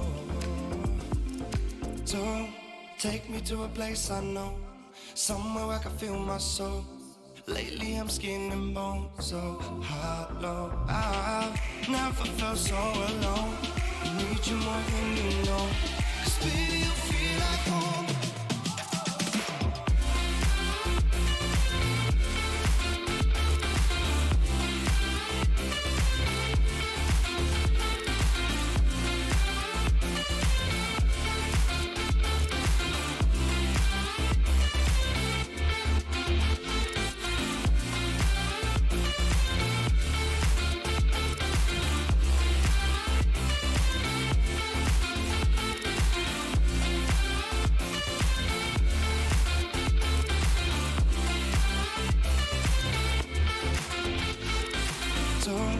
Take me to a place I know, somewhere I can feel my soul.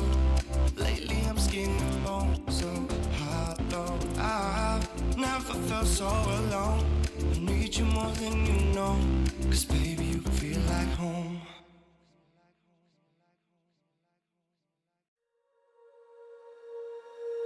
When you feel it's hopeless, when you think that you're lost, oh, I will take your hand and we'll rise up from the dust.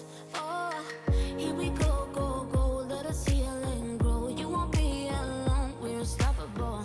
Don't be afraid to show what we're going for. This is what we know. Here we come back to life, we're still breathing. Standing up, everybody's gonna see it. Oh, all you need to know is that we're holding on. Even if we fall, we will rise up and we follow the path that we believe in. No, we're not gonna stop until we reach it. Oh, all you need to know is that we're holding on. We rise up from the dust and clean my throat.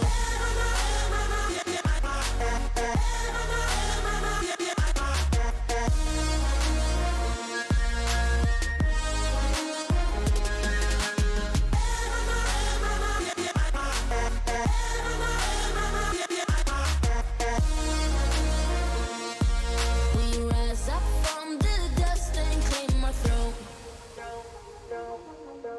We all have our reasons why we are on this track. Oh, we all have our burdens, yeah, but we just keep on fighting and we never look back. Here we go, go, go, let us heal and grow. You won't be alone, we're unstoppable. Don't be afraid to show what we're going for. This is what we know. Here we come back to life, we're still breathing. Standing up, everybody's gonna see it. Oh, all you need to know is that we're holding on. Even if we fall, we will rise up and we follow the path that we believe in. No, we're not gonna stop until we reach it. Oh, all you need to know is that we're holding on. We rise up from the dust and clear my throat.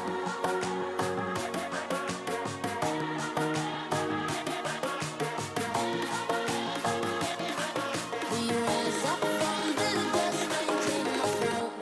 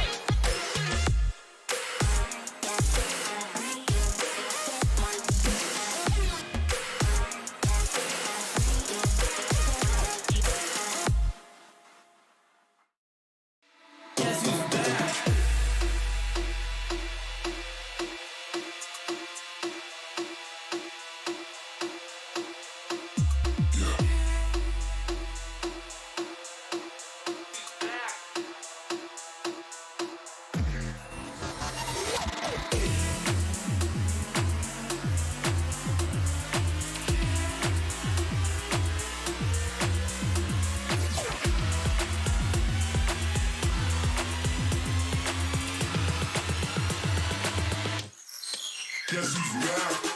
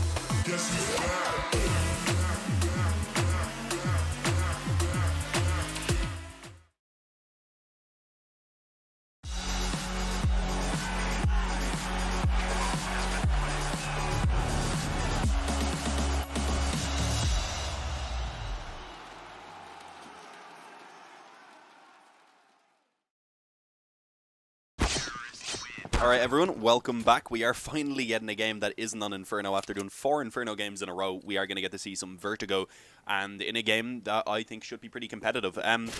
It was overtime, I believe, between Apex and Smash. I was also looking forward to seeing Smash in this, but also, of course, Apex, a very capable team. Ratafaction is a player I really like watching. Marcelius as well, Truth, all players that have been around for a pretty long time. And I believe War Clown is involved in the org. So I'm looking forward to seeing what these guys are going to be able to do. Up against Havu, of course. Up against the Finns. Another very capable team. So I do expect this one to be competitive. That's why I chose this after, of course, the previous game was a 16-1. I thought you guys maybe wanted to see something a little bit more. Or a 16-2 was it in the end.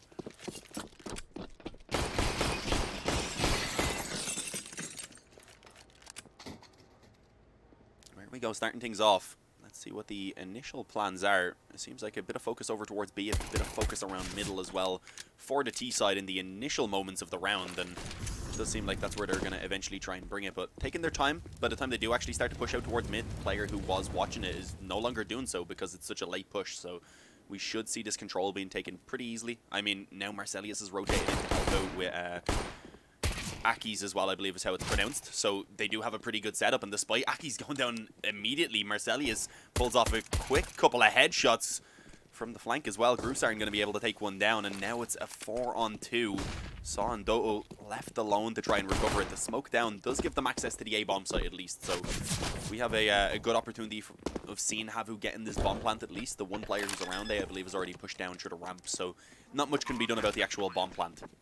But a 4-on-2, it's going to be tough. There is a defuse kit as well. It's been picked up by Marcelius. Pronouncing that slightly wrong. Not too sure.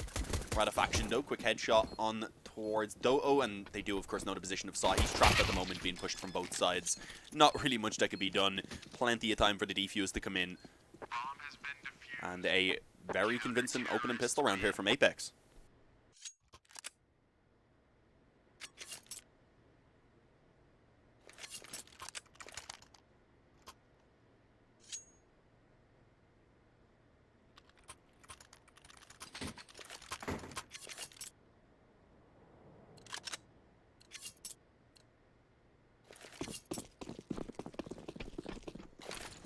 Nexus leads 6-2 Dignitas on T side. That's sounding like a pretty interesting game as well. I see, I'm presuming Dignitas are going to make it to the later rounds of the qualifiers. That's why I want to cover some of these good games in the earlier stages as well. But I mean, if they're down 6-2 right now, then that's not a definite, so that does sound like an interesting one. But let's see. This game also set to be exciting, I would imagine. The force buy right now has come in from Havu, and it is a pretty strong investment overall. Oh, this should be a pretty easy kill for Zorian indeed. Spams on towards Ratafaction, weakens up this A bomb site defense, or rather the B bomb site defense, leaving it just onto Truth to try and hold it down initially.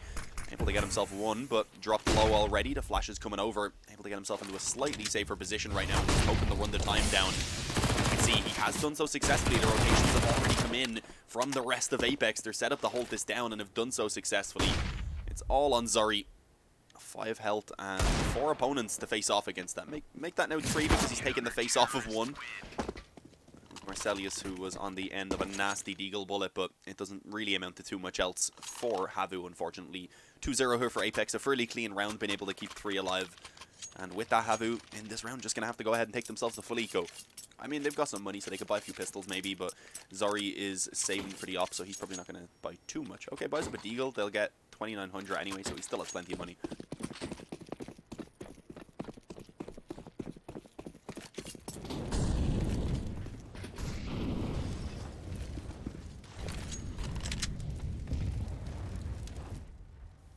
Looking pretty aggressive as well right now from Apex, knowing they're up against probably just pistols without Kevlar. I mean, it's risky because the pistols usually also want you to get close so that they can have the best opportunities to get those kills. Or in the case of Zori, he's just hoping for someone to show themselves because he had a deagle. Nice little kill found above the ramp smoke, and with that, Havu now just beginning to back off. It looks like they might want to try and group up and take it quickly towards B. Which, if they do, there's only one player at the moment. Hoodie creeped out on mid. A free kill on towards Ratafaction, who didn't clear the close right corner. Well played by Hoodie, very patient. And now they have themselves set up for a split on towards this B bomb site. This is going to be tough for Truth to actually hold down right now. Instantly forced back off by the flash. Still finds 2 quick kills on the M4 and just continues to mow them down. Zori alive, low health though, looking to try and pull off another couple of kills. Needs to double them, and he has actually now dropped it into the 1v1. Still on 22 health, of course. That nade looking to go over. I don't know if it's really going to do any damage. 1 damage on towards A piece, so nothing really substantial. He will now at least be able to get the bomb down, so the money boost for Havu in a round where they didn't really spend all that much, at the very least have dropped it to the 1v1, but Zori, of course, he's still in it, rather. Unsure of where Akis is actually going to come from. There's a defuse, get a smoke and a flash. Speaking of the flash, it's now gone out. Zori playing safe at the moment, not really peeking at all, so it's not going to do too much to him as the smoke now goes down on the bomb, but he spotted him just around the edge of it.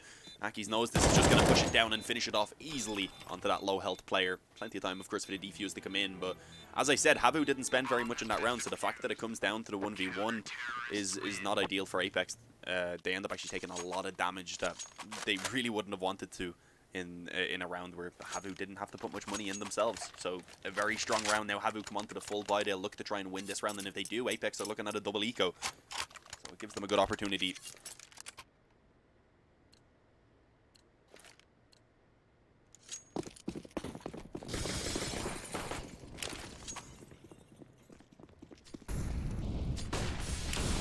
Oh, I said that when I was talking about Dignitas, that I presumed they'd be making it towards the tomorrow's games. The best of 3s are tomorrow, so I figured they'd make it to that point. We already covered 2 of their best of 1, so I didn't want to cover like all of their games and leave the other teams out.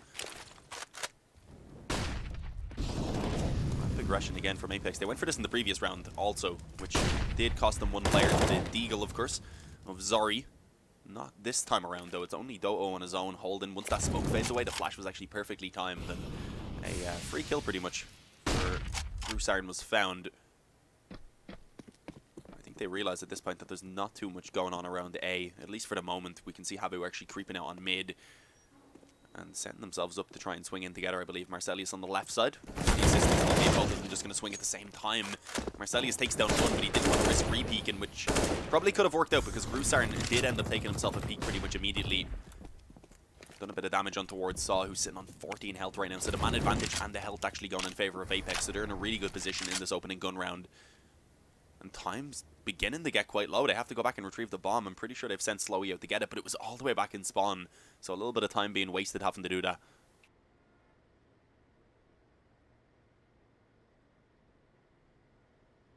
Top 16 is best of 3. Yeah, believe so. I think so. It might be top 8, but it's either top 16 or top 8. We'll find out anyway, boys. Nah, I'll try and find out after this game probably. But I'm pretty sure. Here we go. Smoke's going down on towards A. They do have one player lurking out mid, hoping to be able to get a bit of a backstab. They are counting on getting that bomb planted, of course, though, and that actually isn't allowed. Groupsiren pushed through the smoke, stopped the bomb plant, and Zori had no choice other than to try and hunt it down right there, get the kill. And even if he did, I don't think he had enough time to pick up the bomb anymore and plant it.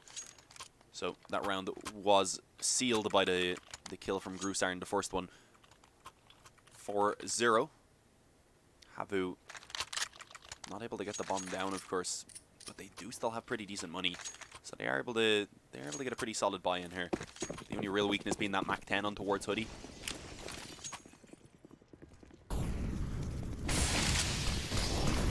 Well, I was hoping this would be an interesting match. I've seen someone ask, but so far Apex, they are looking to be the stronger of the two teams. But I mean, it's still early days. There's not too much that can be said. But in this round as well, Aki's playing up close on the smoke there on mid, able to take down two players. They jumped through, just about escaped as well. There was a couple players on the other side of the smoke still.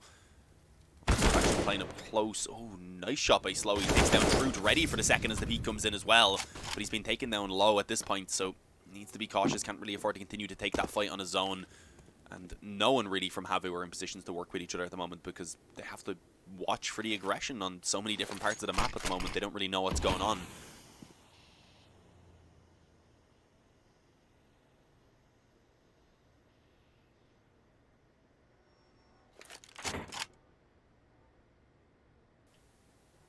Does seem like they want to end it on B.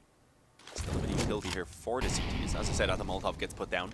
With the smoke that was in place, it was very likely they had grouped up close and were getting ready to push around the railings.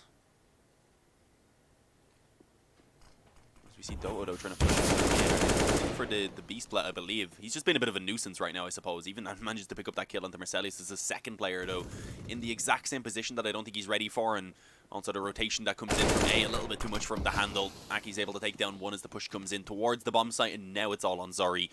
I mean, he's against two low health players, so it's not like it's impossible, but unfortunately, as he finds the first Ratifaction is prepared for the trade. 5-0 for Apex. Another fairly close round, but no bomb plant going down this time. Havu, I don't think they can really afford the full buy. I mean, if they want to, I guess Saw again will be the only player on a weaker weapon. Slowy can get an AK and Kevlar.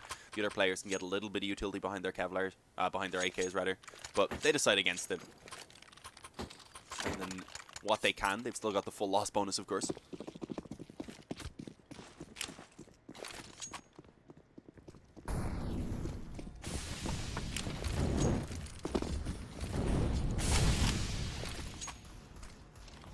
Havu not looking good here so far on the T side of Vertigo. I don't think they're necessarily doing too much wrong. We've seen Apex switching it up pretty much every round, but where they're getting aggressive, or sometimes not getting aggressive, of course, but they're being very difficult to actually read, and it keeps catching Havu off guard. They're taking a lot of risks, and it's working out. Groupsiren right now, though, getting ready to on towards the ramp. The Tech 9, not the most accurate weapon usually, but in the hands of Saw, apparently it is more than enough to get the job done. Oh, able to get one. Akez looking down at that smoke right there made me very scared that he wasn't going to flick back up in time to get the kill, but fortunately he was able to do so. So it's the 3v3. Apex still favored in terms of the weaponry, of course, but Havu, I don't think they'll be too upset with being able to trade it out equally so far. They've still got a minute remaining as well to actually make a commitment, and as I say that, Saw on the Tech 9 actually finds himself another kill, upgrades towards the M4 as well. And now it's Truth on the bomb site that's getting pushed down under a lot of pressure. Manages to line two of them up and spots that final player just as he drops off. But does end up going down. So it's onto Ratifaction to finish this one off in the 1v1. Does have a slight health advantage. On the other hand, Zori, of course, fighting to try and finally give Havu a round here. Will he be able to do so? They've now both spotted each other, at least. So the positions are known. But that bomb is going to be quite difficult for Zori to retrieve. And as he tries to push forward, he does get taken down by a quick headshot. 6-0 for Apex. Again, very, very close rounds, but they just keep being inched out by the Norwegian side.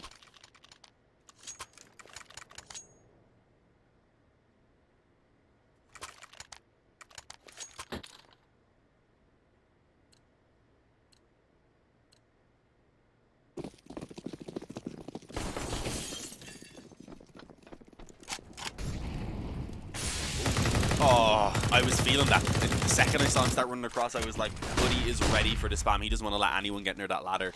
And although it looked like he started shooting maybe a tiny bit late, he still found the headshot. Not the greatest of starts into this round for Apex, so Here we go, Havu, one of the better positions they've been in so far. I don't think we've seen them find an uncontested open and frag as of yet. Normally you just get traded back quickly rather. This time that is not the case, and all of the kills actually continue to go in favor of Havu as they open up the A-bomb site. Ratifaction pulls one back in mid, but he's left with Truth now to try and see what they can salvage, and I don't think it's going to be a lot. Have they found the bomb actually? Where's the bomb exactly? I think it's down below. Yeah, no, I don't think he actually has control of it.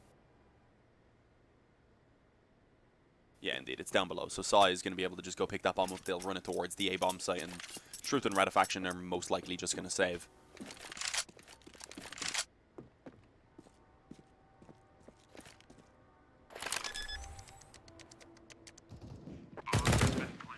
That might not even be allowed. I mean, Havu don't really have the money to go on this hunt, but it seems like they still want to, just because they know how low Apex's economy is as well.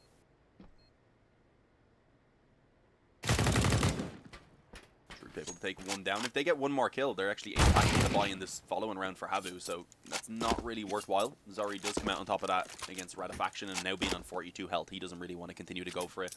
I don't think Sod or Doto really want to go for it either, so they will allow for Truth at least to save over his rifle. But other than that, in this next round, only getting $1,400, of course. This is the first round Apex are losing, so they're looking at a double eco, so we will just see them forcing up around this rifle, and it'll probably just be pistols. Maybe Ratifaction can pull out an SMG if he wants. But it's not going to be a very strong buy at all. So this is the opportunity now for Havu to start building up a few rounds.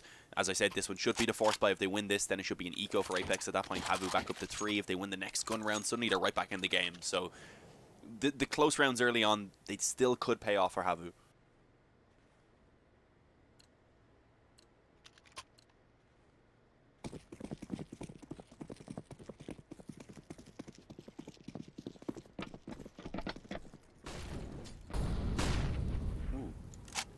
This is interesting. Okay. Boost up on the B bomb site, which allows them to peek in towards middle. I haven't actually seen this myself before. I'm sure it's fairly common, but I do like it. Unfortunately, not going to be able to actually find that. A really nice flash coming in from Havu does allow them to advance out on mid pretty easily. In the meantime, they also find a kill on towards Akis, so the opening kill ends up actually going in favor of Havu yet again. As I said, not the greatest of weaponry for Apex to work with, so a disadvantage both in manpower and firepower right now.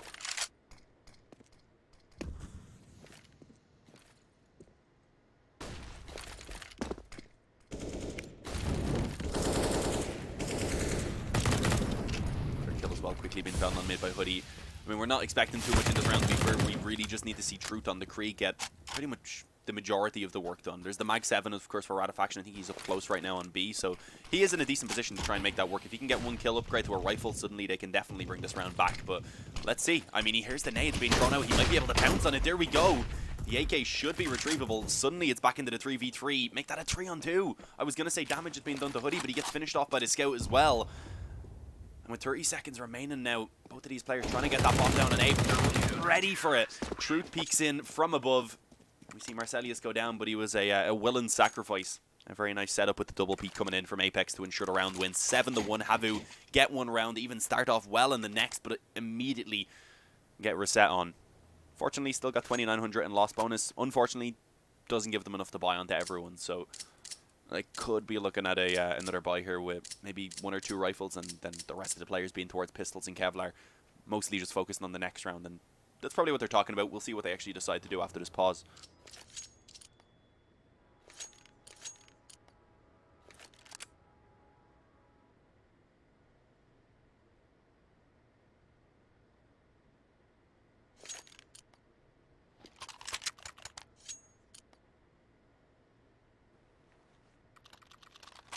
And yeah, and the Krieg comes out for Doto because he had like over 6,000, I believe, at the start of the round. Other than that, though, just pistols and a little bit of Kevlar. So keeping enough to buy fully in the next round, but also giving themselves a bit of a chance here.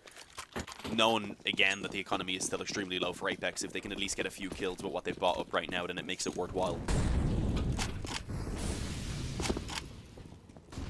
Let's see what the plan is. I mean, so far they've kind of just been sticking out on the default, splitting up and waiting to see where they can find something on the map. And I mean, it hasn't worked out too well.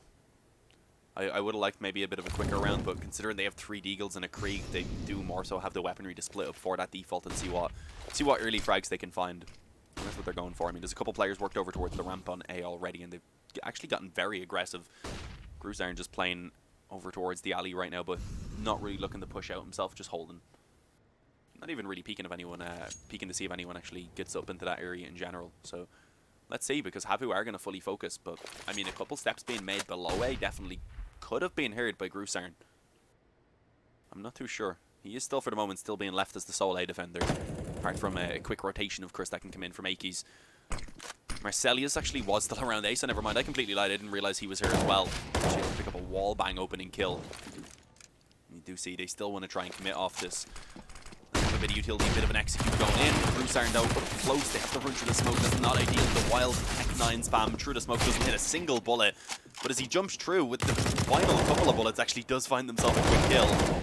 Not amounting to much else, unfortunately. And Marcelius, he's already brought it up to a triple kill. It is all on to Hoodie.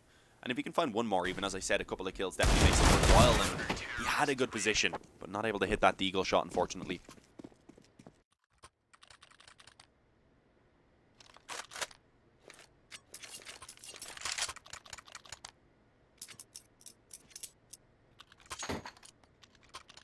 Maps. It's just the best of one, so just Vertigo.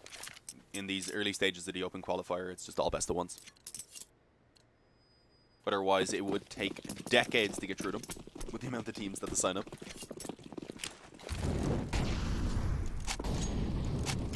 Oh, I like this. We've seen already once or twice that they've done this exact aggression over towards B. One player just running down the steps, one drops down up close and kind of covered by the sound of the Molotov, and it does work out. Slowy got a little bit interested in what was going on, tried to have a little bit of a peek in, and ends up going down. The man advantage again being found here for Apex. They have a good setup on mid as well with this, with the control now towards the bottom of the steps. It allows them to actually have someone up on the boost. Gives the opportunity for a quick double peek that's very difficult to deal with. Should ensure at least a 1-for-1 trade. But let's see. Right now, there's still over a minute remaining. There's plenty of time for Havu. We're yet to really see what they're actually going to attempt in this round.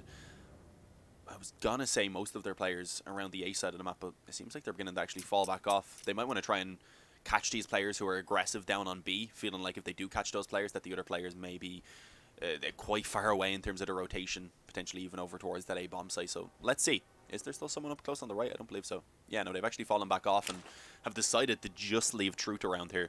Holding a smoke at the moment, going to be dropping it down, and I mean that makes it difficult because now he's not really going to be able to see what's going on. Bit of damage from the nade at least, but he may be able to catch them. He's getting aggressive. The flash is going in from Radafaction. That is a well-timed flash, but he doesn't take the peek off it immediately. Rather, waiting up close. Dodo comes around, rips his head off, and with the smokes down, I don't know if there's too much that they're going to be able to do on this rotation. Unfortunately, Radafaction is able to find one around the edge of the smoke. Peeks in for a second, then combines with Gruzarn to ensure that Zori is going to go down, and a quick flank there to finish it off. 9-1. It was looking decent for Havu after Doto was able to pick up that opening kill there, but unfortunately the two smokes not quite enough to actually cover off the entirety, so that's why we seen the one player actually swing out so that he could cover that push around, but he wasn't able to win out the fight, unfortunately.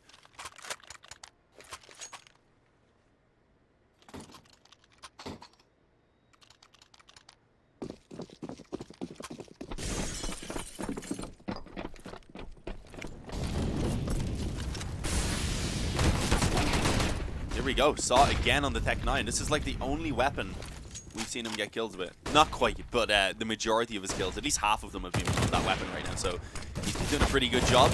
Also a strong opening, of course, in this round to find, considering they aren't really working with the best of buys, but it doesn't last very long. Suddenly it's all onto Slowy. Hits a nice shot on towards Radafaction on the B-bomb site. Spotted ahead, I believe, over the boost right there, but apparently not. Goes to just retrieve himself the weapon instead. I mean, the economy's still pretty low for Apex, but it's gotten to a point where it's not that big of a deal. Havu just really need rounds. Definitely could help, of course. If they do pick up one gun round, then Apex will be on a pretty weak economy, and it'll give Havu a chance to try and claw back a few rounds, which they need to. They'll be aiming for the 5 at the halftime if possible. Slowy, moving around the corner. Gruzarn's waiting for it, and a quick headshot off the Krieg. Plenty to finish off the round, of course. 10-1. Havu having enough money to get the full buy-in at least, but in a pretty tough position at the moment.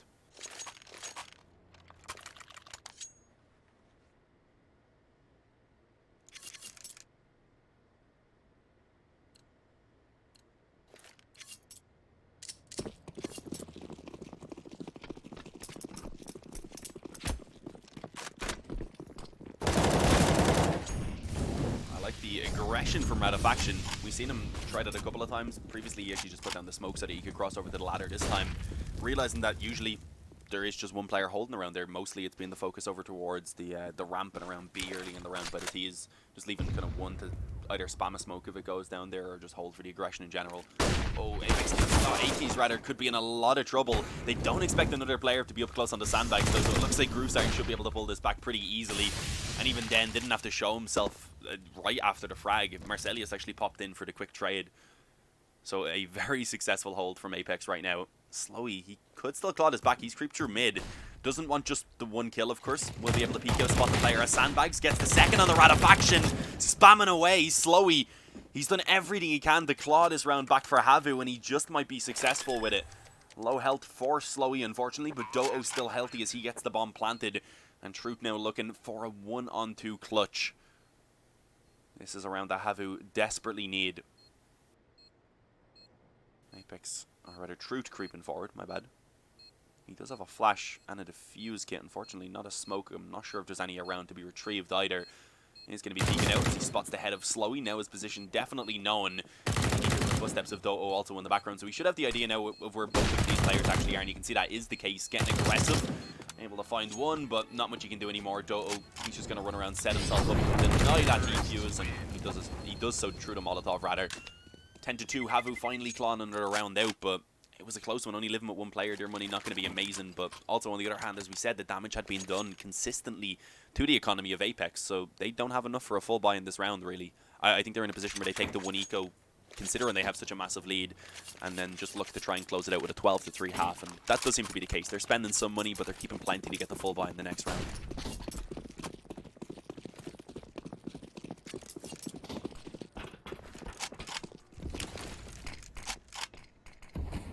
But yeah, what a round by Slowy.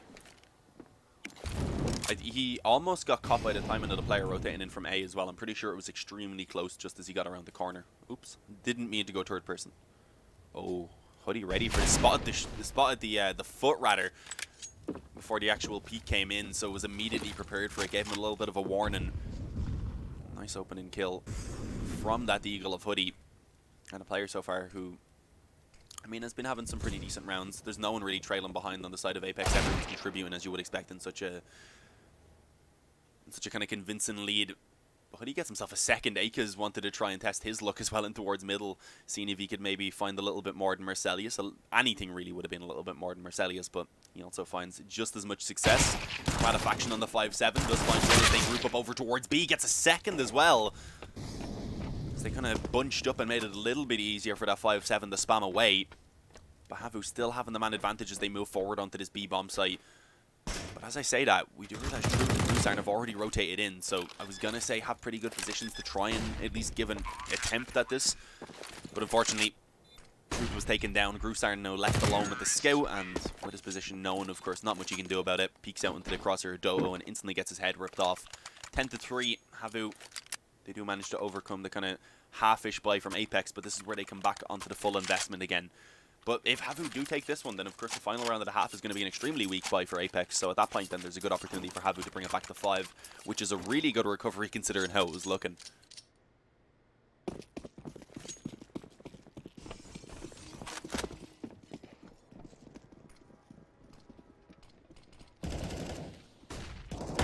Oh, yeah, going back to the trusted B aggression here, I suppose, for Apex. Not putting down a Molotov this time, instead of smoke, I suppose. They didn't actually drop a player into the close corner, so maybe that's why. Oh, Molotov going over. That's actually going to force Marcelius out of position. Does lots of damage as well. So despite kind of losing that early map control over towards the bottom of B, they're able to come out with a decent advantage for themselves, bringing the upper for Apex down to a bad spot already. That nade as well on towards the A-bomb site actually tags Truth down to 59. So early on, Havu just chipping away at the health of Apex, putting themselves in a decent position. Of course, already pushing forward onto A. They didn't have the full smoke execute. I was about to say that, indeed, there's already players up close on the bomb site. I didn't expect them to be trying to plant this soon, rather. And indeed, Groovestar on the bomb site just continues to frag. Ratifaction going to be able to help him out by dropping Slowy, who this time will not be given any chances to recover the round. And now it's all on Hoodie. Don't let this happen again. This is actually how slow he creeped in the previous round. Fortunately, it is being watched by Marcelius this time, but he's low health. And of course, on the up, if he misses a shot, he's an easy finish for Hoodie. So there we go. Now it's the 1v2. This is still winnable. Ratifaction in towards the spawn. And on the right side right now, as you can see, watching for that Krieg. It can pick up those quick headshots, but it doesn't mean it necessarily will, which in this case, it doesn't for Hoodie. The crouch, well timed by Ratifaction. Able to finish that one off, take it up to 11 for Apex and deny Havu from being able to take 5 at the halftime, but they can still get 4. I mean, they're obviously going to buy into this final round at a half. It's not perfect, but it's decent. It's sufficient to try and actually give them a chance at winning in the round.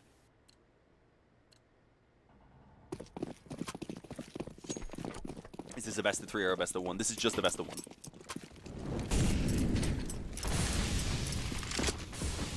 Considering it is a slightly weaker buy here from Havu, I wouldn't be surprised if we see something maybe a little bit quicker out of them.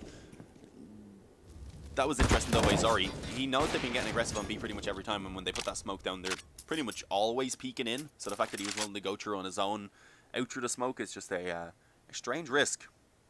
He did have a teammate on the other side of the smoke with him as well, but he didn't follow him through, so it's not like there was a chance for a trade. Kind of just a free kill, free opening pretty much for Apex. Obviously, he can maybe catch the timing, so you can't really criticize it too much. There was probably a bit of an idea. Well, there obviously was an idea behind it, but just didn't work out. I'm sure I would have praised him if he got it right, so I'm not going to be too harsh on him.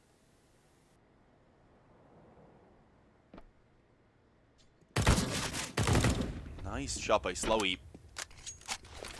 Ratifaction had himself boosted up a little bit as well. Was playing a slight off angle, but Slowy was ready for it. He's been one of the players on Havu so far, rather, that has actually been stepping it up when needed.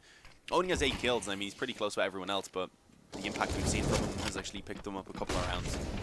Here we go. A split in towards B is the goal right now. They've already got that full mid control, and as you can see on the bomb site itself, Truth isn't able to do too much as he gets burned alive.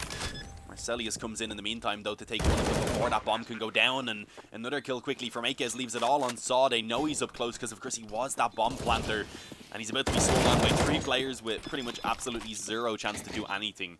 So indeed, he will be taken down 12-3 at the halftime for Apex. A very convincing Vertigo so far from them.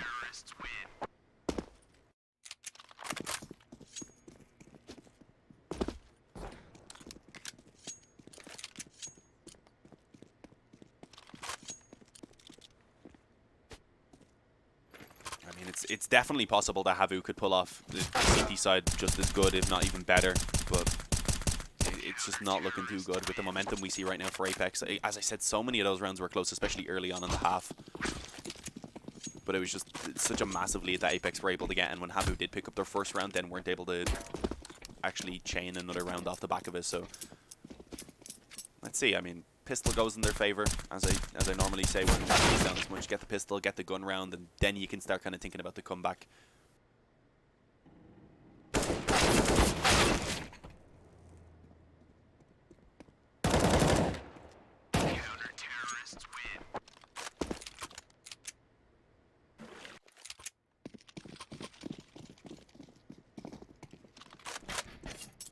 I'm gonna have a quick look actually at the bracket and see if we have any idea what sort of games are going to be coming up next.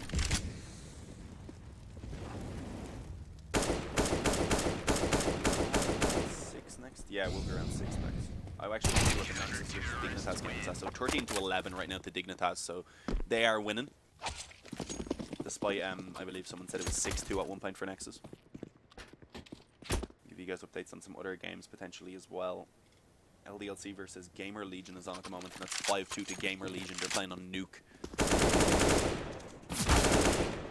Of course, the Apex versus Havu game we're on right now. Super Amy are playing versus Fighters. I don't know who they are, but they're winning 10-2, so that's going to be a pretty straightforward game for them so far, rather. Sprout are actually still waiting for their game. Yeah, Sprout are still waiting, so they haven't even started their round 5 game yet. And then Apollinio versus Luminar is 5-2 for Apollinio. I can't say their name very well. But yeah, no, Luminar definitely favored in that game, but right now down 5-2. But for the moment anyway, of course, we can focus back on this game, because we are hopping into that second half. a little bit of time taken there before we hopped into it. I'm sure Havu needed some time to compose themselves, try and have a quick mental reset before they got back into it. Oh, Saw's timed out, so we actually have a pause being called in. Anyone have a stream for the Dignitas match? I'm actually not sure. There very likely is a stream, but because, as we said, these early games aren't on HLTV, I don't know what streams they are. I know there's one for the Team Secret versus Copenhagen Flames game that was over on Darth Mike's channel, so if you want to check that one out, you can definitely head over there.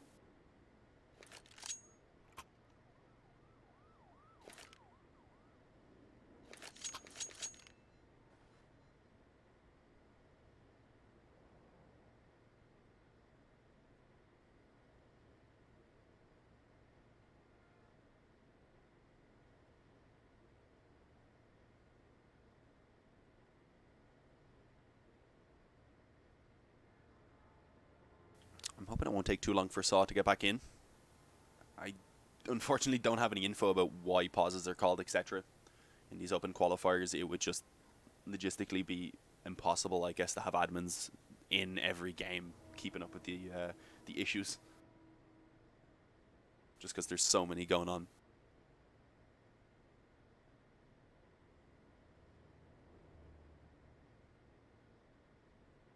Is Slope covering it over in his one? The Swedish commentator, right? If so, hang on, let me check. If he is, then I can link it in the chat for you guys to check it out.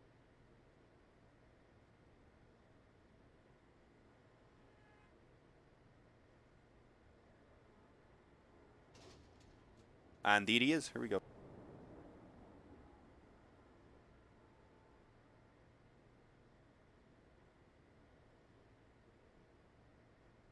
Alright, I posted the link in the chat there, since someone did let us know that it was over on Slope's stream. And unfortunately, of course, he can't post links, so I've gone ahead and put it in for you guys. I also put a bit of a disclaimer that it is in Swedish, I believe. I didn't actually listen. I can't listen, because if I do, then you guys will hear it, but he is normally a Swedish commentator, so, well, from what I know, I believe so. I could be wrong. Yeah, no, indeed it is in Swedish. I had a look at the title, and that is definitely Swedish. Anyone know how Nordavind is doing? Actually, let me check that. I can check that for you. Oops, I closed the bracket. Let me get that reopened.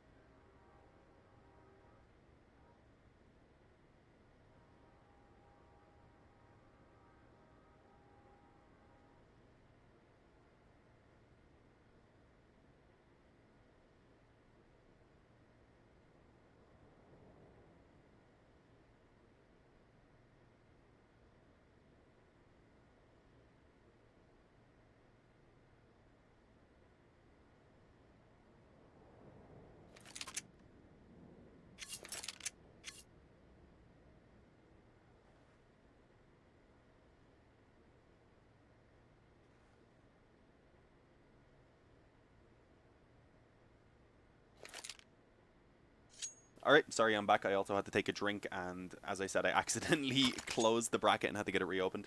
I figured while we have some downtime, I could probably take a second for my poor voice. It's okay now, but it's just saving it a little bit. You know, we still have some more games to go tonight. We have another day of solo casting tomorrow. We have some more during the week. So it's going to be a long week. Dead air. Yeah, I apologize, man. I am back now, and so are the players, so we're actually ready to get back into the action. As I said, I didn't have any idea what the pause was about or how long it was going to take, because I just don't get that information, unfortunately, but it wasn't too bad. I mean, we had a couple of minutes, but as you can see, we're back into it now. We're ready for the second half. And over on the T side, in terms of the actual purchases, Akaz is the one to go for a bit of utility, and Havu, they decide they want all Kevlar.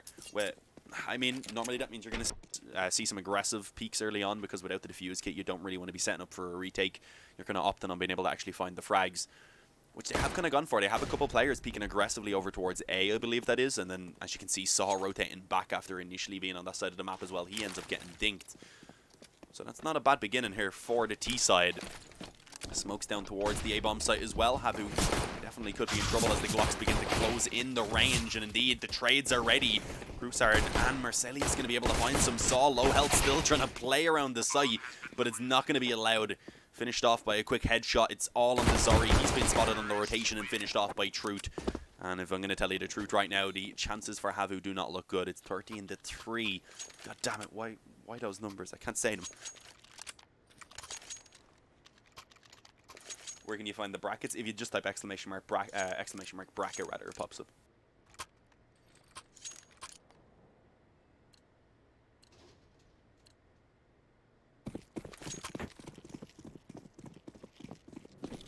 Havu going to take the full eco as well. Apart from a 5-7 on the slowy, so gonna try and I guess play for the win. Sorry, there's my voice giving up on me a tiny bit. They're gonna of course just take the eco here and try and play for the comeback from down 14-3.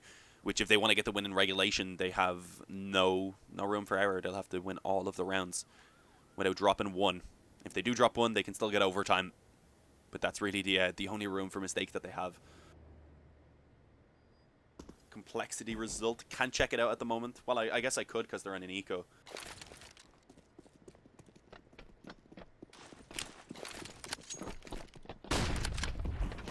Well, the push is coming in, so I'm not going to check it out right now. We're going to see if maybe something can be done by these CTs on the hold. I mean, a couple of kills would be successful. And so far, one from Zori. Small bit of damage on the Ratafaction. He'll eventually be finished off as well. Another kill quickly found on the Akis. And a dink on the Grusarn. Okay, this has gotten a lot closer than I expected. And dink as well then being found on towards Marcellius to drop him to 20 health. So, I mean, Apex, they will get the 14-3 lead, but a valiant effort at least put up in that round from Havu, considering how little they had to work with. But this is the buy coming in now. This is where they need to, well, I mean, they need to just turn into the best team ever. As I said, they don't have any room for mistakes anymore. They just need to get going. Just get rolling on this CT side. Start putting together all of the rounds. Start pulling off an amazing comeback, which I personally do not have a lot of faith in right now. But, I mean, there's always the chance. Kind of similar to what we've seen from Apex rather when they were on their CT side. The flash thrown in there to allow for one player to cross over. In the meantime, though, Apex pressuring a bit on towards B. It was only Ratafaction actually going ahead of that smoke. As I said in the previous half, trying to go around that smoke when Apex were dropping it wasn't working out for Havu, but Ratafaction, he can make it work apparently. Didn't have anyone nearby either, so if he did go down, it would have been awkward. As I said, those types of plays, either they're great or they're not. Nice shot by Zori, though. Spotted the leg there, had a pretty easy frag, wasn't really much to it. Pulls it back into the 4-on-4. Still going to be favouring Apex, though. They'll be happy with the 4-on-4 at the moment. Taking themselves a bit of map control as well early on, and probably will come to a decision pretty soon about where they actually want to go. The only thing is this position from Hoodie does give him the chance for a quick flank towards the A-bomb site. Although Truth, he's coming to clear it out. The timing for Hoodie is not ideal. He had been looking out that door just a couple of towards the door just a couple of seconds before rather, so a little bit unfortunate. 4-on-3. Havu. This opening gun round not looking too good.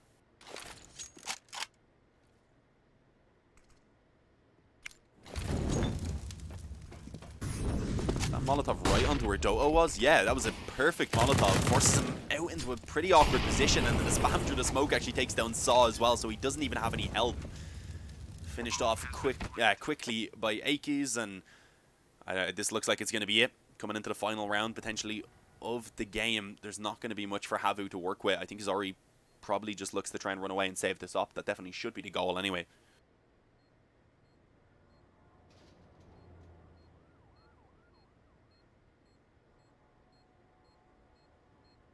I'm very sorry, guys. As I said, I was hoping this game would be competitive. Name-wise, player-wise, I thought it would be a close one, but it just hasn't been the case.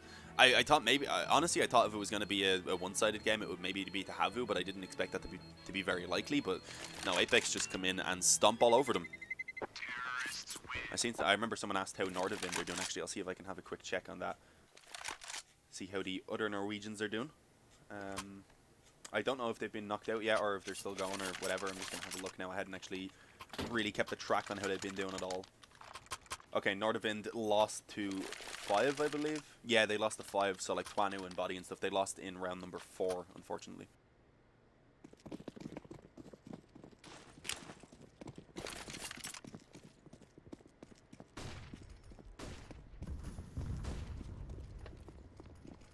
Here we go. potentially the final round of this map right now. Havu, as I said, with a pretty weak buy. They have the up on Zori at least, but 3 MP9s and a Deagle. It is not something you would consider to be a strong buy. It's workable, we'll put it that way.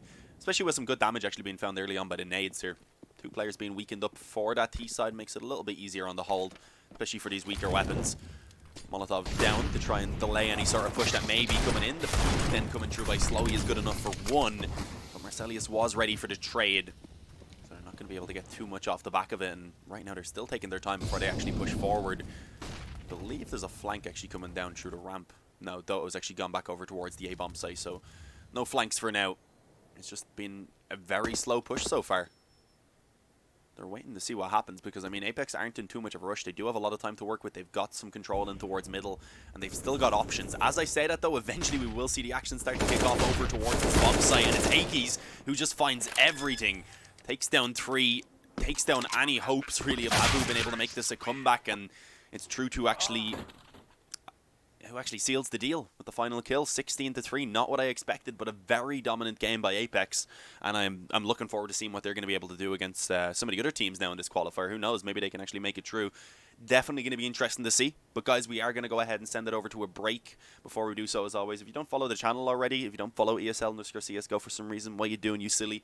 But hit that follow button. And also, if you're enjoying my commentary, you can check me out by typing !caster in the chat, and you can find a link to my Twitter. As I said though, guys, do stick around. Not sure exactly what game we're going to be doing, but I will find out pretty soon now once I have a look at the bracket and see what ones are actually getting ready to start.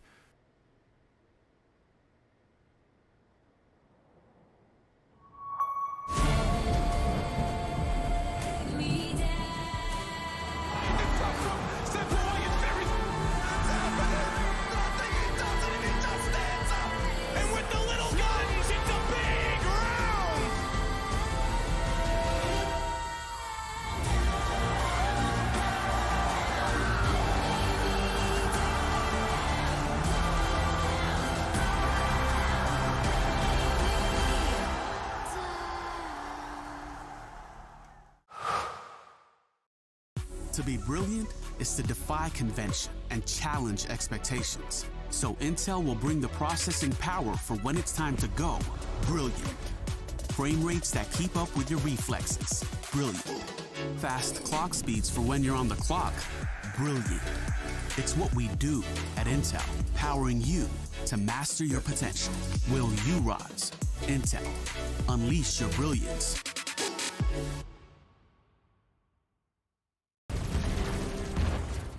Everybody loves an underdog. Who needs to be liked? Mountain Dew Amp Game Fuel. Victory in a can. No matter what your passion is, soccer, rugby, racing, or esports, become a part of the experience with the moments we deliver.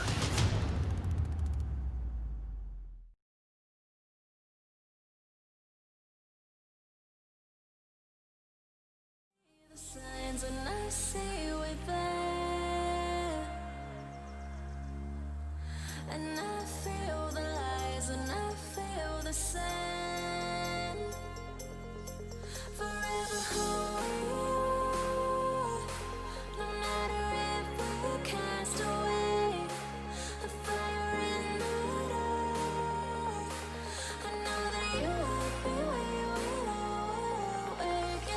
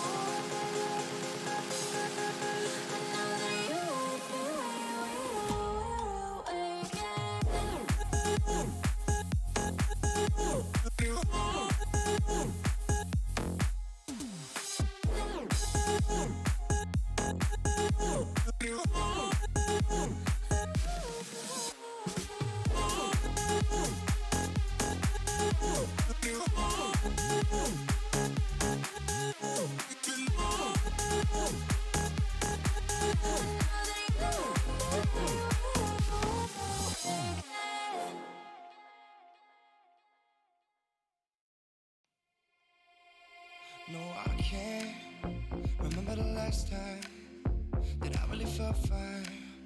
Now I'm trying to rewind. Cause lately I've been feeling kinda hazy, like I'm stuck in a daydream, and you're not here to save me. Down and out, I hit the floor. All is fair in love and war, but I can't do this anymore. No, no. So take me to a place I know, somewhere I can feel my soul. Lately I'm skin and bone, so hollow. I've never felt so alone. I need you more than you know, cause baby you feel like home.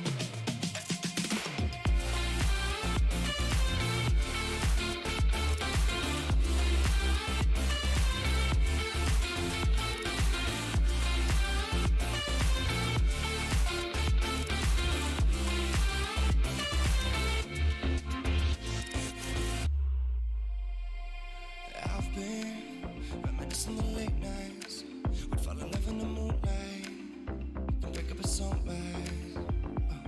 Now I'm just thinking that we should go back to when we were, hold each other and feel good. Down and out, I hit the floor. All is fair in love and war, but I can't do this anymore. No, no. So take me to a place I know, somewhere I can feel my soul. Lately I'm skin and bone, so hollow. I've never felt so alone. I need you more than you know, cause baby you feel like home.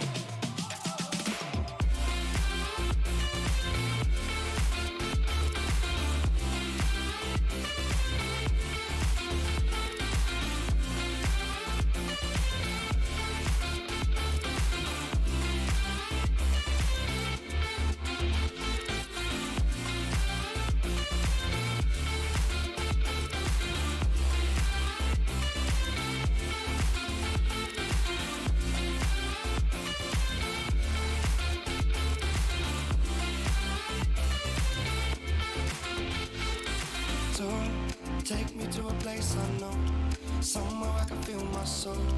Lately I'm skin and bone, so hollow. I've never felt so alone. I need you more than you know, cause baby you feel like home.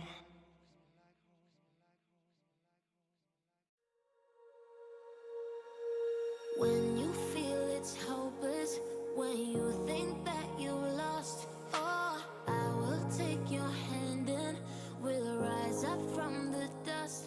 Oh, here we go, go, go, let us heal and grow. You won't be alone, we're unstoppable. Don't be afraid to show what we're going for. This is what we know. Here we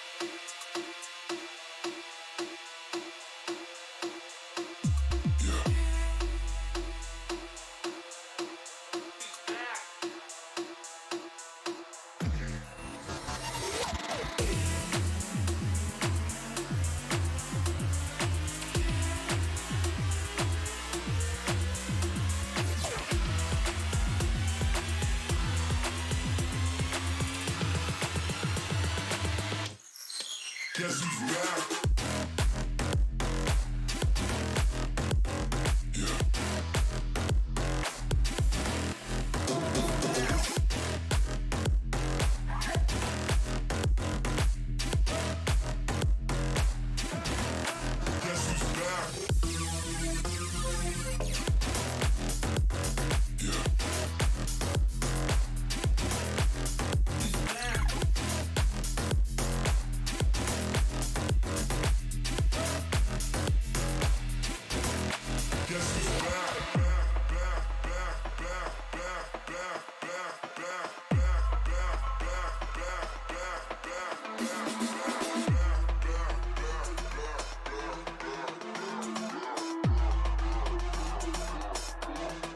Guess who's back?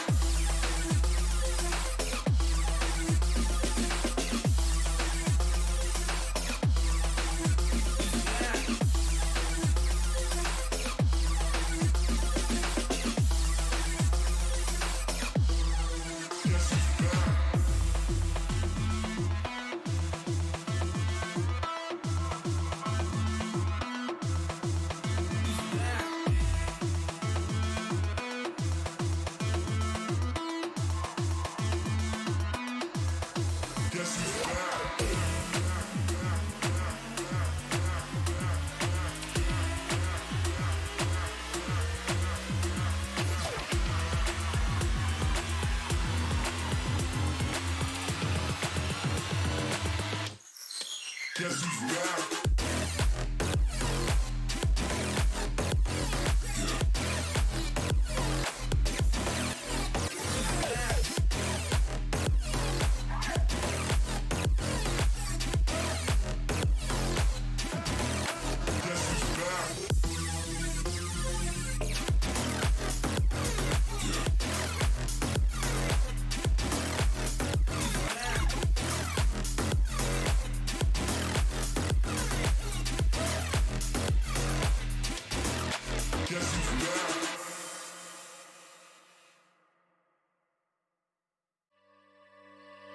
Look above your head at the moonlit sky.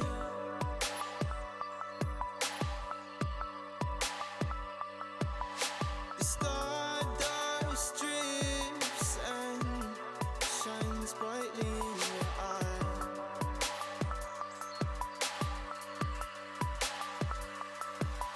So baby, stay with me where the sun doesn't go down, and we will drift away until the day the world stops spinning.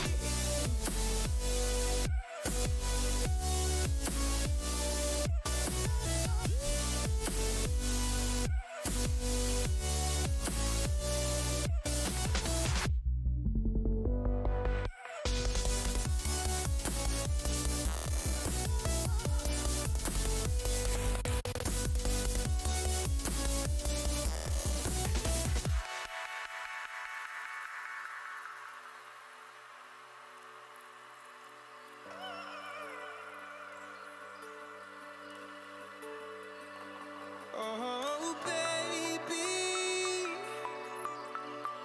Oh, oh, oh, oh.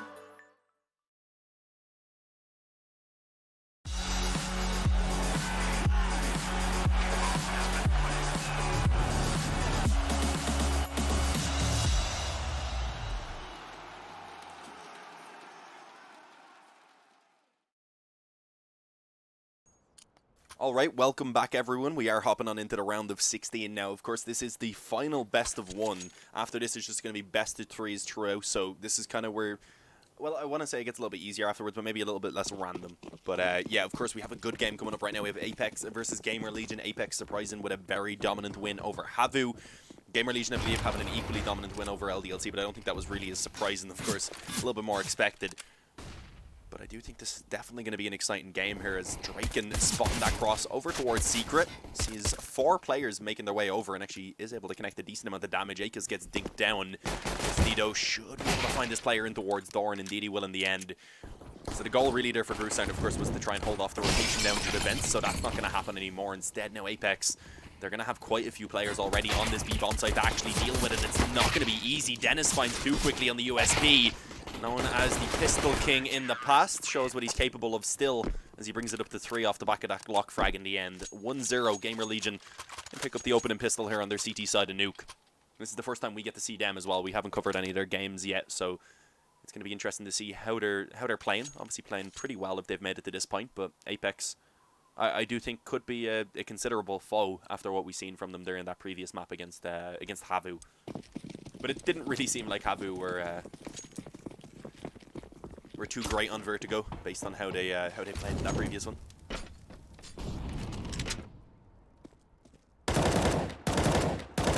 Just a pile over Silo right now. Only blocks to work with, so as you can see, easy pickings for Draken. He's able to find 3 quick with the M4. Freddy then gets one coming through the door. Maybe able to double down. Indeed, a little bit of extra money for the UMP. But of course, as I said, that was a full eco from Apex, so this is where they're actually going to be coming onto the buy now.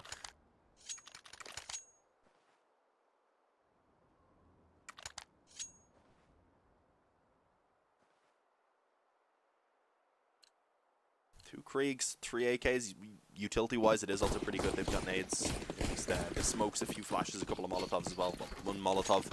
So it's not a bad buy. This is a pretty good investment for Apex, especially considering, of course, Gamer Legion keep a couple weaker weapons into this round. And even then, it doesn't really give them enough to be able to get the full buy in the next round, of course. So, Gamer Legion, if they do lose this, they could be a tough spot coming. They could be in a tough spot in the next round. Rather, to be maybe just one player that's able to buy. That's Draken. Everyone else would probably be left with pistols and Kevlar if they wanted to go for it. So, this is a real good opportunity for Apex to come in on the first gun round and start building up a few, or at least a couple rounds, rather, here on the B side early on.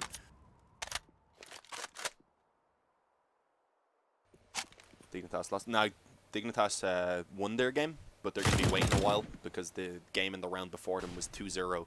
While, well, when we started waiting for this one to start, it might be like halfway through or almost over at this point, but they were definitely waiting a while.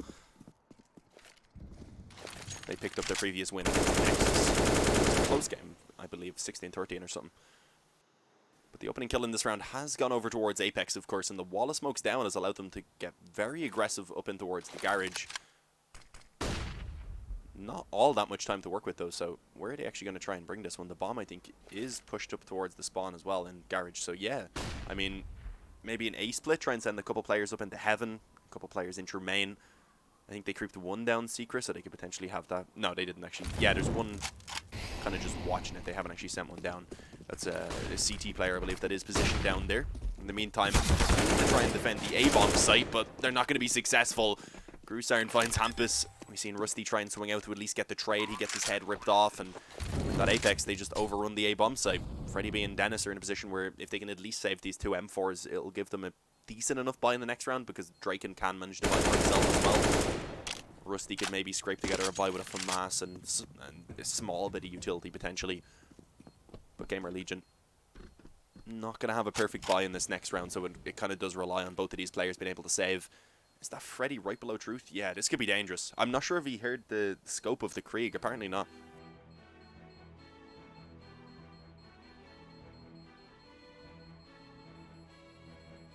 It's pronounced with an AH, and so Apex, like that.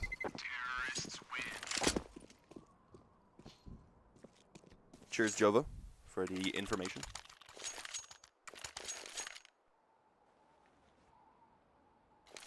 Gamer Legion has only played Nuke, so they are pretty good. Have they actually just played Nuke throughout the entire qualifier so far? If so, damn. I mean, the first 4 rounds we covered were all Inferno, to be fair.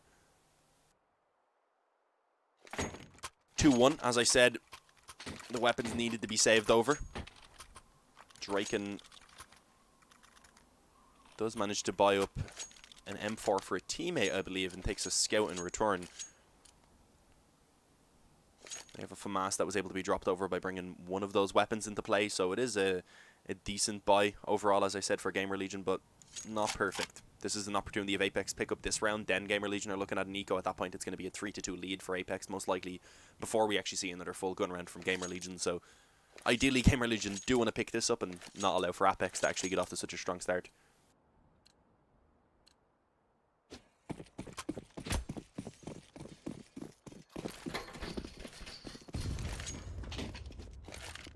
Let's see. Draken on that scout can be a dangerous player indeed. Currently positioned towards outside and spots the head of that player over the smoke. That didn't actually connect apparently. That one neither will eventually get the opportunity to hit him right on the dome. Cern will get taken down. But that was surprising that it took so long for any damage at all to be dealt right there. It wasn't until Drake actually got the kill. Hampus able to find one player trying to creep out a door as well. And Apex are not finding any success early in this round right now. Just being picked off one by one. You see Gratifaction at that point felt like he needed to pick up the trade frag. That didn't work out eventually. Akers will be able to get one. But it still leaves them in a 2-on-4. That's going to be very difficult to actually salvage.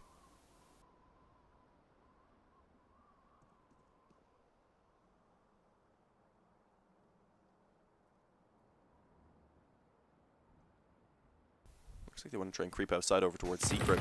It is being spotted by Drake, and also he can call for a quick peek in from main, I believe that is. Able to actually connect the shot on the scout as they cross over. So 40 seconds remaining. I mean, they don't have to go ahead and commit towards that B bomb site. As you can see, they do decide to actually make their way back and see if they could take that scout down potentially. Draken, though, not falling for it. Taking an easy finish onto the player that he previously tagged, and then also managing to tag down Akers to make it a little bit easier for his teammates to come in and finish that one off. So 3-1 for Gamer Legion. Immediately returning with a round after Apex were able to get one, but I mean, their economy is still decent. Yeah, they're still able to get themselves a pretty solid buy. 2 Kriegs, they have the op as well on towards Truth. And let's see what sort of spawn he's working with. Actually, it's a really strong spawn. That's why he is taking it, I would imagine. Going to be bringing it over towards door. Will they nade it off, or is he just going to try and open it and see if he can get a pick towards main? Yeah, looks like he just wants to try and open it and see if anyone's picking aggressively. Unfortunately, that Molotov actually does quite a bit of damage before, I believe, Gamer Legion go ahead and extinguish it for him. Like, sorry, that's enough. That's enough damage for now.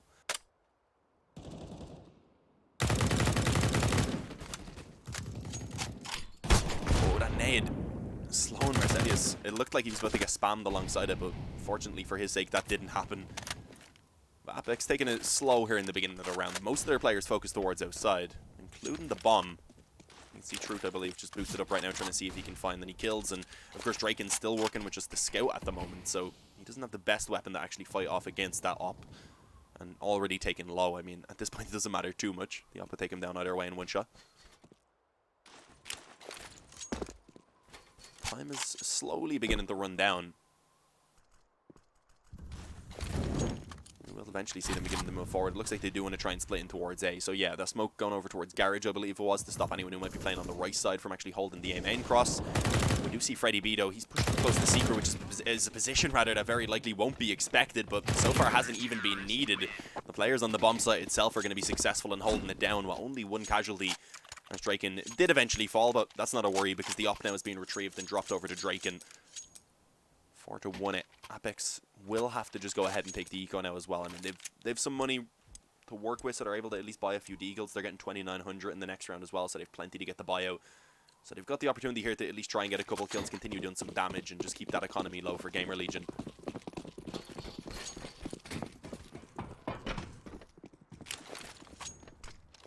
Let's see, what's the plan? Having all deagles, I mean, you'd expect them probably to just split out and see if they can find some longer ranged kills on them. That was a ridiculous shot right there by Drake. You can barely see the top of the head moving across the screen. Manages to get the edge of it just through the box. Nice kill by Hampus as well over towards door being found, and so far looking pretty easy for the rifles indeed. Freddy B still holding outside, not going to allow anyone to wrap around towards main. Let's see though, Iggy's could potentially find something right now. As I said, at the time, it ends up being a little bit awkward for him. Director also being a little bit awkward, swaps us over to Dennis, but he also finds a kill as we've seen the final player trying to actually creep forward on ramp. So a clean anti-eco right there from Gamer Legion. Apex, as I said, didn't invest very much at all. They just all bought up deagles. We're hoping to get a couple of kills at least. But despite that not paying off, they do still have, of course, a very strong buy coming into this round. Apart from lacking the op, which would be nice, but they've got plenty of utility. If they want to go towards outside, they can do the wall of smokes to still actually be able to get to control them. Not really have to worry too much about taking the op duels.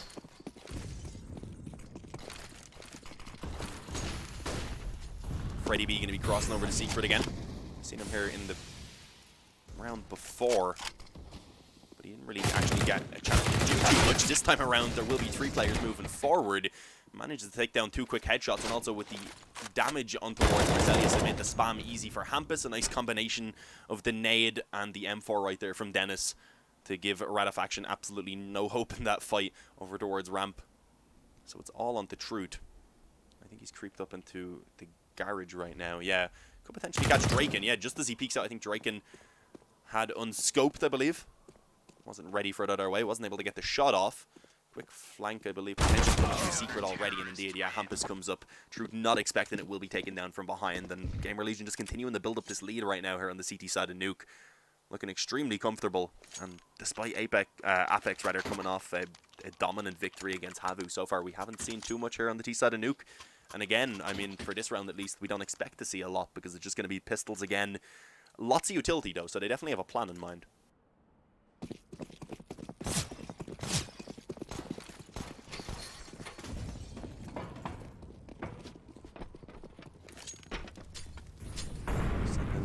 Straight up on the silo. Okay, setting up a smoke into the roof, I would imagine. Potentially over towards heaven. Or are they looking to go towards outside? Yeah, no, it looks like they are going to be actually trying to put an execute on towards the A-bomb site.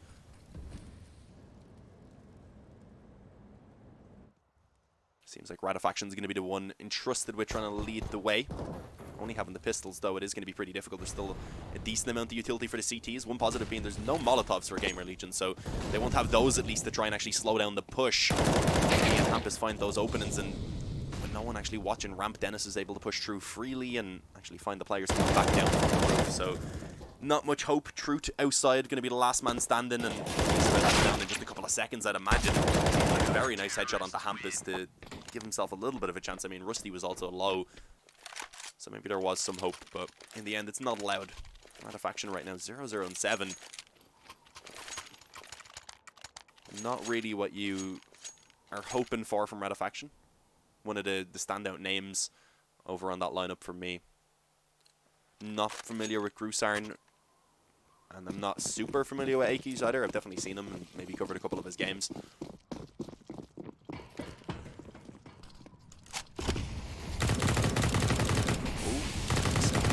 Quite a lot of damage on the Grusarn, and eventually finishes him off. Freddy B, I don't know if he's aware that he is quickly being flanked, though, to drop over Silo from Truth. Unfortunately making quite a lot of noise. Freddy B able to react to it easily. He does get dropped to 6 health, but still with a 2-man advantage right now for Gamer Legion this early on in the round. It is, again, not looking very good for Apex, rather. It does seem like they may want to still try and actually bring it towards this A-bomb site. All 3 players grouped up in the lobby for the moment. Up in the hands of Marcelius, trying to see if he can maybe find someone making a little bit of a mistake and peeking to actually give them an opening, rather. He ends up getting mollied out of the corner, but still finds 1 kill from it. That's really the best you can ask for in that position, so he's going to be very happy with that going down like it did. Freddy B, despite being 6 health, able to get himself another, and there's Hampus coming in to close it out. 8-1 again, another fairly convincing round from Gamer Legion. A pause is going to be called in, and this has to be a pause by Apex. Unfortunately, don't have the exact information, but they need to have a talk and find out what's going wrong for them right now. I mean, there's a lot of things going wrong. They're just not really finding any success at all. The money was around 3,500 on everyone, I think, at the start of the round, so just going to be going for pistols and Kevlar probably on everyone. Giving themselves enough, of course, to get the buy in the next round, and just giving themselves a chance to do something here at least. But, I mean, damage not going to be the biggest of deals, considering the economy that's been built up already by Gamer Legion, unless they're able to take down, like, 4.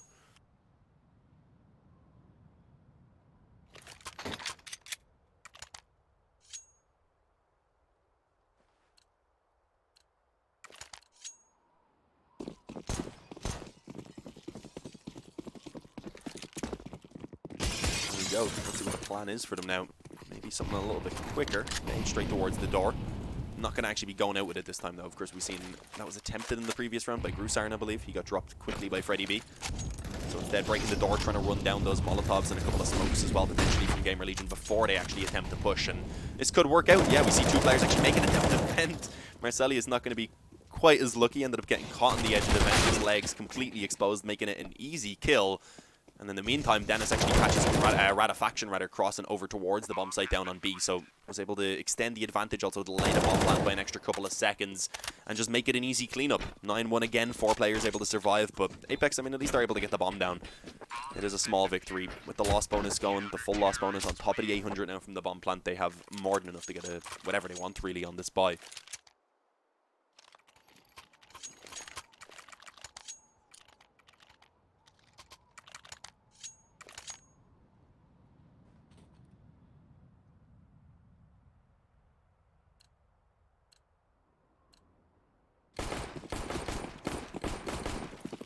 Celius again able to get that off into play. We still are yet to see Radofaction get a frag, but I'm not really judging it too much considering 3 of his teammates are also on 2, 3, and 3, so it's not like he's doing massively worse in comparison to everyone. The only player we've really seen get a decent amount of frags so far has been Truth, and even then a couple of them I believe being exits, so it's just been Gamer Legion really controlling the entire game so far. There's no players exactly to blame here for Apex. Let's see Marsalius. A couple times he's attempted this pick, I believe, but so far he's been yet to pick it up. He is about to spot Freddy B, but he's not able to connect the shot. Ends up going down and in a position, unfortunately, where none of his teammates are actually able to try and get the trade quickly, so it is going to be left in that 5-on-4 for the moment. They're now trying to work their way in to see if they can get the return on Freddy back in the spawn, but despite the flashes going in, Freddy just continues to tap away. And although he gets dinked down, was able to find himself another kill and actually goes ahead and makes it a hat-trick by taking down Aki's. And, I mean, why not just take the bomb in the meantime?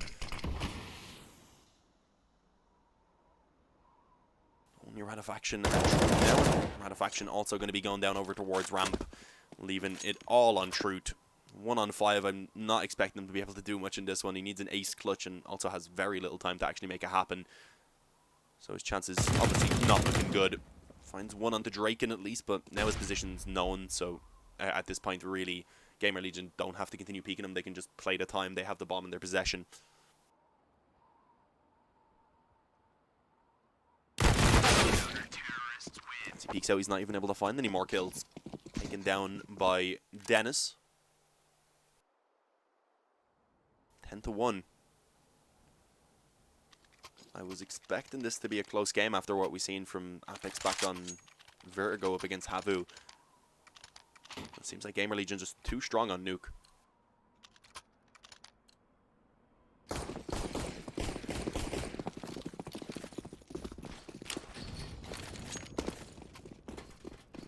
Smokes towards outside, but they're not really going to be doing too much with them. Sending Grusarn, I think, to maybe try and get across towards Secret. The rest of them looking like they want to try and focus over towards ramp to just go in for this B split. As I said, that though, Grusarn already being taken down on the cross, so it is just going to be focused completely in towards ramp at this point, and Dennis just mows them all down. Hampus comes in to help as well. I don't even think Dennis needed it, but it is a team game after all, so he had to accept it. 14-0 for Dennis, 0-11 for Radofaction. A little bit of a contrast.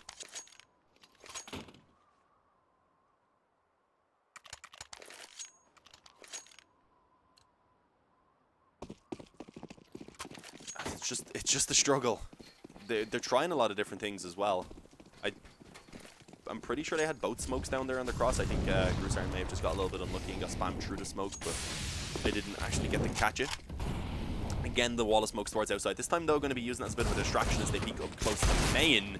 And it does kind of put Freddy B into a fairly aggressive position because he was trying to spot over the smoke, so up aggressive on the box, which of course leaves him very open. Only able to get the one rather before he goes down. But even with that, the push on towards this A-bomb site itself has been kind of slow and also not really,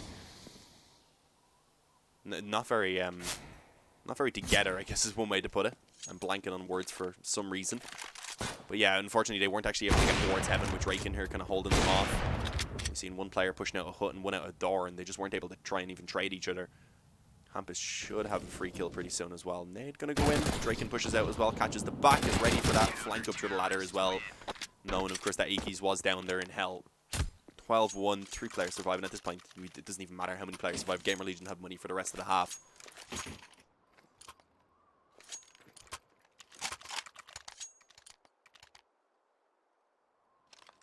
(15-0), 14-5, 12-6, 11-4, and 8-3. Everyone on Gamer Legion right now just doing what's needed of them, and probably even more.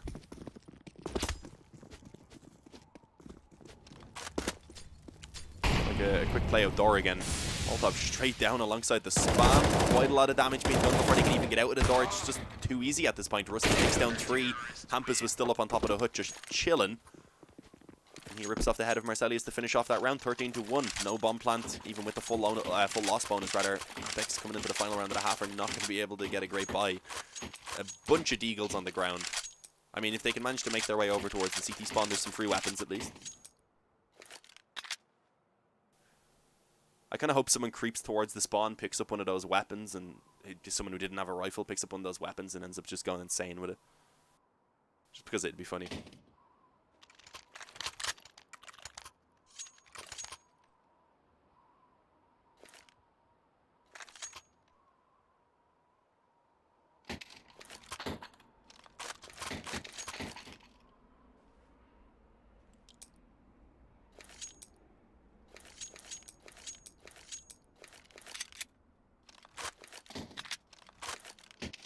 Here we go.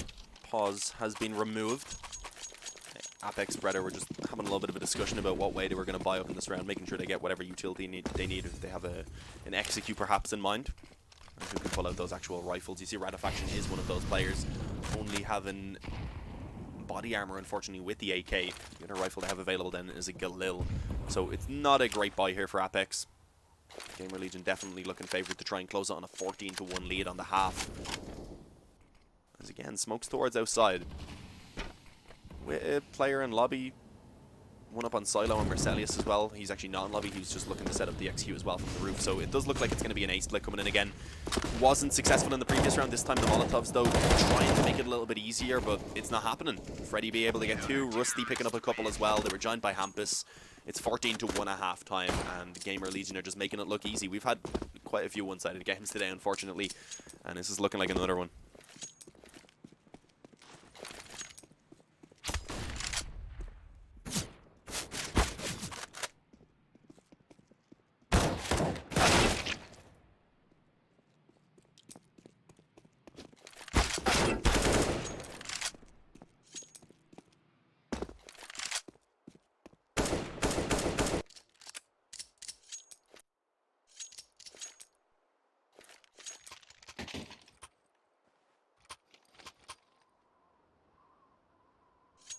Here we go. Sorry, needed a quick drink of water. But we are ready to hop back in. I thought maybe we'd have a little bit longer sometimes when it's such a one-sided half. The team that took a bit of a pound and might take a couple minutes to compose themselves before they get back into it. But Apex wanting to get right into it, see if they can start making this comeback happen. But it's going to have to be flawless pretty much this entire CT side. And with what we've seen so far with Dennis pretty much indestructible, that is not an easy task to be asking of them. You see already actually Freddy B opening up things towards outside. Going over towards ramp, going to be able to find one before he goes down, but he's called in for the rotation as well. So Aki's ready nearby to quickly return one on Draken. In the meantime, Rusty and Dennis both creeping down on towards B. Definitely known, but all 3 players working in for ramp up close against the Glock. It can be difficult, but they tried it out successfully, and now it's all on Rusty. Marselius hits the headshot to go ahead and give Apex a little bit of a lifeline for themselves. And gives them a chance to try and actually start building into this comeback now. The other games were less dominant than this. Some of them were, yeah.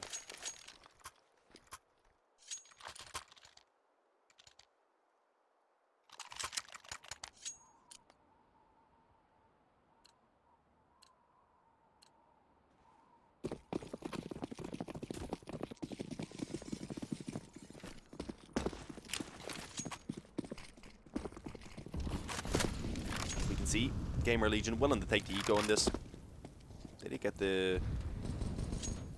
a decent amount of money to allow for them to actually buy in towards these pistols, so they have gone for deagles on everyone. From Campus, who has a P250, Freddy catching Akis up close, or rather the entirety of Gamer Legion catching Akis up close. He didn't have much of a chance of surviving there, but didn't even get a kill out of it, sadly. Draken catches the aggression in towards ramp as well. Group Sergeant goes down. Oh, this would be heartbreaking if Apex rather end up losing against this eco pretty much. Aggression in towards lobby may be found as well. Draken's ready for it. Faction steps right into the crosshair and goes down. It's all onto Marcelius, and then Truth, who is barely alive at this point, and he's about to go up against the MP9. One bullet, all that's needed. Marcelius left alone in a 1-on-4. The A-bomb site just about to fall under the control of Gamer Legion. Despite getting one quick headshot towards Dennis, there was a player flanking him as well. There was already 2 pushing out onto the bomb site. There really wasn't much that could be done. Map point here for Gamer Legion.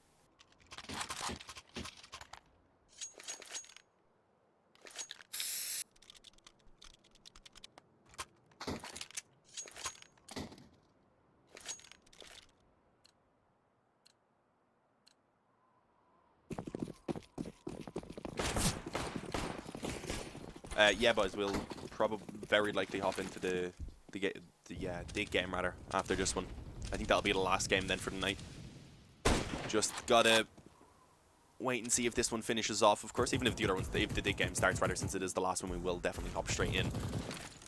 But I mean, is there a chance Apex rather? They have found the opening kill in this round, so maybe they can start putting together a couple of rounds. But I personally I'm not rather believing in the entire comeback happening. Their kill does go in their favor before eventually Rusty gets one back towards ramp. Bomb needing to be retrieved by Freddy B. Should be picked up pretty easily. Faction, he's in a good position to try and actually pounce here in lobby and maybe catch Freddy B off guard, but that's not allowed to happen. Freddy B was ready for it, hits himself a quick headshot, and I believe we are still going to see someone trying to aggress in towards door. That is Truth, but on 2 health, it's a risky push for sure. Marcelius outside finding Hampus, and yeah, it does seem like Apex rather are giving themselves a chance right now. As I said, though, Rusty catches Ak trying to stop the bomb plant, so equalizes it back up into the 2-on-2. And of course, with the bomb down, Apex are the ones working against time right now. Truth is barely hanging on to life. And then towards the door, that is perfect. Freddy B left completely exposed after that door is taken away, and Rusty up on top of the rafters, unfortunately not able to get himself into a safe position. Marcelius coming from below as he was fighting Truth. When will NA have its qualifier? I think the NA qualifier is starting in a few minutes.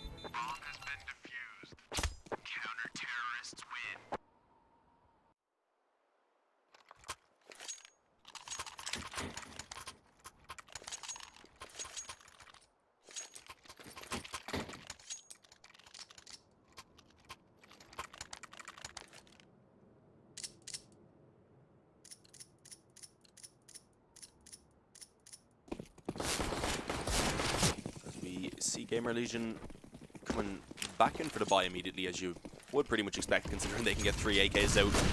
15-3 lead as well, feeling very confident at this point, so kind of to be expected. Draken, though, trying to get out through the door and down vent, ended up getting blinded, and unfortunately lost track of where exactly he was. Up close here on outside, as well as Akes with this MP9, which could work out. No one actually checking it at the moment with those smokes down, so he may be able to get a quick flank in potentially, and I believe he did just spot the legs of Hampus. That should be a free kill. No one else behind them at the moment, so indeed takes down Hampus, is allowed to escape away, and it looks like Rusty wants to come back and see if he can find something, which isn't going to happen. Straight through the smoke, Marcelius takes him out, and it's all on Dennis, and there it is, the headshot from the MP9 to finish it off. An AK being picked up. Apex able to get themselves 2 rounds in a row here on the CT side. And let's see if they can keep it up. Now they've got the full buy, they'll be up against an eco in this round here from Gamer Legion, so they should be bringing it up to 5 rounds before we see a buy, at least for Gamer Legion. But they're still going to need 10 rounds in a row at that point just to take it into overtime. So it's certainly a long road ahead of them.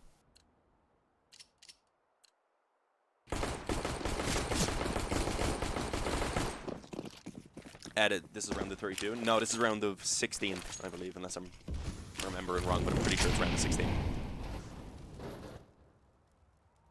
Yeah, round of 16. Just had to double check. Blocks, though. Couple P250s. 1 P250 now actually remaining. They have managed to get a player down through the vent, and that's the bomb on Hampus, so that could be a nice little bonus of money to be injected in towards their economy. As I say that, though, I do jinx it. Marcelius had already rotated down, rather. So Hampus does get dropped. It's Freddy B now left to see if he can maybe pick up another kill.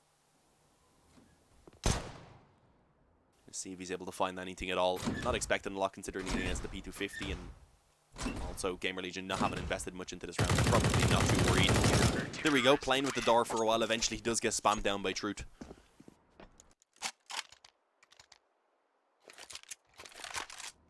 As we'll see Gamer Legion coming on to their first full buy, I suppose. We've seen them have 3 rifles in one of those previous rounds. I don't think they've had everyone really on the AKs or the Kriegs so far. Nades-wise, it's okay. It's not perfect, but let's see. Gamer Legion, I mean, they only need the one round to actually go ahead and finish it off. So they do have plenty of chances.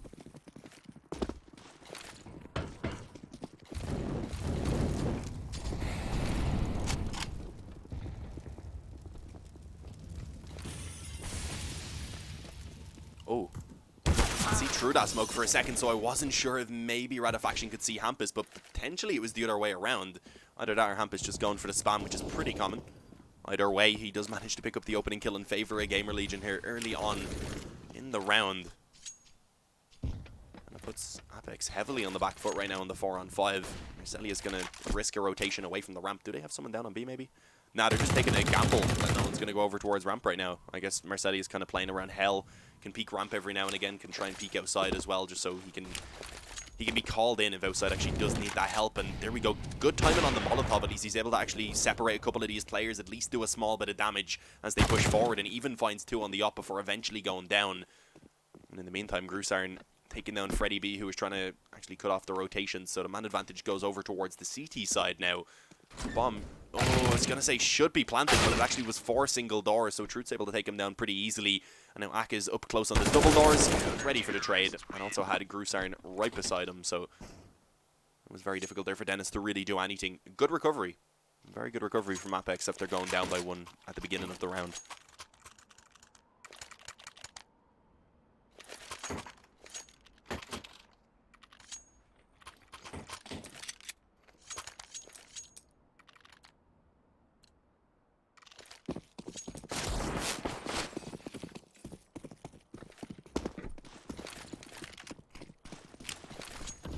Back onto the half buy now for Gamer Legion.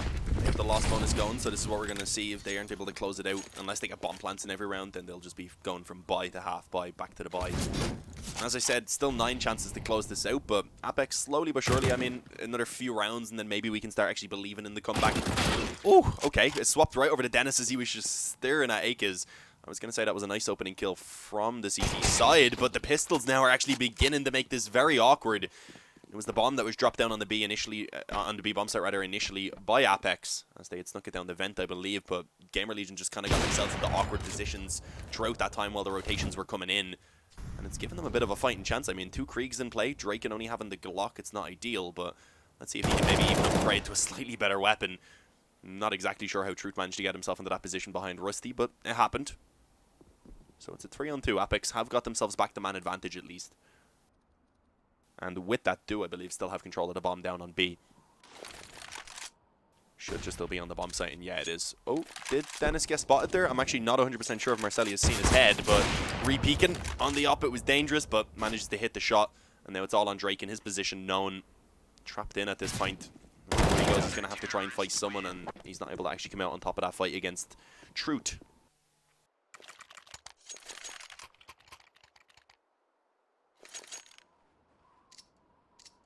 Yeah, Apex beginning to bring things back a little bit here on the CT side. As I said, though, the main issue being that they have no room at all for any mistakes to be made. Lose one more round, it's over.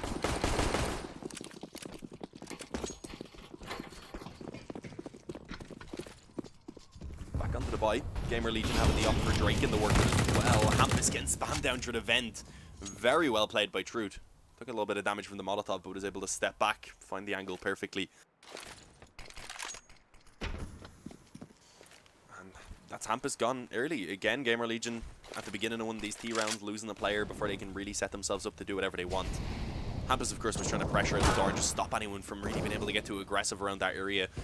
But in the meantime, just all of the kills going over to Apex. It's the op on outside for Marcelli is to just snatch away 3 quickly. No shots to be missed at all on the op. Very easy pickings. 7 more is what they need now to actually take this into overtime. So, I mean, slowly it is becoming an achievable goal.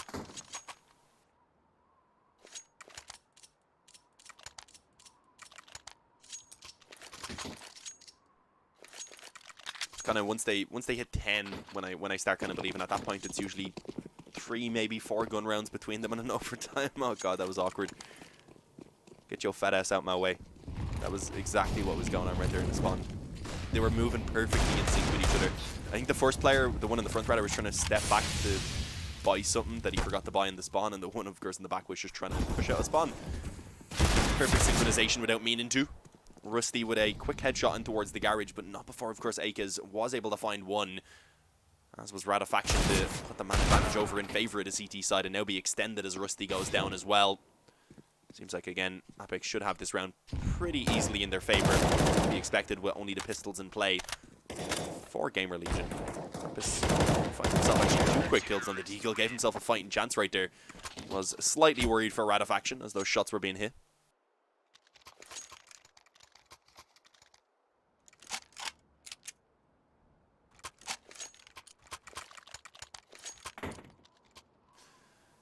I mean, yeah, at this point, Gamer Legion, they're back on the buy again. So far, the quicker plays do seem to be kind of working out for them early on in the rounds, but not outdoor anyway. Whenever they run outdoor in the beginning, they just keep getting destroyed by the Molotov and the spam. That Apex are always doing it. It's pretty standard. So I'd like to see them maybe later on in the round try and get a player out through door and down into vent. See, for the moment though, most of their focus is going to be put towards outside. While the smoke's being set up, they'll look to try and maybe get over towards Secret. Could also try and, of course, set themselves up for an A-main split, but it does seem like the crossover towards Secret is the main goal right now. So Flash is going down, rather. They'll look to try and just walk 4 players over. And I think Hampus is probably just going to make his way back around to lobby like he normally does.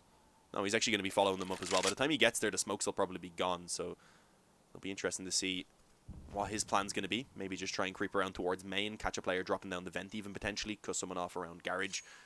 But they do have a lot of time, so I mean, right now, Gamer Legion, they don't have to commit straight to B if they don't want to.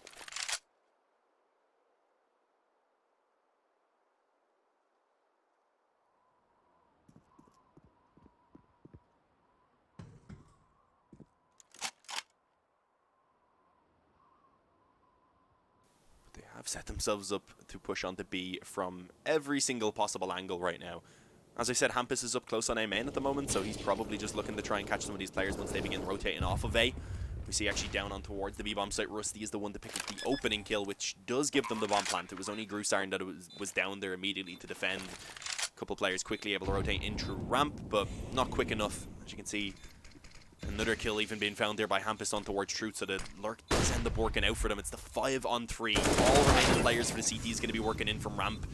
Through those tiny choke points, and that definitely does not make it easy. Freddy already able to find one. Spots both remaining players, I believe, also coming out, and is able to swing and just look for this trade, and there it is. Solidifies it. Eventually, Gamer Legion will get themselves the victory.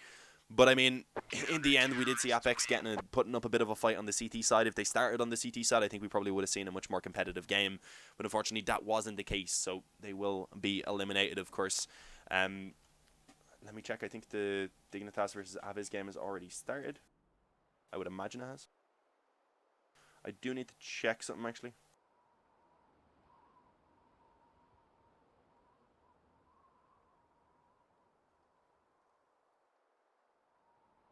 Okay, well, we're going to send that over to a break for a minute, guys. We should just be hopping on into the Dignitas game in a moment. I just have to check if round 7 is being played or not.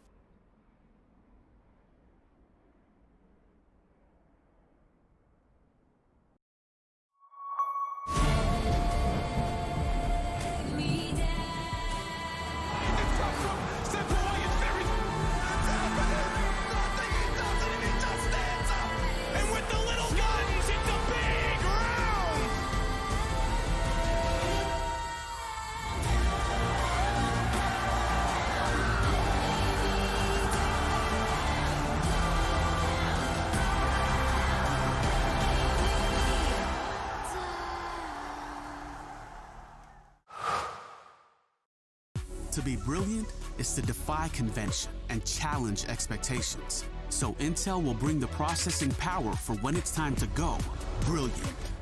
Frame rates that keep up with your reflexes. Brilliant. Fast clock speeds for when you're on the clock. Brilliant. It's what we do at Intel, powering you to master your potential. Will you rise? Intel. Unleash your brilliance.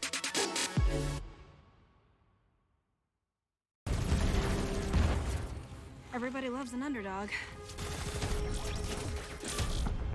Who needs to be liked?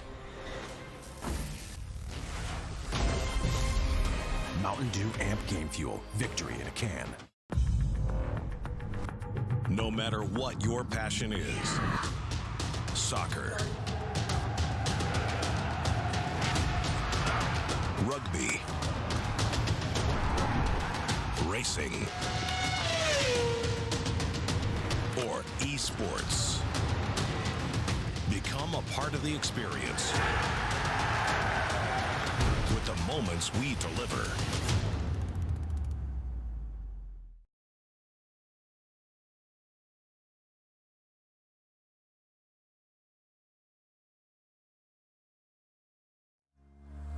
And I feel the lies and I feel the sand. Forever hold, no matter if we're cast away. A fire in the dark. I know that you won't be waiting again.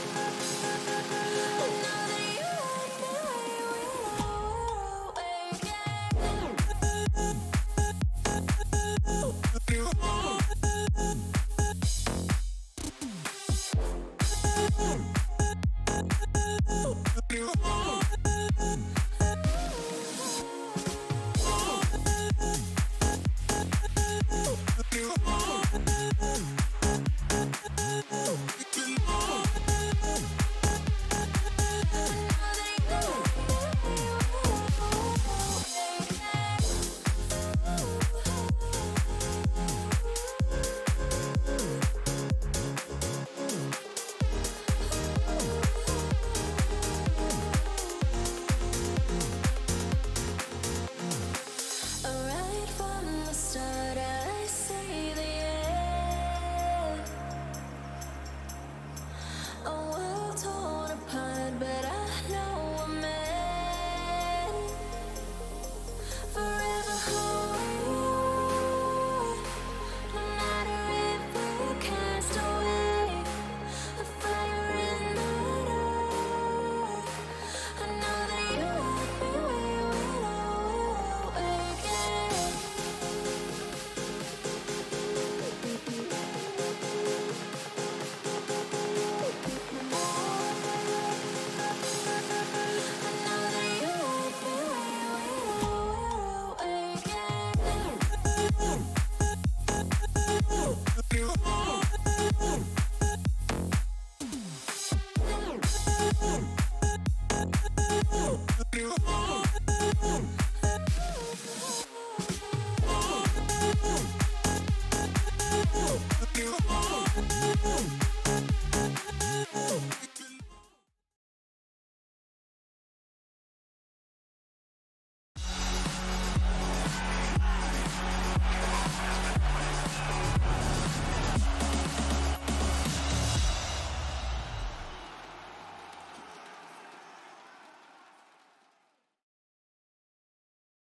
Alright boys, sorry I had to run all the ads etc. that I have to do after each game before we could actually hop on into this one, but as you can see it is 4-1 right now to Dignitas. I believe they just lost that previous round right there to Avez. So let's see if Avez are able to put up a strong CT side showing right now. We just came off of a nuke game of course, which was quite one-sided, apart from the final few rounds where Apex were able to fight back into it a little bit. But this matchup, you definitely do look at Dignitas as being the favorite team. The only thing is, they haven't had a lot of time together, at least recently. So, it'd be interesting to see what their nuke is like. Freiberg managing to get Dink down right there, but he did also dish out quite a bit of damage. Allowed for Holzerk also to catch himself a kill. Forrest finds 2 in towards Hell as they just continue to walk into his crosshair. And with that, it leaves it all onto Malzy right now because he's being spotted as well in towards the fight. He's able to get too much else done right now, being spammed down. Eventually falls to exist. So Dignitas, despite losing one round there on the T side, instantly return one back. And with that, put the economy of the CTs in a very tough spot. They're just going to be left on the eco, maybe a few pistols to be bought up. I wouldn't expect much else.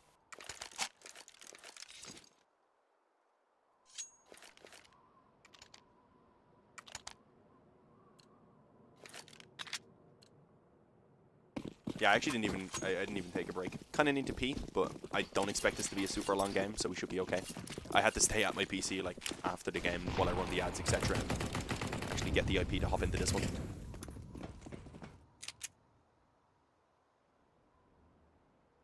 This is the final game though, so I'll be able to order my food in a few. It'll be here hopefully by the time the game finishes, so I'm good with that.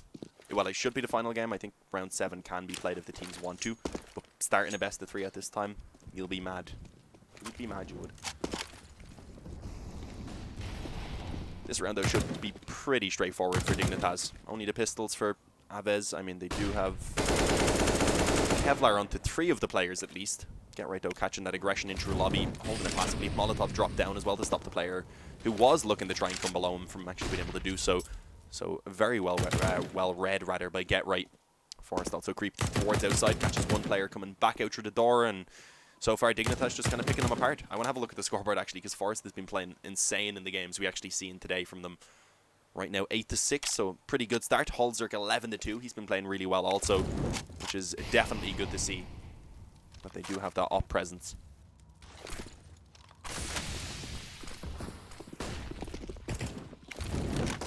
Go full on commitment now in towards A, and at the moment, as we can see, no one here to actually defend it. Holzerk also expecting that flank. I think must have heard the footsteps. Leaves it all onto Malzi and Marcos now, which neither of these players are really in position. Marcos only has a USP, so he may as well try and go for a couple of exit frags if he can. Maybe even steal away a rifle if possible.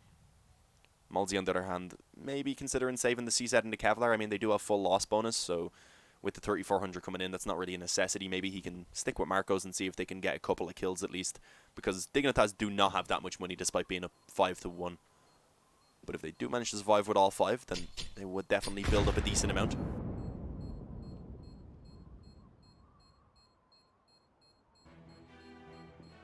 And they are going to be exiting through lobby, so this is exactly what Avez want. Marco's the first line of contact with that USP. And you see, as soon as he takes a little bit of a fight, we will see Multi pop out and actually pick up 2 with the CZ. So, not bad. Worthwhile damage. As I said, they still have the full buy coming in either way with that loss bonus going. This is where Avez needs to start building up some rounds rather on the CT side. Already 6 to Dignitas on the T side, and Nuke is really, it's all you really want to be giving them. From this point, you'd be looking for that 9-6 half.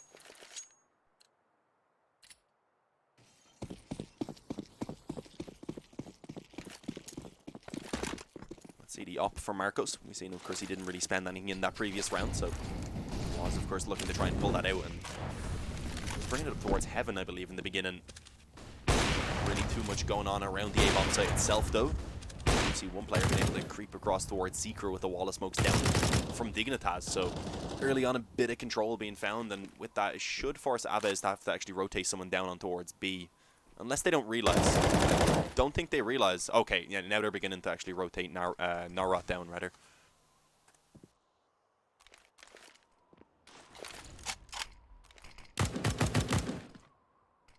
No, I believe this is the last match of today, unless the teams agree that they want to do their next round, which will be, well, might be tomorrow or today. I think it kind of depends on the time. So we'll see what the teams say. I think that's how it goes. That's what I've been told anyway, so I'm not 100% sure if this is actually the last match of the day or not. The opening kill in this round does go over towards Avez. The op from Marco is able to pick one up. In the meantime, Dignitas have actually got themselves down ramp, of course, and Freiberg was the one that had creeped down towards Secret earlier on, but, I mean, so far his teammates not finding any success as they push down in towards B. Exist eventually trades one out, but they're left in the 2-on-4. So it's not really a great spot to be in. The bomb at least does get planted, confirms that bit of extra cash, which is definitely something they could use on towards Freiberg and Exist. As Exist holds on the Krieg, I mean, it's still salvageable for sure. Flash goes in, there's a bit of utility. Unfortunately, no smokes or Molotovs, so it does at least give the chances for Dignitas to go ahead and take the fights, but they won't work out. One kill for Exist was found before it does just get cleaned up. Plenty of time for the defuse to come in.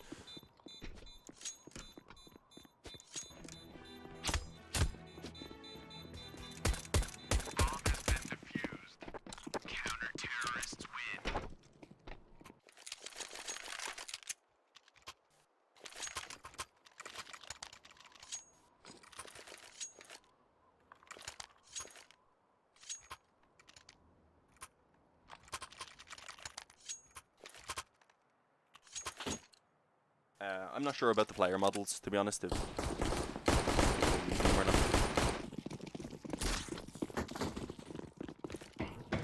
I think on ESEA servers they're turned off. Double up setup right now though in play from Avez. Dignitas, as I said, able to buy again with that bomb plant that he's coming down. It's just Get Right who has the Mat 10 being the main weakness, but that weakness quickly taken out of play either way. As Get Right tried to creep his way out towards the vent, unfortunately gets spammed down. So man advantage early on into this round right now for Avez. Dignitas though, as I said, already 6-0 on the T side. They're just looking to try and grind out a few more rounds overall on the T side, and then they're putting themselves in a pretty great spot going to their CT side.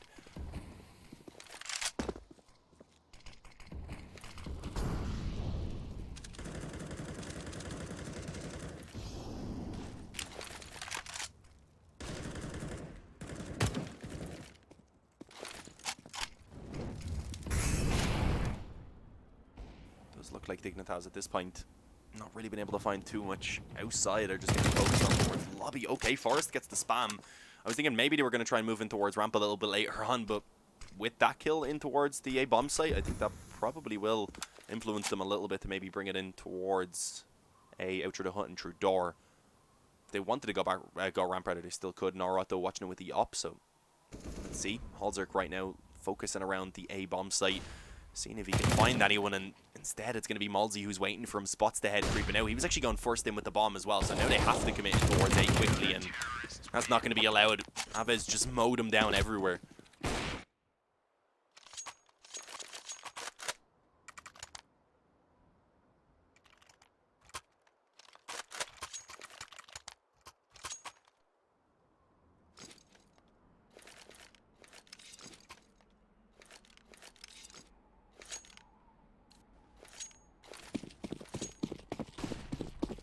Dignitas actually do have to take a full eco now. Get Right gets a deagle in the end, but a little bit of a later purchase. Other than that, just 4 Glocks. So this should be a clean round here for Avez, which is what they need because they still haven't really built up any money themselves. So ideally, they don't want to be left in a spot where if they lose one round, they're looking at an eco most likely, especially with already Dignitas being on 6. So let's see if they can keep it clean. Indeed, that is the case so far, only losing 1. Not a bad result at all. Should see a drop being thrown over to Kel, most likely.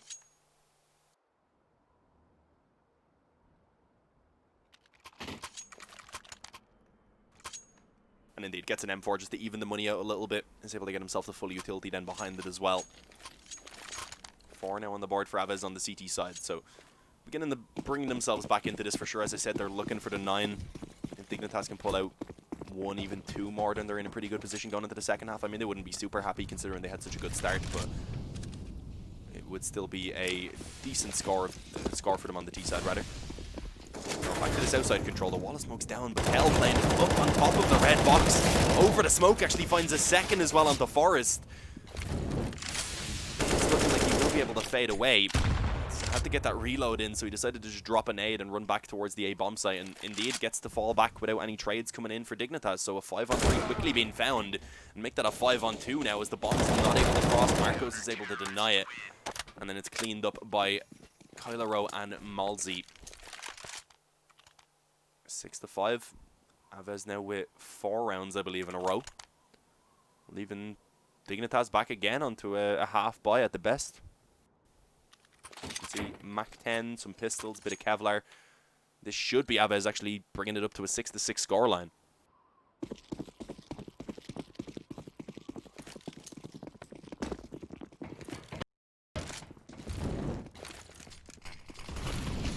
Nade could do some pretty good damage outside as well. Actually doesn't connect any at all apparently. Just about got past it. Again, focus on outside. Smokes down all the pistols, and the SMG is just going to be running straight across and down through Secret, just trying to see if they can catch someone off guard quickly.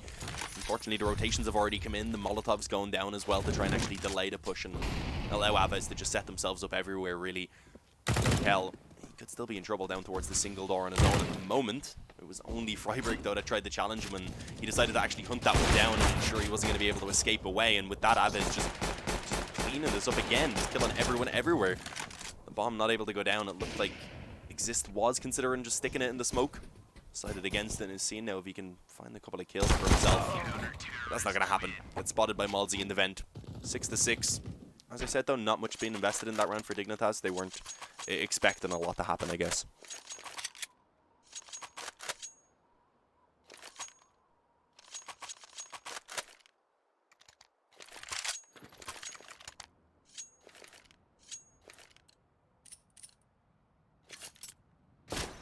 So here we go, Dig back on the buy. The up for Halzerk again. He was 11-2, I think, when we hopped in, when the score was 4-1, I think it was. Yeah, I think he was 11-2 at that point, so he's definitely slowed down since we've hopped in. But as I say that, I do actually maybe give him a little bit of motivation. He goes ahead and picks up the opening kill on Marcos, but look at the ramp progression, I believe, that's coming in right now. Navrot pushed up with the op, waiting to see if anyone decides to try and challenge around ramp, but at this point he needs to start trying to get something done because Freiburg rather picks up a kill on towards Malzi elsewhere. So the advantage now for Dignitas has actually been extended into a 5-on-3. And indeed, pushing through. I mean, this is not the best weapon to have right now up close, especially with 2 players. And it's very likely at the trade comes in, and even then, unfortunately, he gets caught just as he's tossing the Molotov. So 5-on-2, really Dignitas, they can't do too much wrong from this point forward. As long as they stick together and just at least ensure that they're able to trade out the kills, it should be pretty straightforward. Kylo Rowe getting 1 towards A. As I said, they need to try and trade it, which they will do. I mean, Kylo Rowe gets 2 before going down, so he gives them a bit of a fighting chance, or gives Kel a little bit of a fighting chance at least. Afterwards. But it's not enough. He does end up going down to Forest as he tried to creep in through Hut. 7-6, Dignitas finally adding another round here on the T side, but overall, Avez, they've done a good job in recovering this. If they can pull this one back immediately, bring it up to 8-7 at the halftime, I think they can definitely be happy. Not meaning that Dignitas won't be happy, but they won't be as much as they could have been for sure, because they had such a dominant lead at one point, and it's certainly begun to slip away a bit. Still 7-6 though, so I mean, as I said, it's not like they're going to be discouraged. It's just that they had such a strong start, they probably wanted a bit more. But that's still possible. I mean, they can still pull it up to 9 rounds here on the T side as well. Especially if they win this one. I mean, the buy will still come out in the next round for Avez, but Kel would be a little bit weak, so it would be a perfect buy. So with Kylo Rowe, it's definitely the opportunity for 9 still on the half for Dignitas. And some pretty good damage already as well being found there on towards Kel. As well as, of course, being able to actually get a couple players down in towards Secret. It looks like they're expecting the ramp aggression again to come in also. And I would imagine if they were to get that ramp aggression, they'd probably just commit immediately off the back of it, considering they do already have a couple players down Secret. Oh, hang on. Up close in the vent, though, is Exist going to expect this? Yeah, goes ahead and clears it. That was the player who'd been tagged up outside as well. So he's not really able to do too much about it. The Molotov forcing Malzi out into the open, and they might just split up A now through the vents. Indeed, that is the case. Exist going to be making his way up. Kylo Rowe able to get himself a quick kill with the Molotov and actually follow it up on towards Exist. And at this point now, I think they're considering again going back down towards B. And looks like that is going to be the case. The bomb has been routed around. Get right looking to see if he can cut off the rotation. Should get 1, and fortunately Freiburg down on B is able to successfully trade out onto Navrot. Is it Navrot or Narot? You guys help me in the chat. I'm not 100% sure.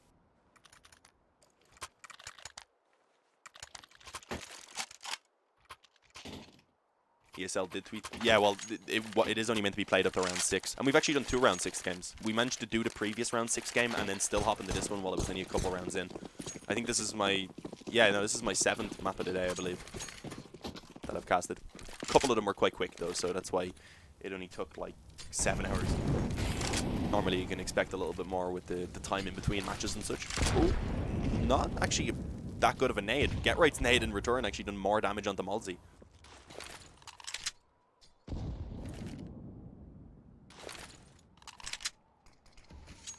So that was definitely an interesting one. But it's pretty equal so far to actually begin this round in terms of the damage. As I said, Avez are able to buy again, but it's not perfect.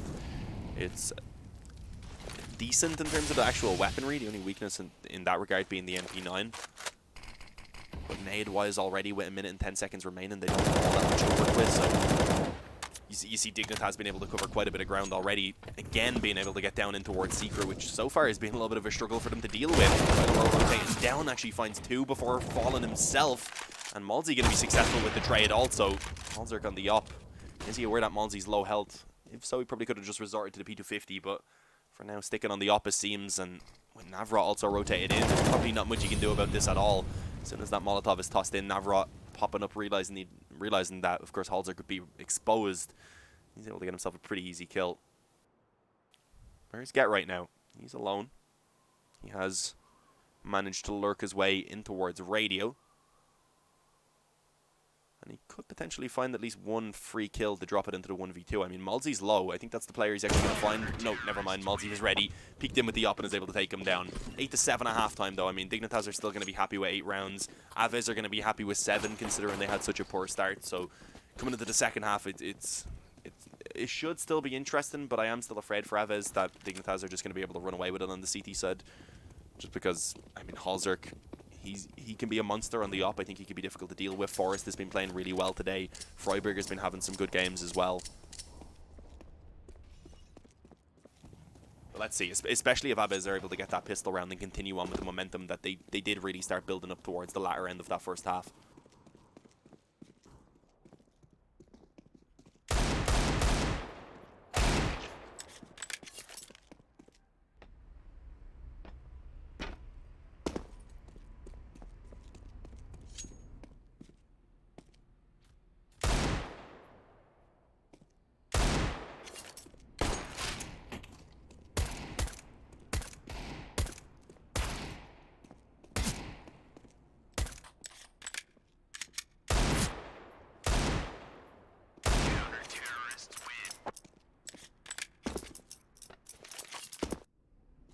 I wouldn't imagine we're going to be waiting too long to actually hop into the second half. Sometimes just a couple of minutes, usually max. But yeah, as I said, considering Dignitas had such a strong start, Avez can definitely be happy that they recovered into a somewhat decent position, but still only 7 rounds on the CT side. So to actually kick off this T side here with the opening pistol and then a strong start in general, I think is kind of required for them.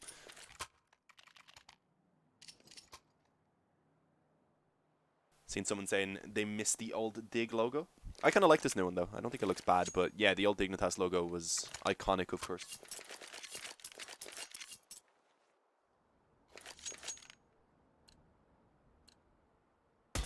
Here we go. Malzi is the one to sacrifice down over on the Avez side so he can pull out a set of utility.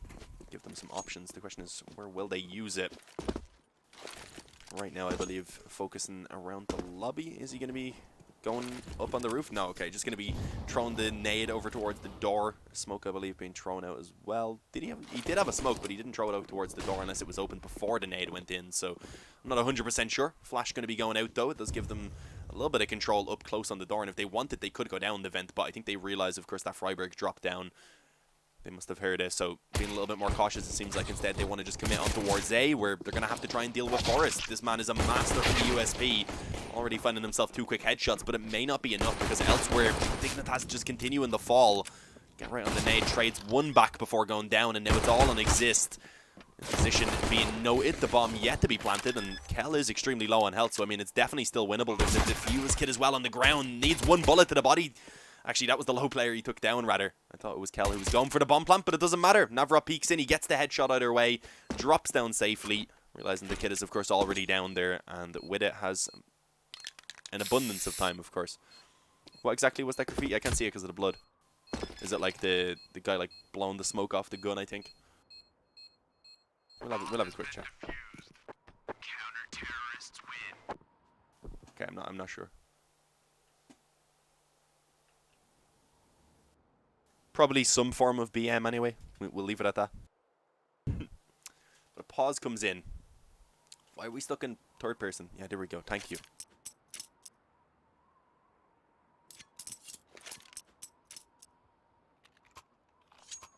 Is this the first qualifier match? No, this is the 6th round. So there was quite a few games before this. This is the 7th, I believe. The 7th best of 1 we've had on stream. After this, it's all best of 3s, but I'm pretty sure all the best of 3s are being played tomorrow.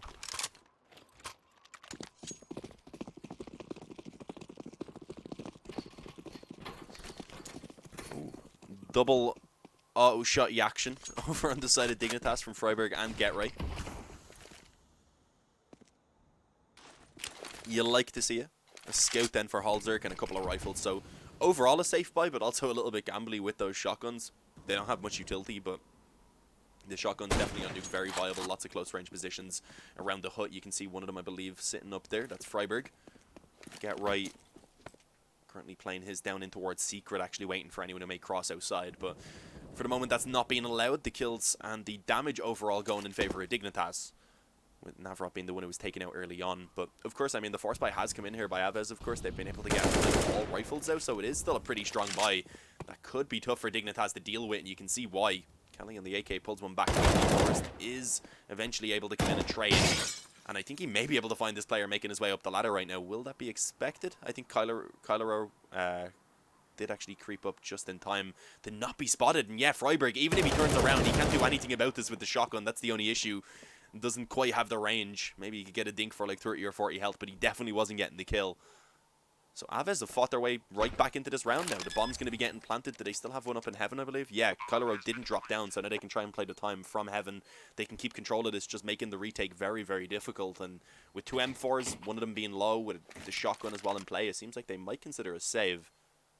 Swapping the M4 out to get right, though, to see if he can maybe get something done. The only issue is they weren't silent about trading the weapons. They couldn't really be. So they're known that at least one player is down there. As I said it, though, Forrest pops in to get himself one quick kill.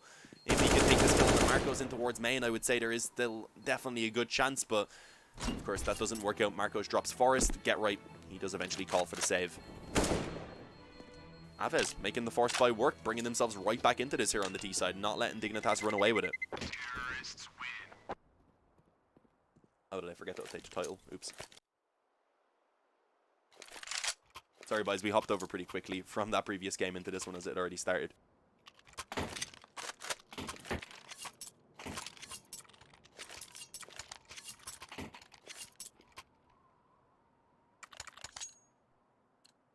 There we go. Title has been updated. Apologies, guys.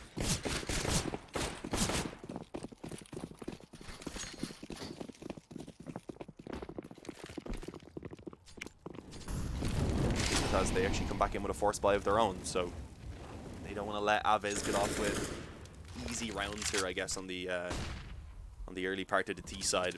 The only thing is, of course, if their force buy doesn't work out at that point, then Avez should have a pretty easy round up against an eco to take it up to 10-9. So, of course, it's always risky.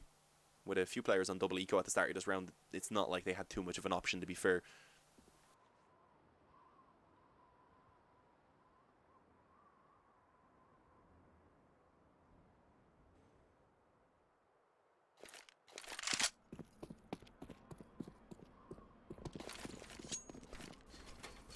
They're doing it again, just kind of go for this outside control. Pretty standard, just put the wall of smokes down, try and get a player over towards secret, or sometimes don't. Maybe creep one out, maybe just all group up and just mostly use it to pull some of the attention away.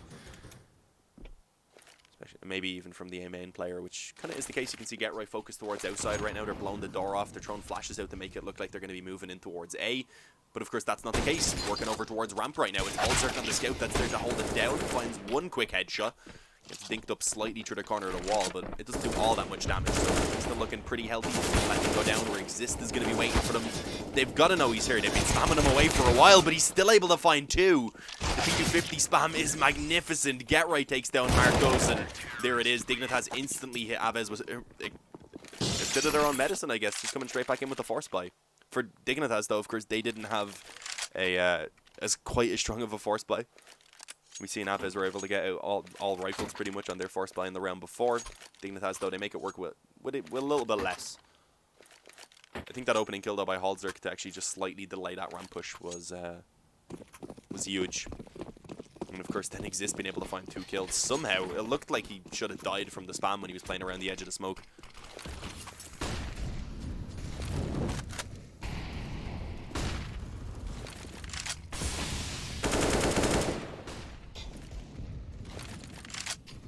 Door, that should do some good damage.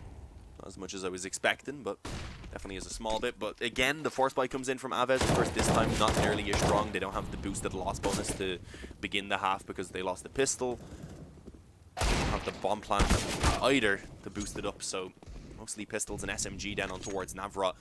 Malzi creeping out door finds one on Freiberg quickly, but isn't able to stay alive, and I don't think the weapon that he dropped either is going to be retrievable, sadly.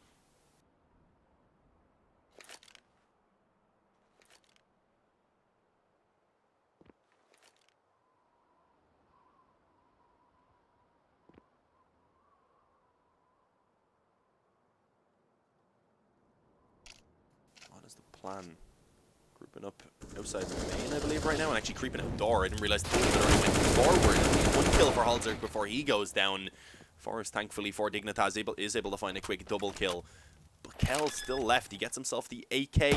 Stick the bomb, though. Not ready for Get Right to already be up in heaven and prepared to pounce, of course. 11-8, but a fairly close round there, all things considered. It was the fourth buy, though, so this round is going to have to be the eco by Avez, meaning very likely we do see a 12-8 lead by Dignitas. The question is, though, how clean are they going to be able to take it? They want to try and build up a little bit of money here on that CT side, which, of course, so far they haven't been able to do. So if Avez can get a couple of kills, keep the money low for Dignitas, and then come back in this next gun round with a round of their own, then they have a chance to pick up a couple of T rounds off the back of it.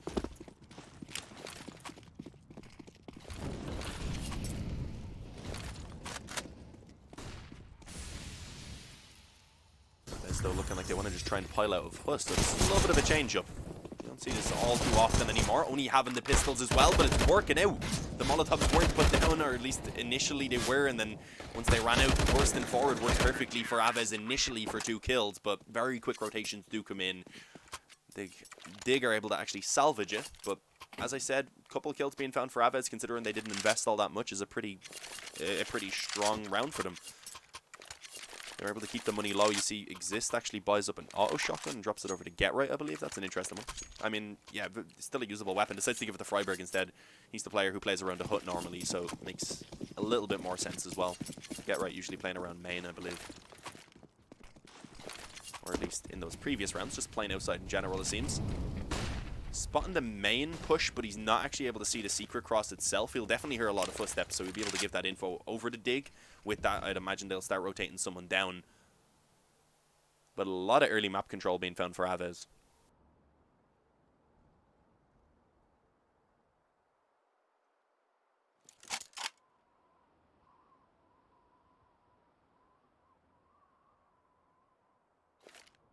Is there another game after this? I don't believe so. I think this is going to be it.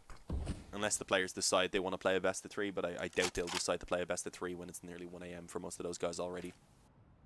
So I would imagine we'll be finishing all the best of 3s tomorrow, rather.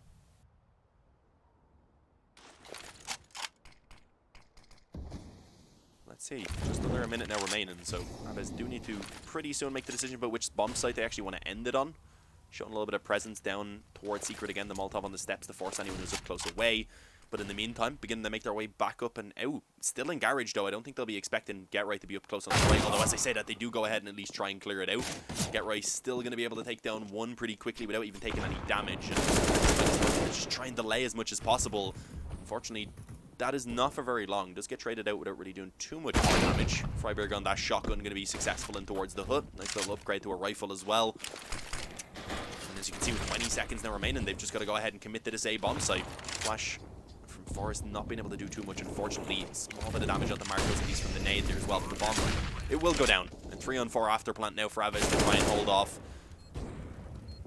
They know where at least a couple of these players are. Freiburg has been making noise around here, of course. They've seen the off of towards the Huss. I know there's 2 around lobby. As I said it though, Freiburg still catches Marcos peeking in from behind the vent. So 4-on-2. Not looking very good for the T side right now. Exist flashes up from the vent for them to begin to move forward. Kel playing up on Horseshoe, going to be able to find one. Drops down for the second, but it's from heaven where Forrest comes in to get both kills that are needed to finish it off. And with the defuse kits, of course, rather to work with, they have plenty of time to actually get that defuse in. Counter-terrorists win.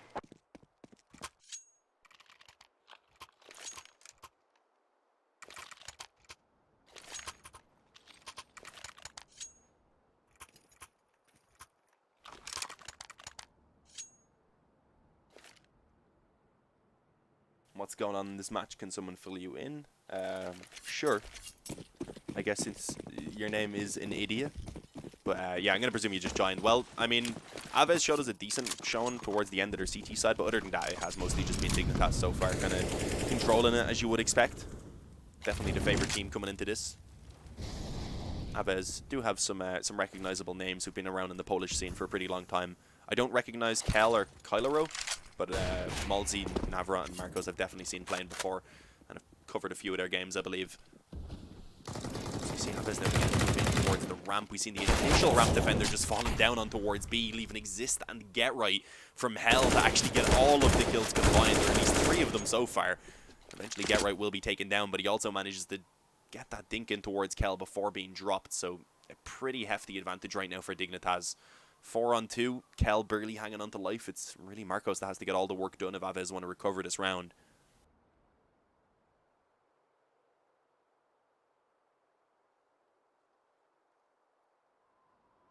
Kel, I believe, outside, yeah, indeed. Kind of making his way back to where he was a moment ago. Was considering, I guess, wrapping back. Unfortunately, as he steps around in towards main, Forrest is ready for it. So an easy finish, and with that now, just Marcos. But expects Freiburg above, as he has been a couple of times already. Actually finds Forrest as well. Unfortunately, not able to spin around quickly enough to react to Exist, but Exist was only 46 health. So I mean, if he had got that kill, suddenly it's a 1v1. Halzerk was actually down in the vent, so it's not like Halzerk could fly up and just try and trade straight away unless he's crazy, because he did have an op to work with.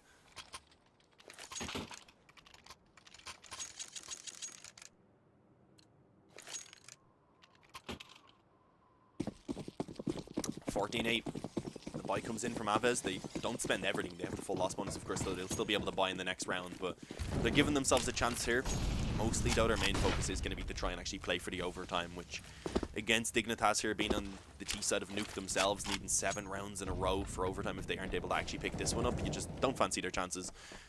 And already, Get Right picking up that opening kill. Does get quickly traded back by Malzy. Autorector being a little bit annoying right now. Malzy is actually the one finding all of the frags so far here for Avez. As I said, eventually he does go down, but he's left it in the 2v2 for Marcos and Kel, and then Kel may potentially be able to get himself a weapon. I tried to swap back to Kel right there as he was getting shot at, but just about escaped around the corner. Kept his head down apparently, and that worked out. We see one player creeping out of heaven there with the op. That's Halzerk, expecting, of course, that player to be up close as he was going for the bomb plant. The knife comes in by Kel, and now he swapped out to the shotgun, pushes forward with the flash and takes down Exist. A massive clutch there in the 1-on-2 from Kel with a knife and a shotgun kill. That's an interesting way to do it.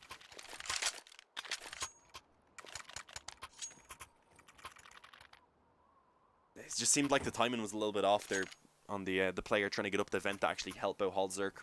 He was pushed out heaven, so as soon as he took that initial shot with the op, he was in a lot of trouble. Dropped down with the op, then doesn't connect, it gets knifed, and it was just the player who was coming up the vent wasn't quite ready.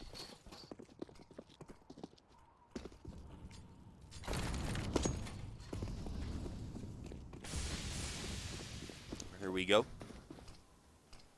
Pistols, a couple of FAMASs, a scout. That's the buy that we see at the moment for Dignitas. Not what they'd be hoping for, but they were looking at a double eco onto 2 of the players. Actually 3, I believe, Halzerk as well, so they didn't really have much of an option.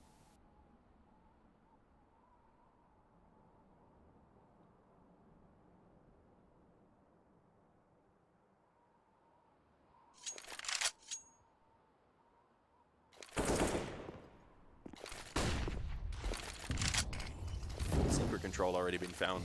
4 players pushed down. I think they've just left Marcos, that is, up towards the door most likely, just in the lobby in general.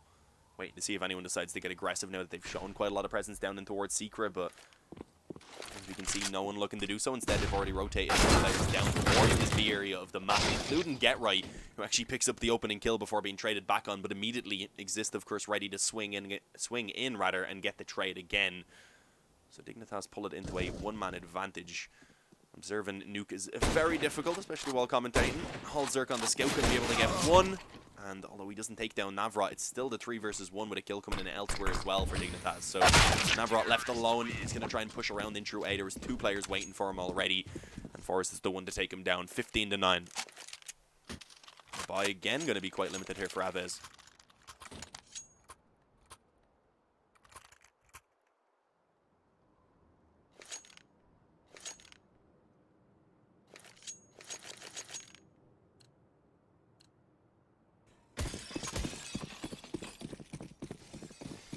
Terrible. I mean, 2 AKs, a Galil, Mach 10 and a CZ, and considering they have nades on everyone, it's certainly a doable round. They may have an execute in mind potentially towards the A-bomb site again. Early on, I believe some smoke's being thrown towards outside though, just to show a little bit of presence at least, but as I said, most of them right now are actually focusing in towards lobby. Forrest is going to be the one who's up close there to try and hold it down. Spamming through the smoke, manages to find 3, and there it is. Dignitas finish it off.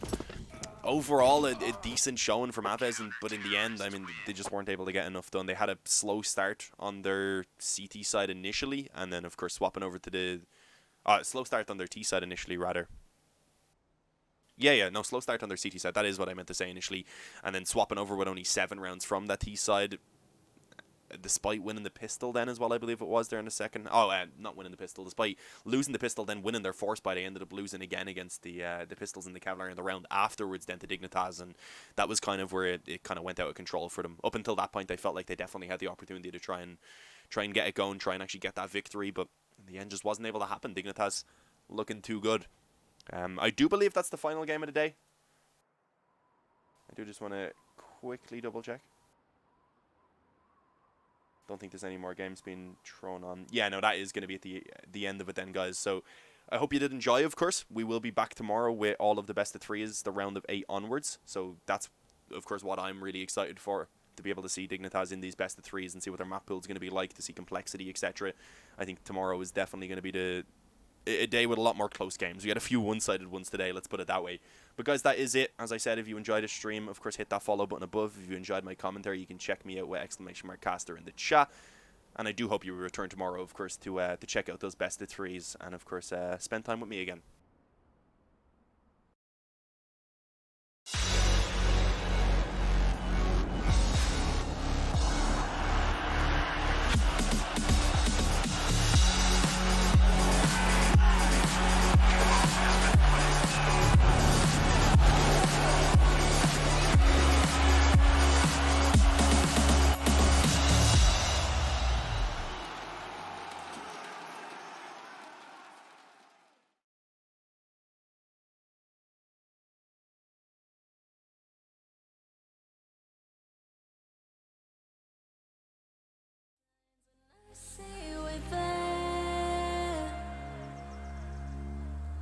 And I feel the lies and I feel the sand.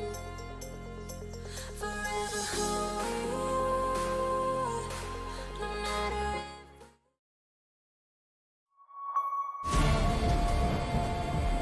if me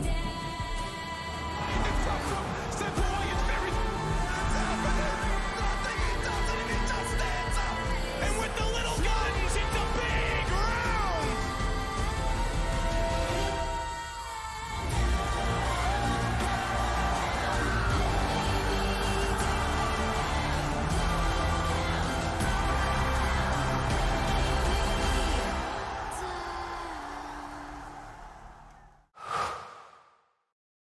To be brilliant is to defy convention and challenge expectations. So Intel will bring the processing power for when it's time to go. Brilliant. Frame rates that keep up with your reflexes. Brilliant. Fast clock speeds for when you're on the clock. Brilliant. It's what we do at Intel, powering you to master your potential. Will you rise? Intel. Unleash your brilliance.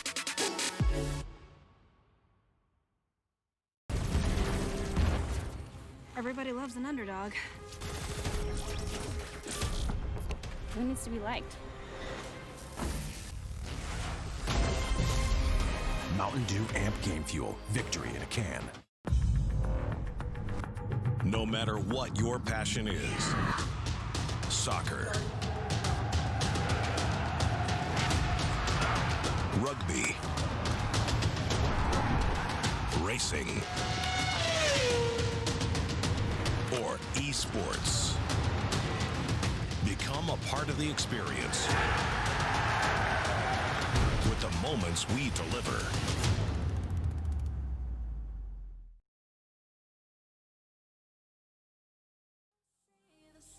I see we're there, and I feel the lies and I feel the sand. Forever who we are, no matter if we're cast away, a fire in the dark. I know that you won't be where you will again.